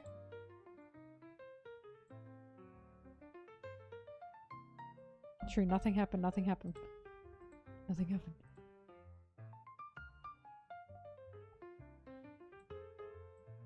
Oh, I asked this to my Discord. But I will now ask this to all of you. And give me a sec.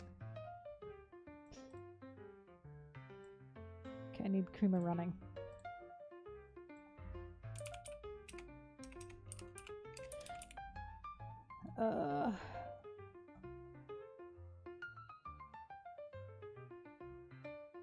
Oh yeah, no, koalas only recognize leaves if they're on a branch. If they're not on a branch, they won't eat it. I truly do not know how koalas have survived. I really don't. Tree kangaroos? I love tree kangaroos. They're marsupials too, aren't they? Thanks, Brig. What I was gonna ask is, I asked this to my Discord, right? When the bathroom is full, and I've lined up in the bathroom waiting for my turn, and someone walks out of the disabled toilets, and the disabled toilets are empty, do you use those? Because I never do. And someone behind me will usually go past me to use it instead. But I never did that. And I always thought, because if someone were disabled, wouldn't now during the busiest time be when that should be open? Do you know what I mean? But Mama Mad Dog, that's the thing. You don't know if a disabled person is going to come in or not. You know? Well, yeah, you're disabled. Right? So you could go into the stall. My biggest fear is while I'm using that, someone is waiting. They are disabled and waiting outside the stall. Because personally, I think they need that more than me. If that makes sense. You know what I mean? Because I always thought if it's busiest is probably when you should leave that open. Because there's plenty for us and there's only one for them. But apparently a lot of people don't share this idea.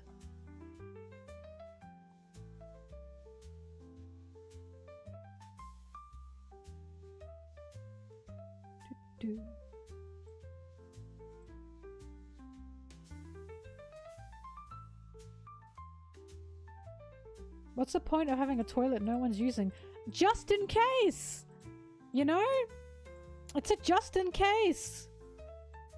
What's the point of having a parking space no one's using? Like, you know what I mean?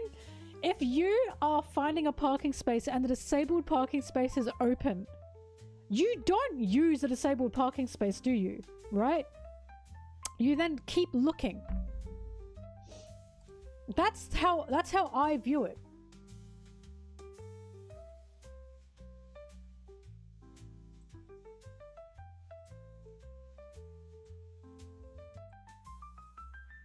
Maybe I am crazy. I don't know. You know, holding up a stool for hours. You don't know what's going to happen in there. You don't know if you're going to shit your pants in there.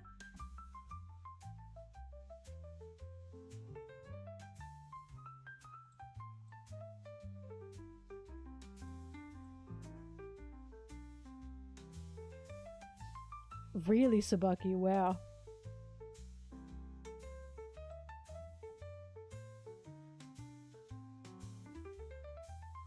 Locked in a room with a spider the size of a dinner plate or frog the size of a toilet seat. King, what kind of spider and what kind of frog? First, I need to know the types.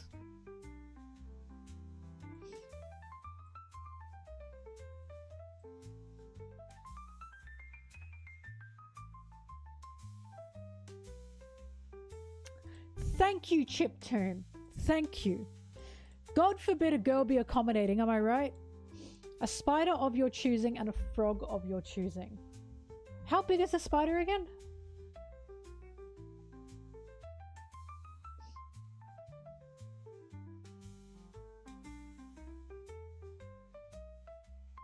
Spider the size of a dinner plate. Oh, the spider! A dinner plate? Why did I think it was bigger than that? 100% a spider. I'm picking a daddy long legs and I'm done. I literally have lived with spiders the size of a dinner plate. That's fucking nothing. Dude, the frog the size of it. How big is the frog? A toilet seat? That shit's gonna jump at you and try and eat you.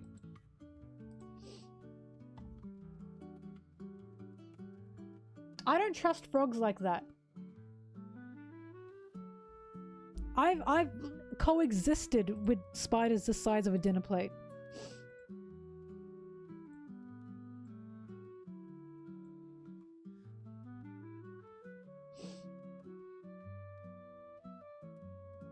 I was gonna say, no, frogs are stupid. I'm not dealing with a frog that's that big. I'm not. Because I know that thing's gonna try shit on me. At Daddy Longlegs, you know what that's gonna do? Run in the corner, sit there. That's what it's gonna do. It's not gonna do shit.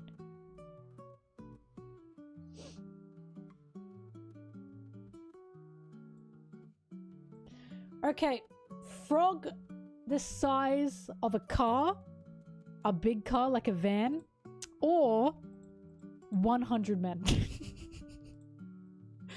Discuss who would win.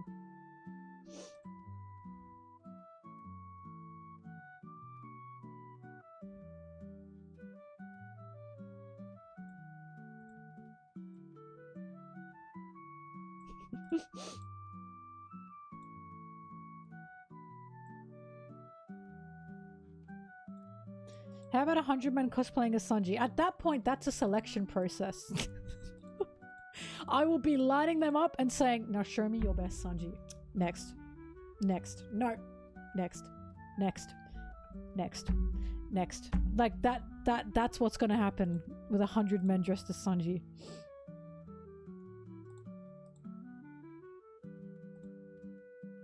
They have to make me food. Ah! Oh, you think you're Sanji? Make me a 5-course meal right now. Right now. And if they say, no, go away. If I say to a Sanji, turn around, sit down, face the wall, and they say no, you're out. You're out. You know? Sanji would do fucking anything a woman tells him.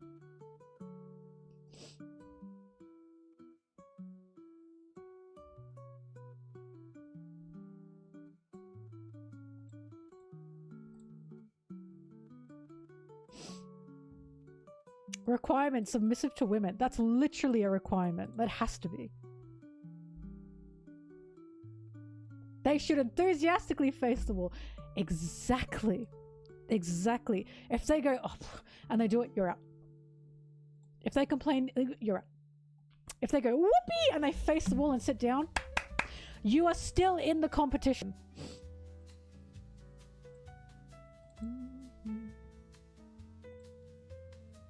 They need to be a good boy. And you know what? Bonus points if one of or some of them come up to me and say, can I be your dog? Bonus points. They have to take the initiative like that. In fact, that should be the first requirement. If none of them come up to me and say, can I be your dog? They're all out. Leave. You have failed the test.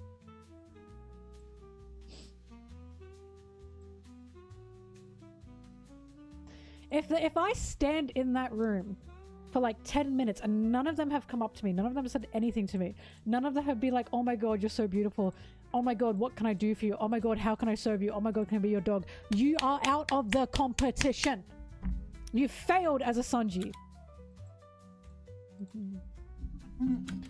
How can I bow as well, you know? How can I help you, my queen? That kind of shit. Princess, what would you like from me, you know? That's what he has to do. Competition, like, totally, you fucking failed. If you do not take that submissive initiative. This is a Saw movie.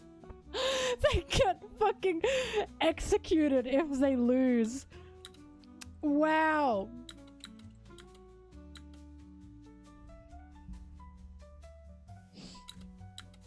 Hello, 100 men dressed as Sanji. In the room is a woman.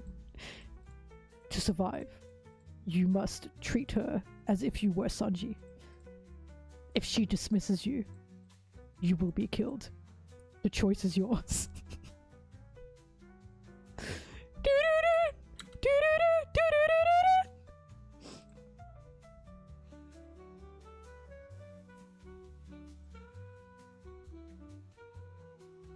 Next Mr. Beast video.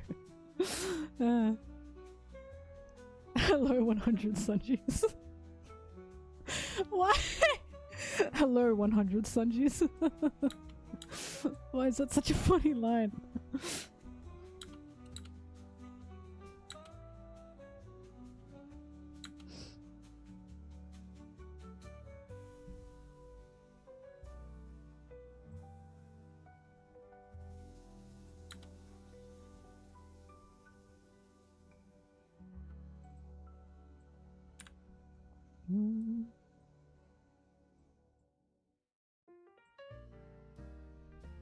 One Duval there by mistake.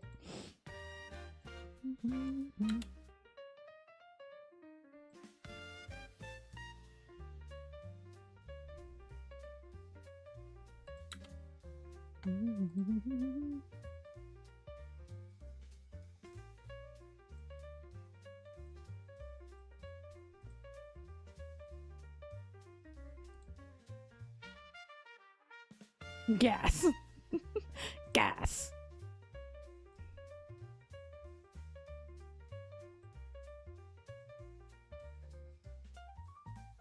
No, the Zoro's good. The Zoro is actually a good way to dictate who is and isn't Sanji. Because Nami said in Punk Hazard, Sanji gets so distracted by Zoro that he stops thinking about women. Like, she said that. So if one of these 100 Sanjis is flirting with me, and then the Zoro in the room says something and they don't turn and acknowledge him, they're out. They are out. That is a really good Sanji litmus test to figure out if these guys can really be him.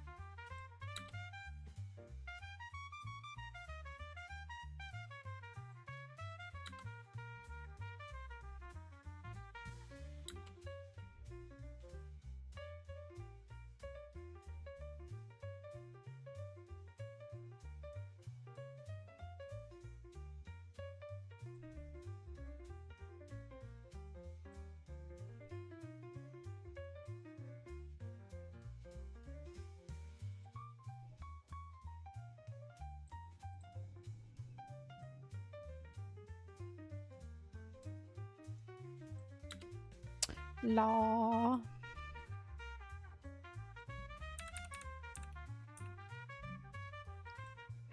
Oh god.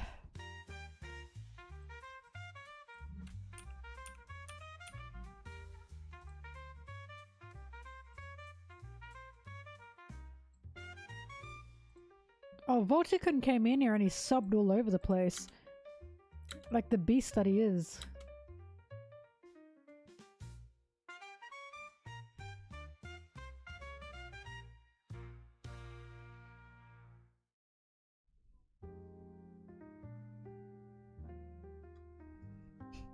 I say the line, the future is free in this, and I keep thinking I'm about to say the future is female. Because of a Bob's Burgers episode. Nah, you're ascended, I don't know how to say your name, you weren't annoying. I'll call you Kitten. No Kitten, you're never annoying.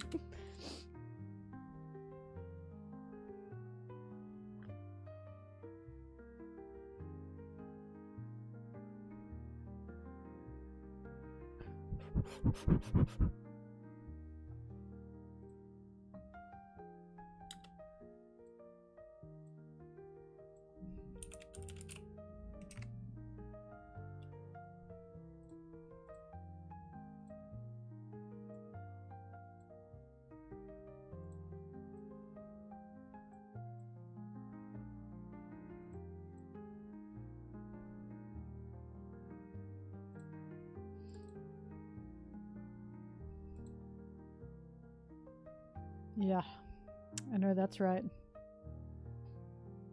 The Sanji text was so prominent in Egghead. so prominent in Egghead. It was sickening.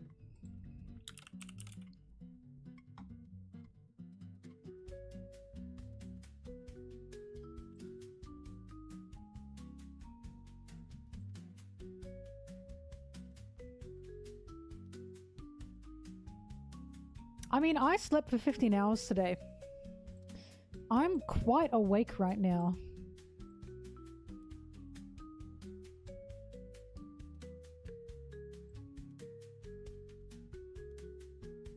R ascended, okay. R ascended lol kitten. I'm afraid I don't get it. But I appreciate that for you. Like, I respect that for you. I talked about this on my chapter review, didn't I? I used to think people who said Toa hates Sanji were exaggerating. I used to think that going, oh, pshaw. You know, that's not the case. Everyone is just a bit too extreme.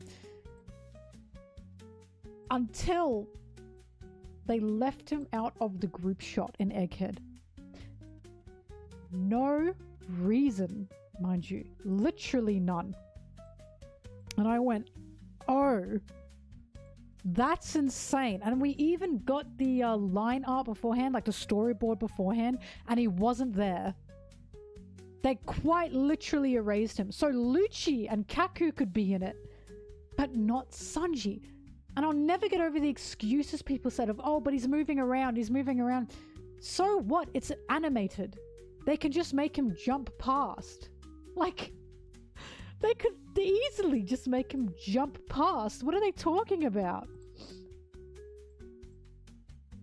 So, I thought people were exaggerating until I saw that, because that was shocking. That was shocking. I was genuinely gagged at that. And the reason that was shocking is because I know if that were any other character or any other Straw Hat, the fans of that character would be really upset, right? And they had 6 months to make it, and in those 6 months they couldn't figure out how to get Sanji in the group shot. Right? Hang on, let me find the group shot that I'm talking about so you guys can see.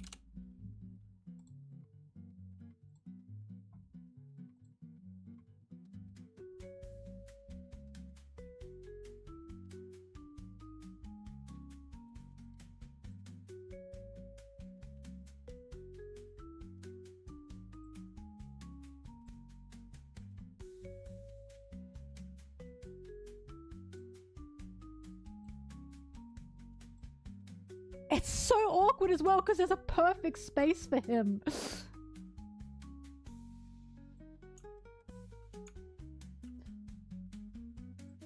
Sorry, the quality's a bit bad, but I'm just setting it up.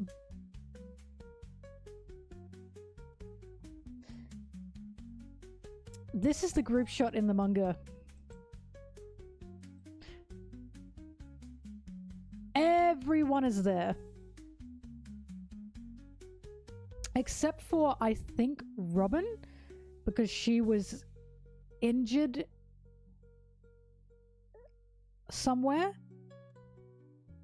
Everyone is there, right? There he is. He's right there. He's got a cake in hand, I believe it is, right? And then we go to the anime.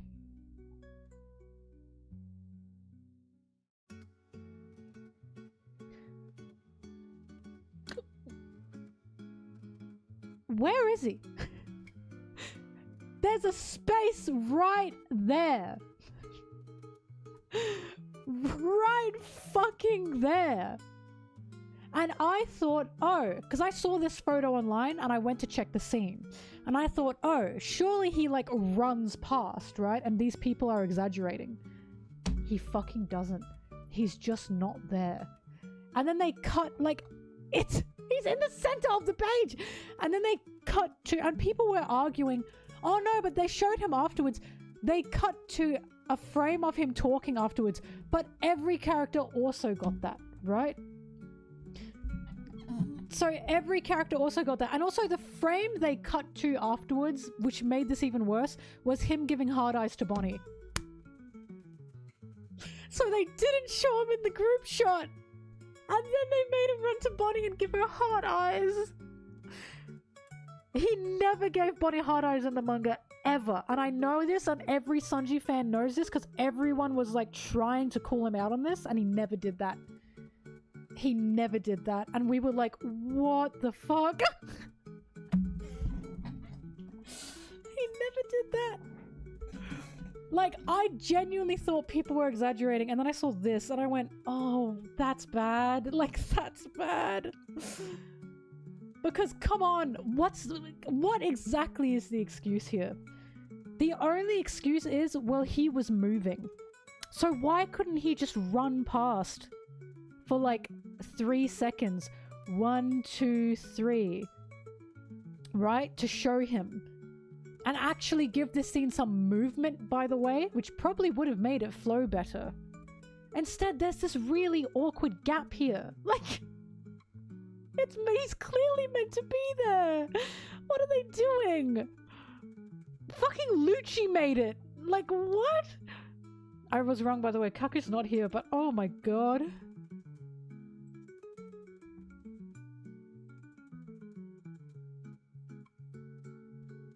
It's just, I honestly...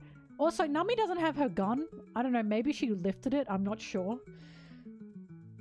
But this was pretty bad. Like, after this, I can't deny it. You know, I can't even deny there's someone on the Toa team that wants him gone. There has to be. Because what is going on? Like...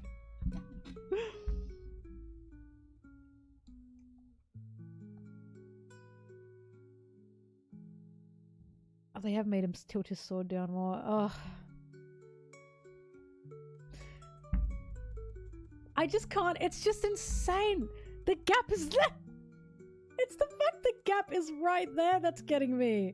It's so awkward. The composition's all gone.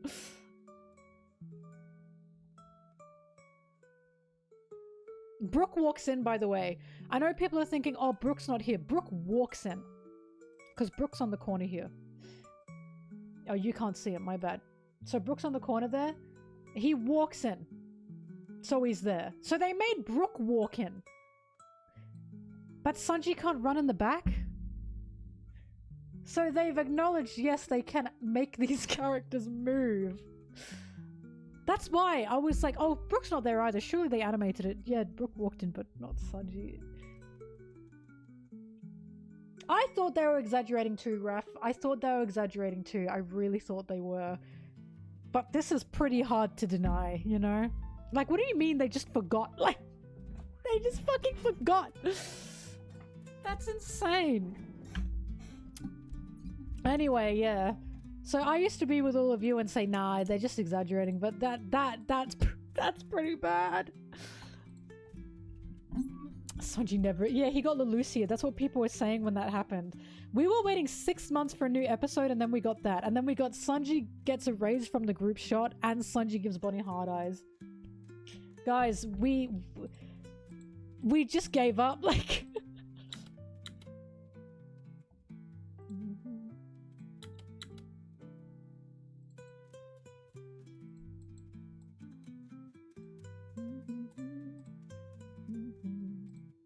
You're welcome. Also, the Miniso ones do have Sanji. He just gets bought quickly. I know this because I went to Miniso recently and they had a ton of One Piece stuff and I bought all the nearly all the Sanji shit. I think they just have more in stock for Zoro and Luffy.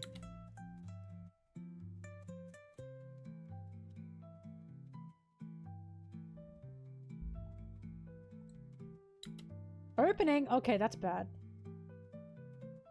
Depending on country, they don't have them? That's so weird.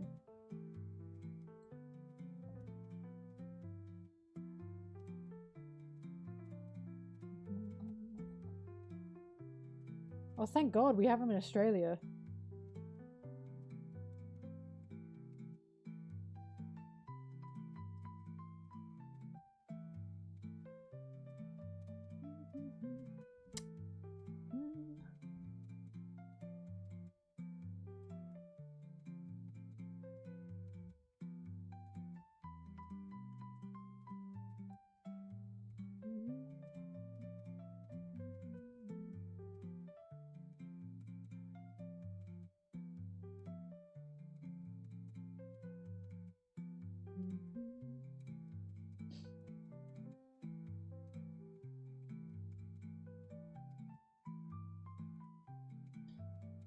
Albania, you don't find any Straw Hat thing except for Luffy and Zoro. Not even Chopper? Not even Chop Chop? Really?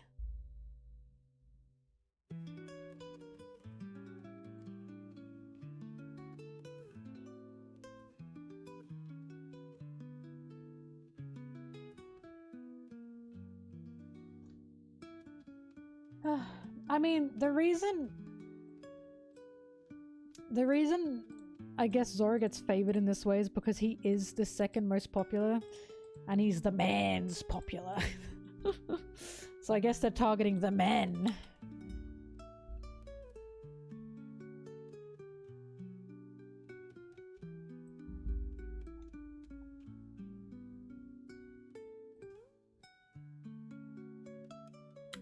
Ooh, my fringe is greasy. Damn, I gotta give her a wash.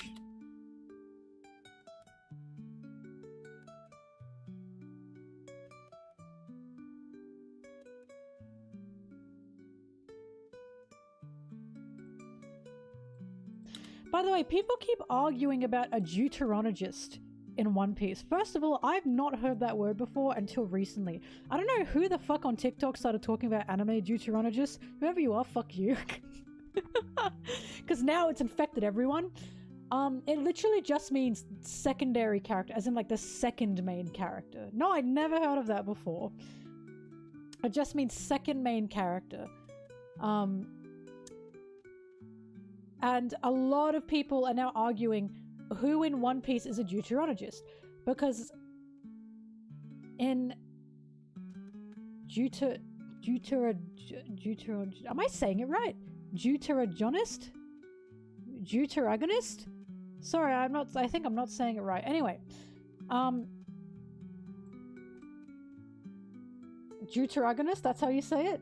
Duteragonist. Because I guess it's meant to be like protagonist, antagonist, deuteragonist. Okay, alright.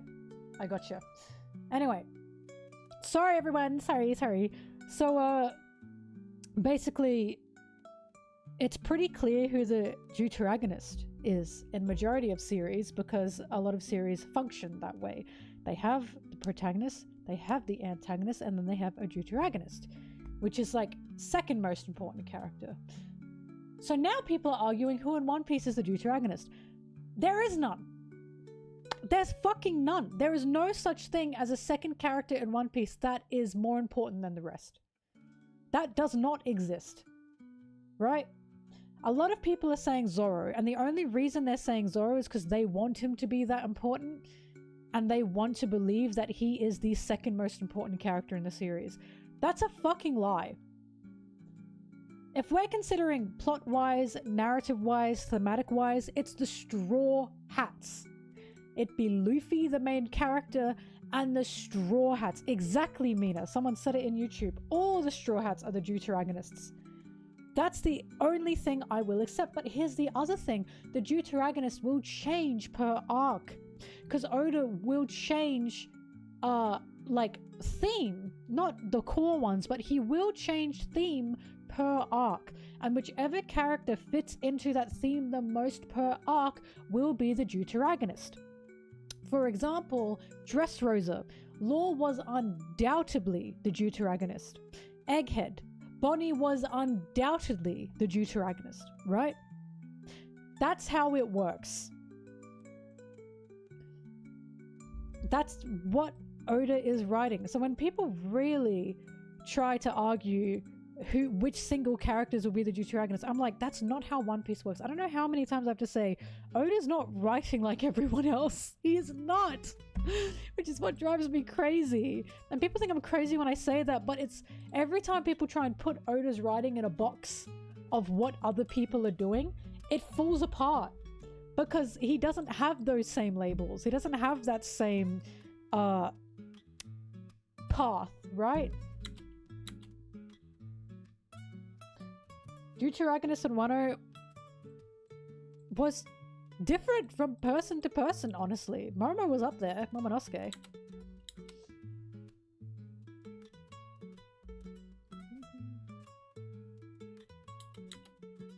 It's literally people really desperately wanting their favorite characters to be important, which is crazy because it's like, I love Sanji and I know I joke about the Sanji tax, but I don't think he's like the most important character or the second most important character. I just love him. I will joke about the Sanji tax, and I was very privileged and fortunate for the arc I got of Sanji, but I don't think he's more or less important than any other character. So when it comes to a character like Zoro and people try and argue this and that, I'm like, why can't you just like him? Why do you need to justify him being the second most important or the most important to the plot? Like, why is this a dick measuring contest? Why can't you just like him? Oh, where did he go? I just don't get it. I'm never going to argue that Sanji is more important than Zoro. And the same way, I'm never going to argue that Zoro is more important than Sanji. It's not going to happen. I just like who I like, and I can see all these characters are essential to parts of the story.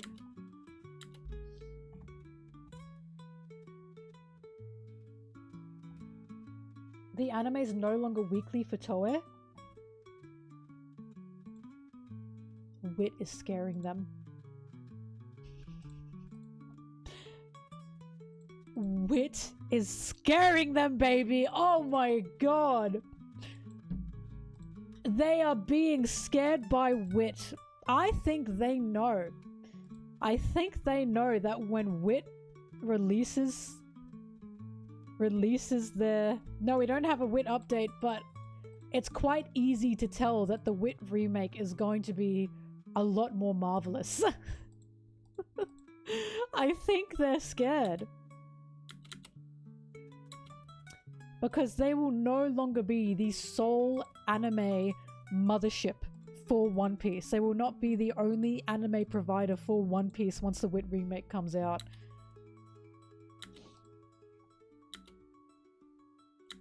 To March! Oh my god!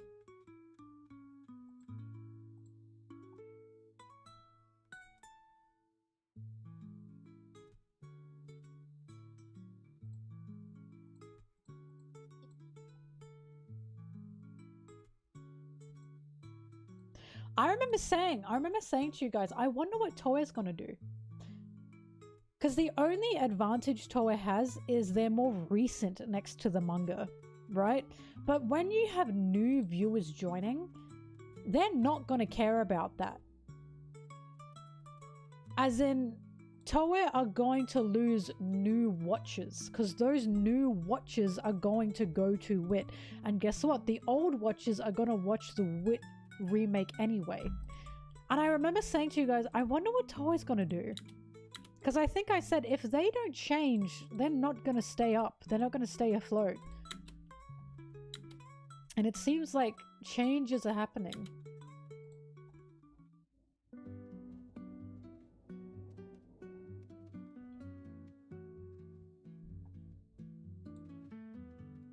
It's almost like everything I said is starting to happen. Oh, hang on, I took the wrong thing here. Guys, basically, I'm smarter than you. I mean, Toei had no need to change until now. None. They had the monopoly on One Piece.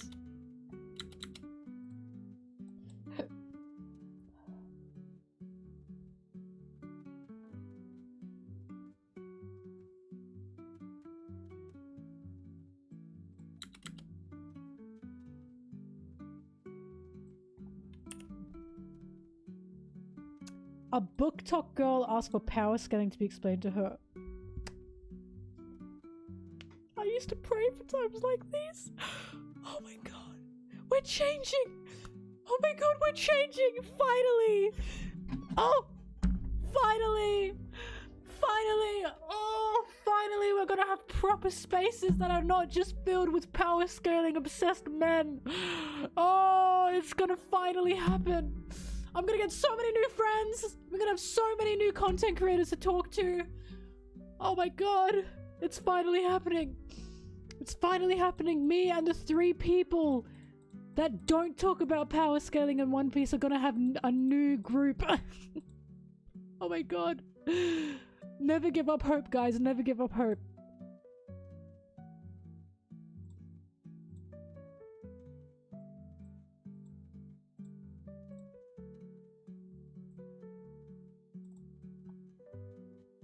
course the book talk girlies will ship Zoro-san. You know why?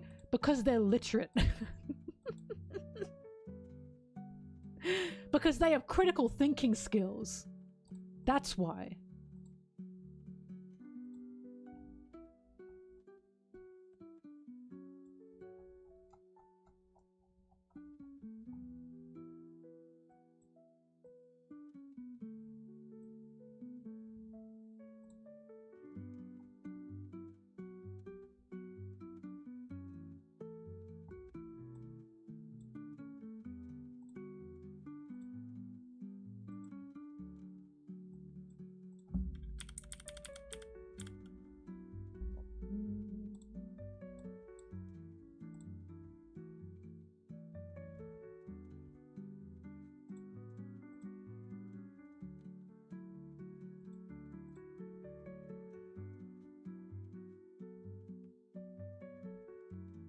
I have no doubt some of these book talk girls have, like, probably had my videos recommended to them.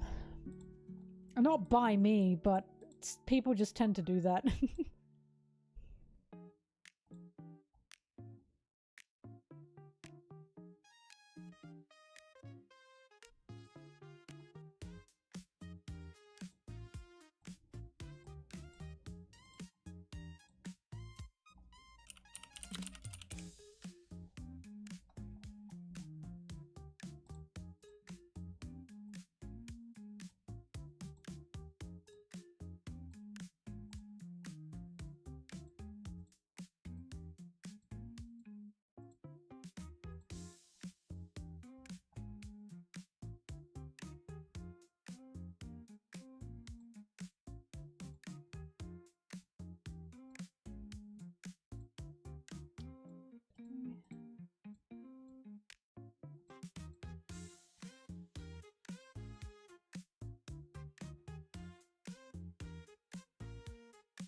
No, Mr. Prince, in brackets Emma, we were just talking about that.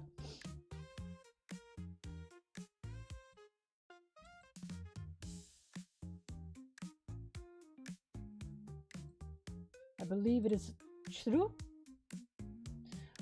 Oh, I didn't need an edit for these ones. Okay, that makes sense.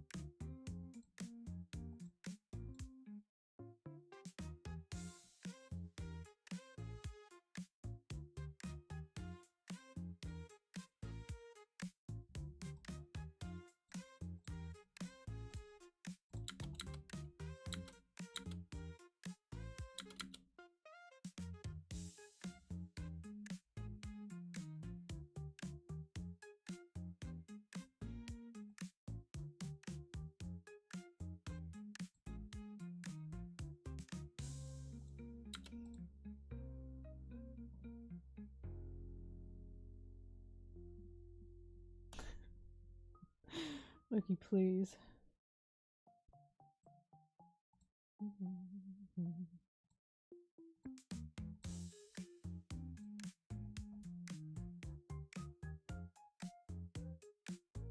I'm like the worst sleeper agent ever.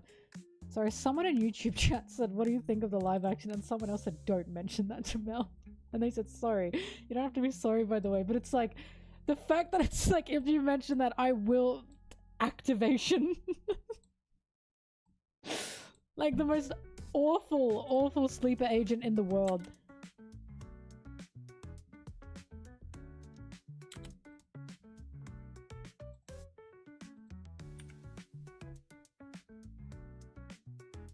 I haven't, and I was really scared about it, but apparently he mostly agrees with me.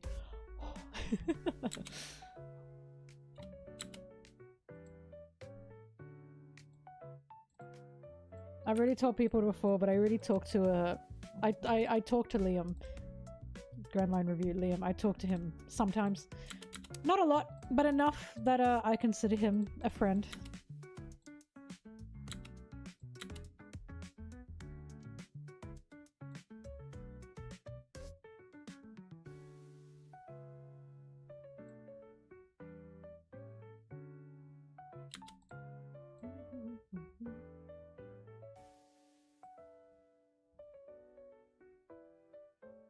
You know what?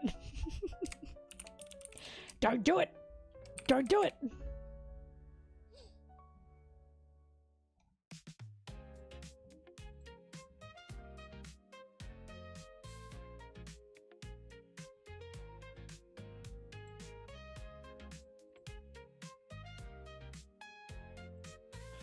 I'm seeing these images of oh my god, Kuma and Bonnie, and I'm tearing up. Like, I can't with this fucking manga, man. It's fucking me up.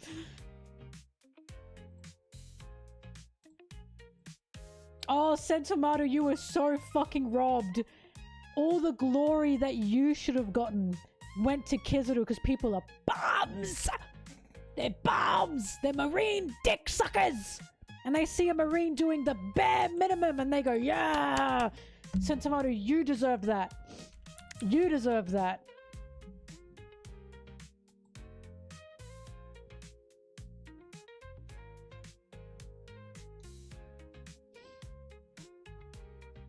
Marines are really like men. They do the bare minimum that barely jeopardizes them, and everyone goes, wow, what a man. Garp joined in on a group punch with about 6 other people, and everyone went, Garp's redeemed himself. What are you talking about? It was a group punch, it wasn't just him.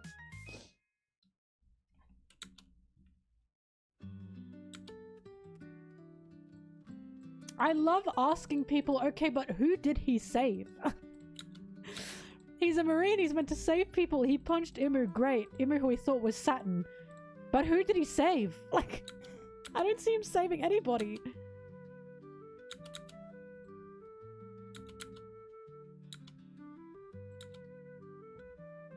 Doo-doo.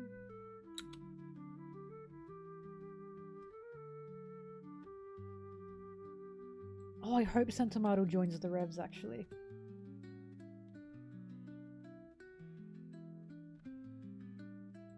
He punched the devil 40 years ago, which 6 other pirates also punched with him. This erases everything.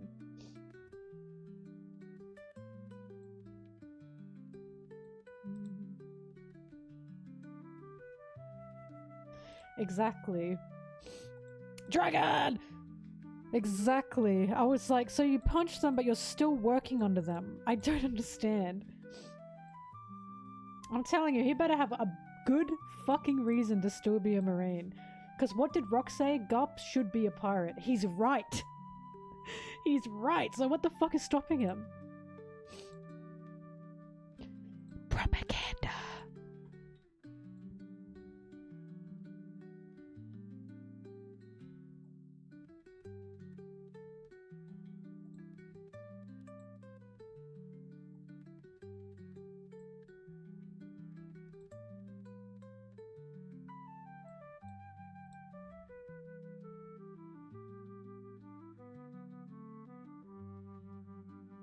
This panel is almost like biblical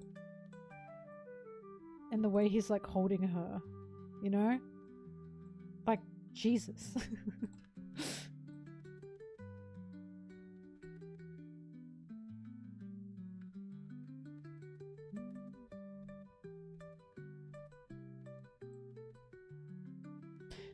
By the way, to my knowledge, the only reason Garp punched Saturn is because he killed a bunch of Marines.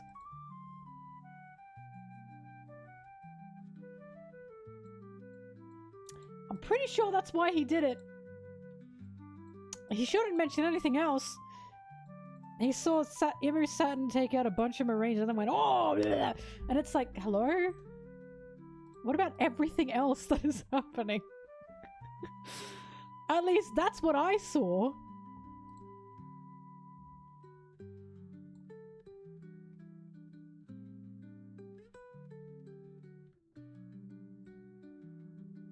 What is justice in a place like this? Yeah. Yeah, I think justice is helping slaves. God. But hey, fuck do I know? Hang on, I'm gonna recheck that.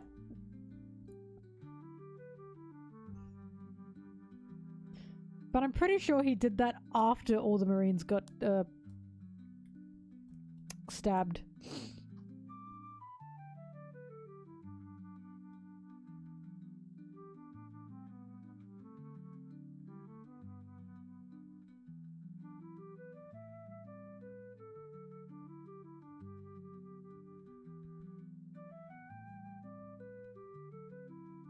Yeah, he did.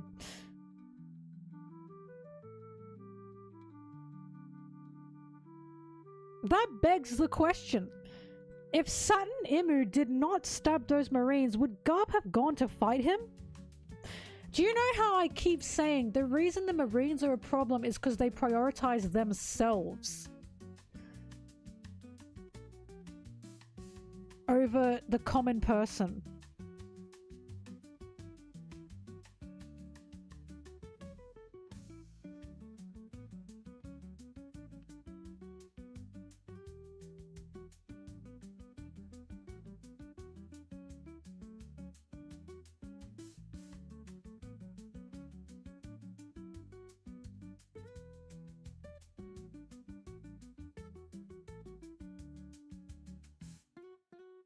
Yeah, it was after the Marines got stabbed.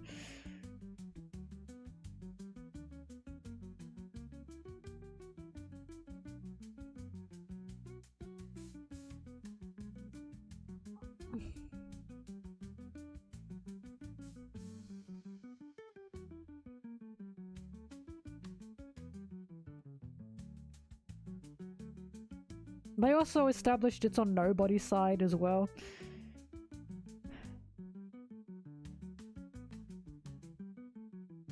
I don't know, man. He helped free the slaves. Oh, you mean Fujitora? Sorry, yeah, Fujitora definitely belongs in the Revs. Fujitora also got drafted into the Marines. But, all I know is every time I say the Marines only help themselves, or they only prioritize themselves, that's what I'm saying. You can make a very fair argument that if Saint Saturn Imu didn't attack those Marines and kill them, Garp may not have fought it. Because he certainly wasn't moving to fight it beforehand.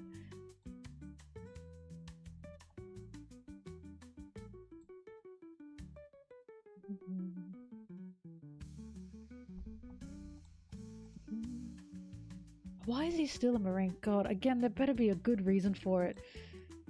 I do like that we have Rock saying Garp should be a pirate. He's better off as a pirate. Why the fuck is he a Marine? I love that Garp said, I love that Rock said that.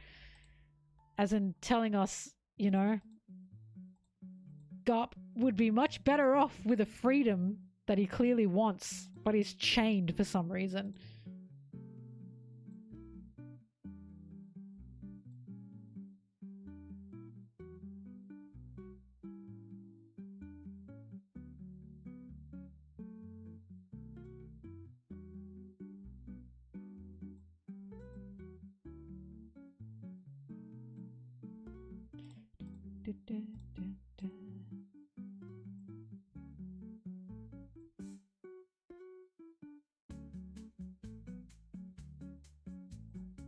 I think there's gonna be a Marine Civil War. I think there's gonna be some crazy infighting. Because we saw that Kuzan tried to change things. And it kind of went... And they fought about it. 2 superiors fought and one of them left because of that. They are incredibly unstable.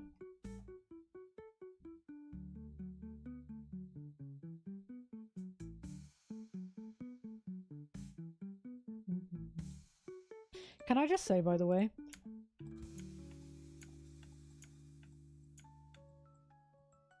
if you like flip this, am I able to? Oops.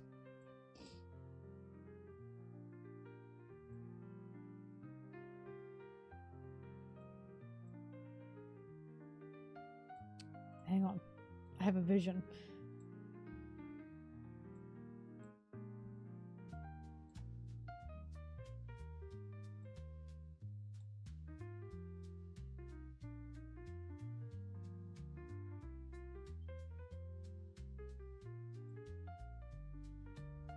Garp truly just feel like a guy who wanted to help people on the wrong path. It's what he feels like, and now he's fucked because of it.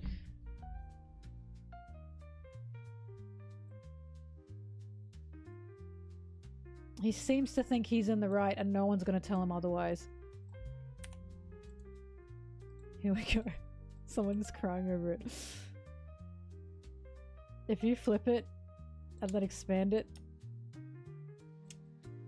and then kind of cut this part out and make it look like he's on the floor, it kind of looks like he's getting some crazy back shots.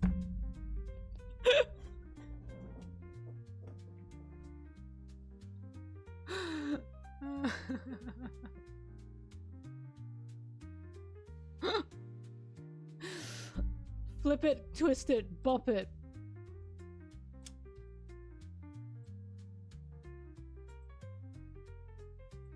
See?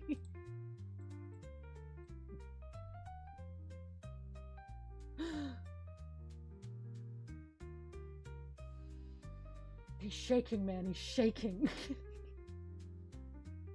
Why? Because my brain thought of that. I have a twisted mind.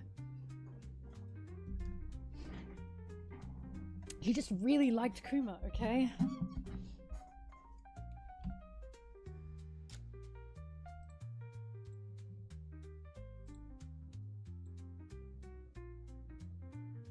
Back shots. It does look like he's in a praying pose.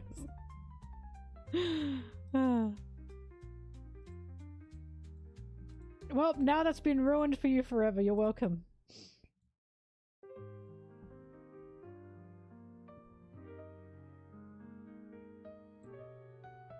That's not what I wanted. Oh, it is what I wanted.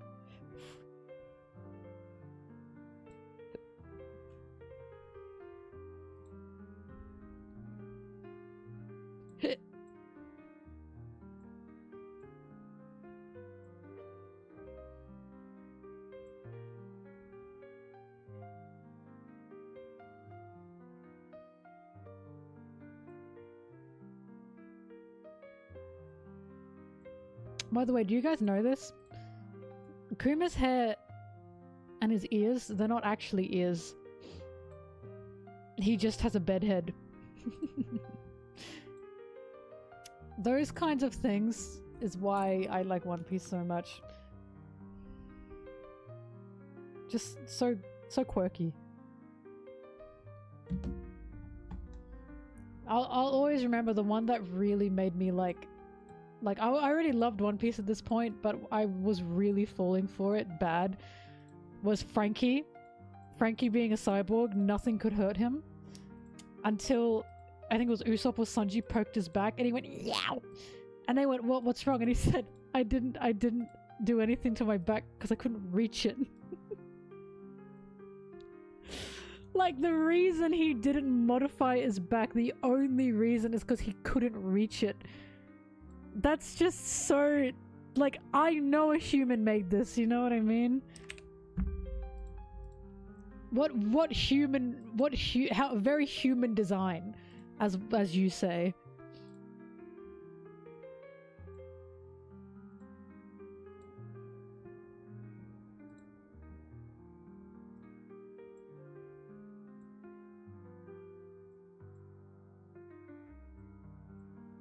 This music is fucking sad for what's happening on screen.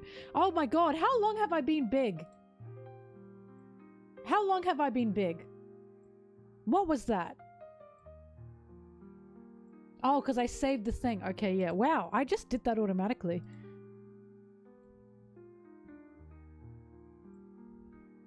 This is what's on screen right now with this music. Ugh.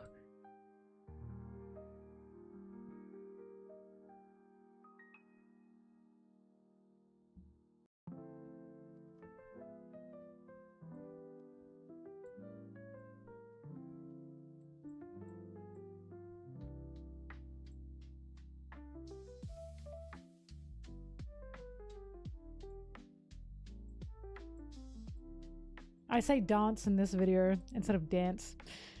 Fun fact, this has happened to me. My natural reaction is to say dance. However, the people I've grown up around, that's too fancy. Because I have, how do I explain this?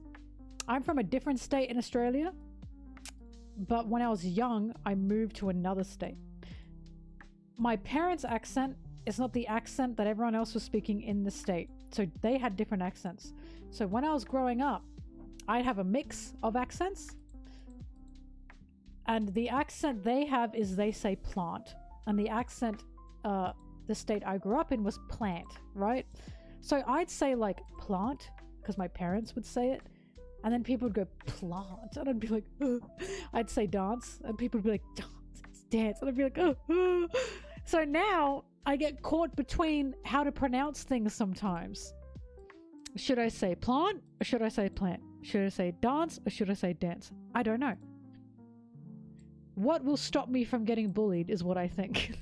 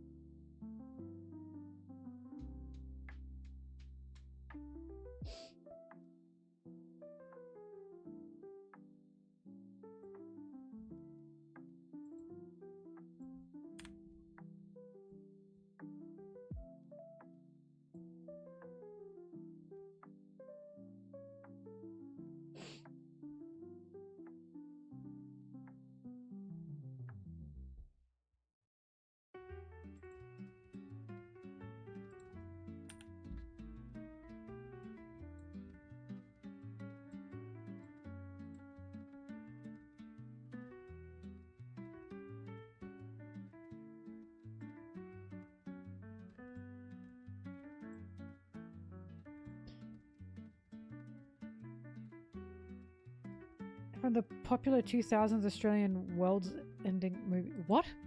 Mama, what did you ask me? What's the name of the movie?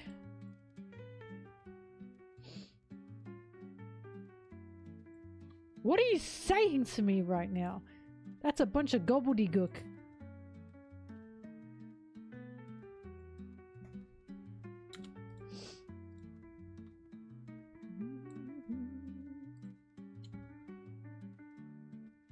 Aluminium.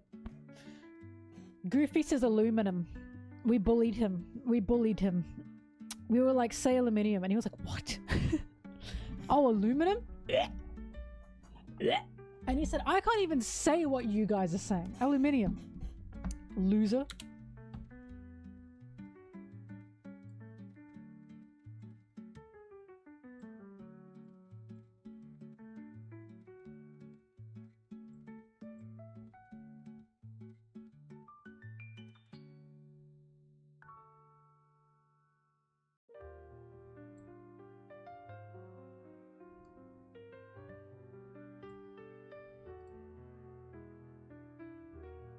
Tomorrow when the war began, she hadn't... Was she Aussie? Who are you talking about? Do you know the character? I'm looking up girl. I forgot about that.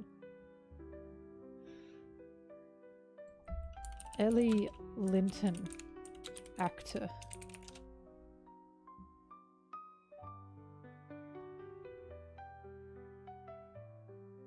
I'm gonna look up a clip because I don't know what she sounds like.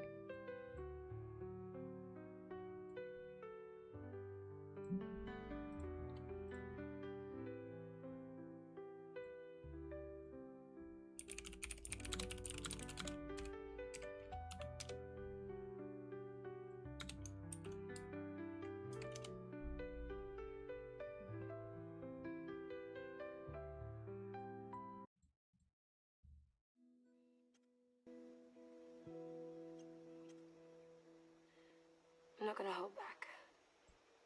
I warn the others that I wouldn't. Recording it like this, it's Oh, she's posh. it's so important to us. She's posh. I guess it's our way of telling ourselves that we matter. She's probably from where I am or around where I am. That we mean something. Maybe. Does she actually have that accent or is she putting that on? for the movie. Where's she from?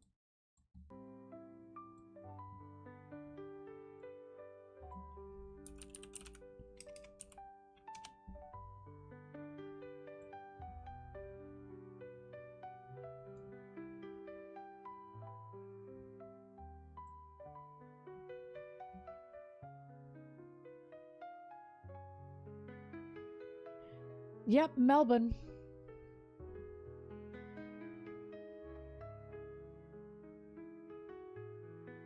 And she was in the Australian Girls Choir. Oh, yeah. Yeah, she's posh. She's got a posh accent.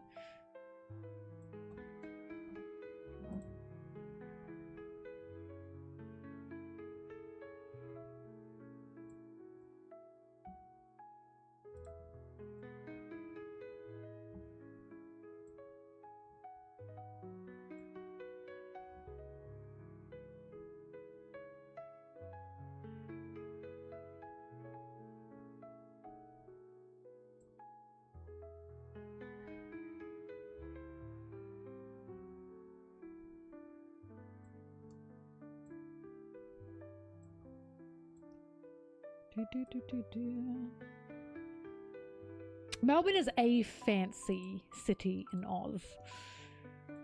Depends where you come from in Melbourne, honestly. Well, I guess Melbourne is the city and then Victoria is the state. So it depends where you come from in Victoria. It's even called Victoria, so of course it's fancy. I say as I'm from South Australia, that's pretty fancy. But it also depends where you're from.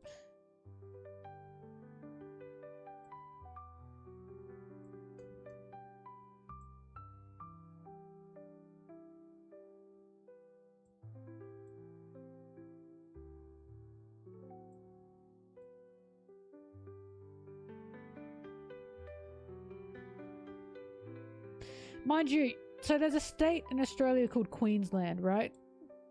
And you'd think a place called Queensland would be posh, right?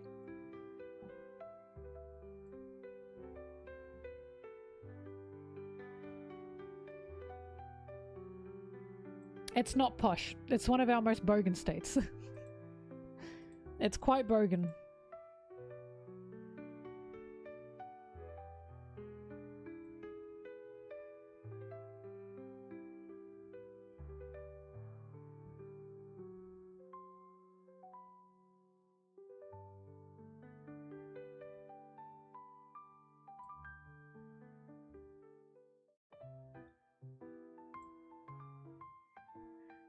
Look how much I have left.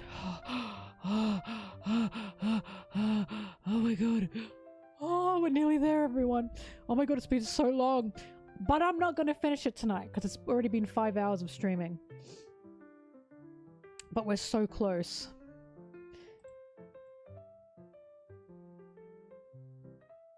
Oh my god, my fringe. Look how greasy it is. Maybe you can't tell. Or maybe you can. I don't know. Alright. So...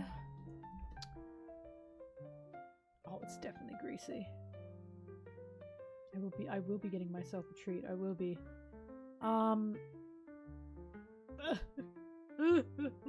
Don't say horrible mean things to me. I'm sensitive. Anyway, I gotta turn off the music. Alright, I'm definitely streaming again tomorrow. Tomorrow will definitely... I can take this off now. Tomorrow will definitely be, the day. Oh my god, it's so greasy. Tomorrow will definitely be the day. Tomorrow is the day that this... Tomorrow... Don't look at that. Tomorrow will be the day that this gets finished. Okay? I will definitely be streaming. I don't know what time because I can tell I'm going to get to bed very late tonight because I'm all over the place as in energy wise. I had such a big sleep last night. But yeah, I'll see you tomorrow for a completion stream. Won't that be fun? Alright, I'm going to my box. Do you like that sound? That's my big bulbous brain that you're hearing. Right? Not hollow at all. There's a lot of meat in there. But I'm losing brain cells. All right. Thank you, everyone. I'm going crazy in my cell. Thank you, everyone. I appreciate it. Thank you for the subs. Thank you for the donations. It's always very kind. Dragon is not here right now, but he keeps funding me, and I think that's a good sign. And yeah, I will see you guys tomorrow. Bye bye. Bye bye bye bye bye bye bye bye.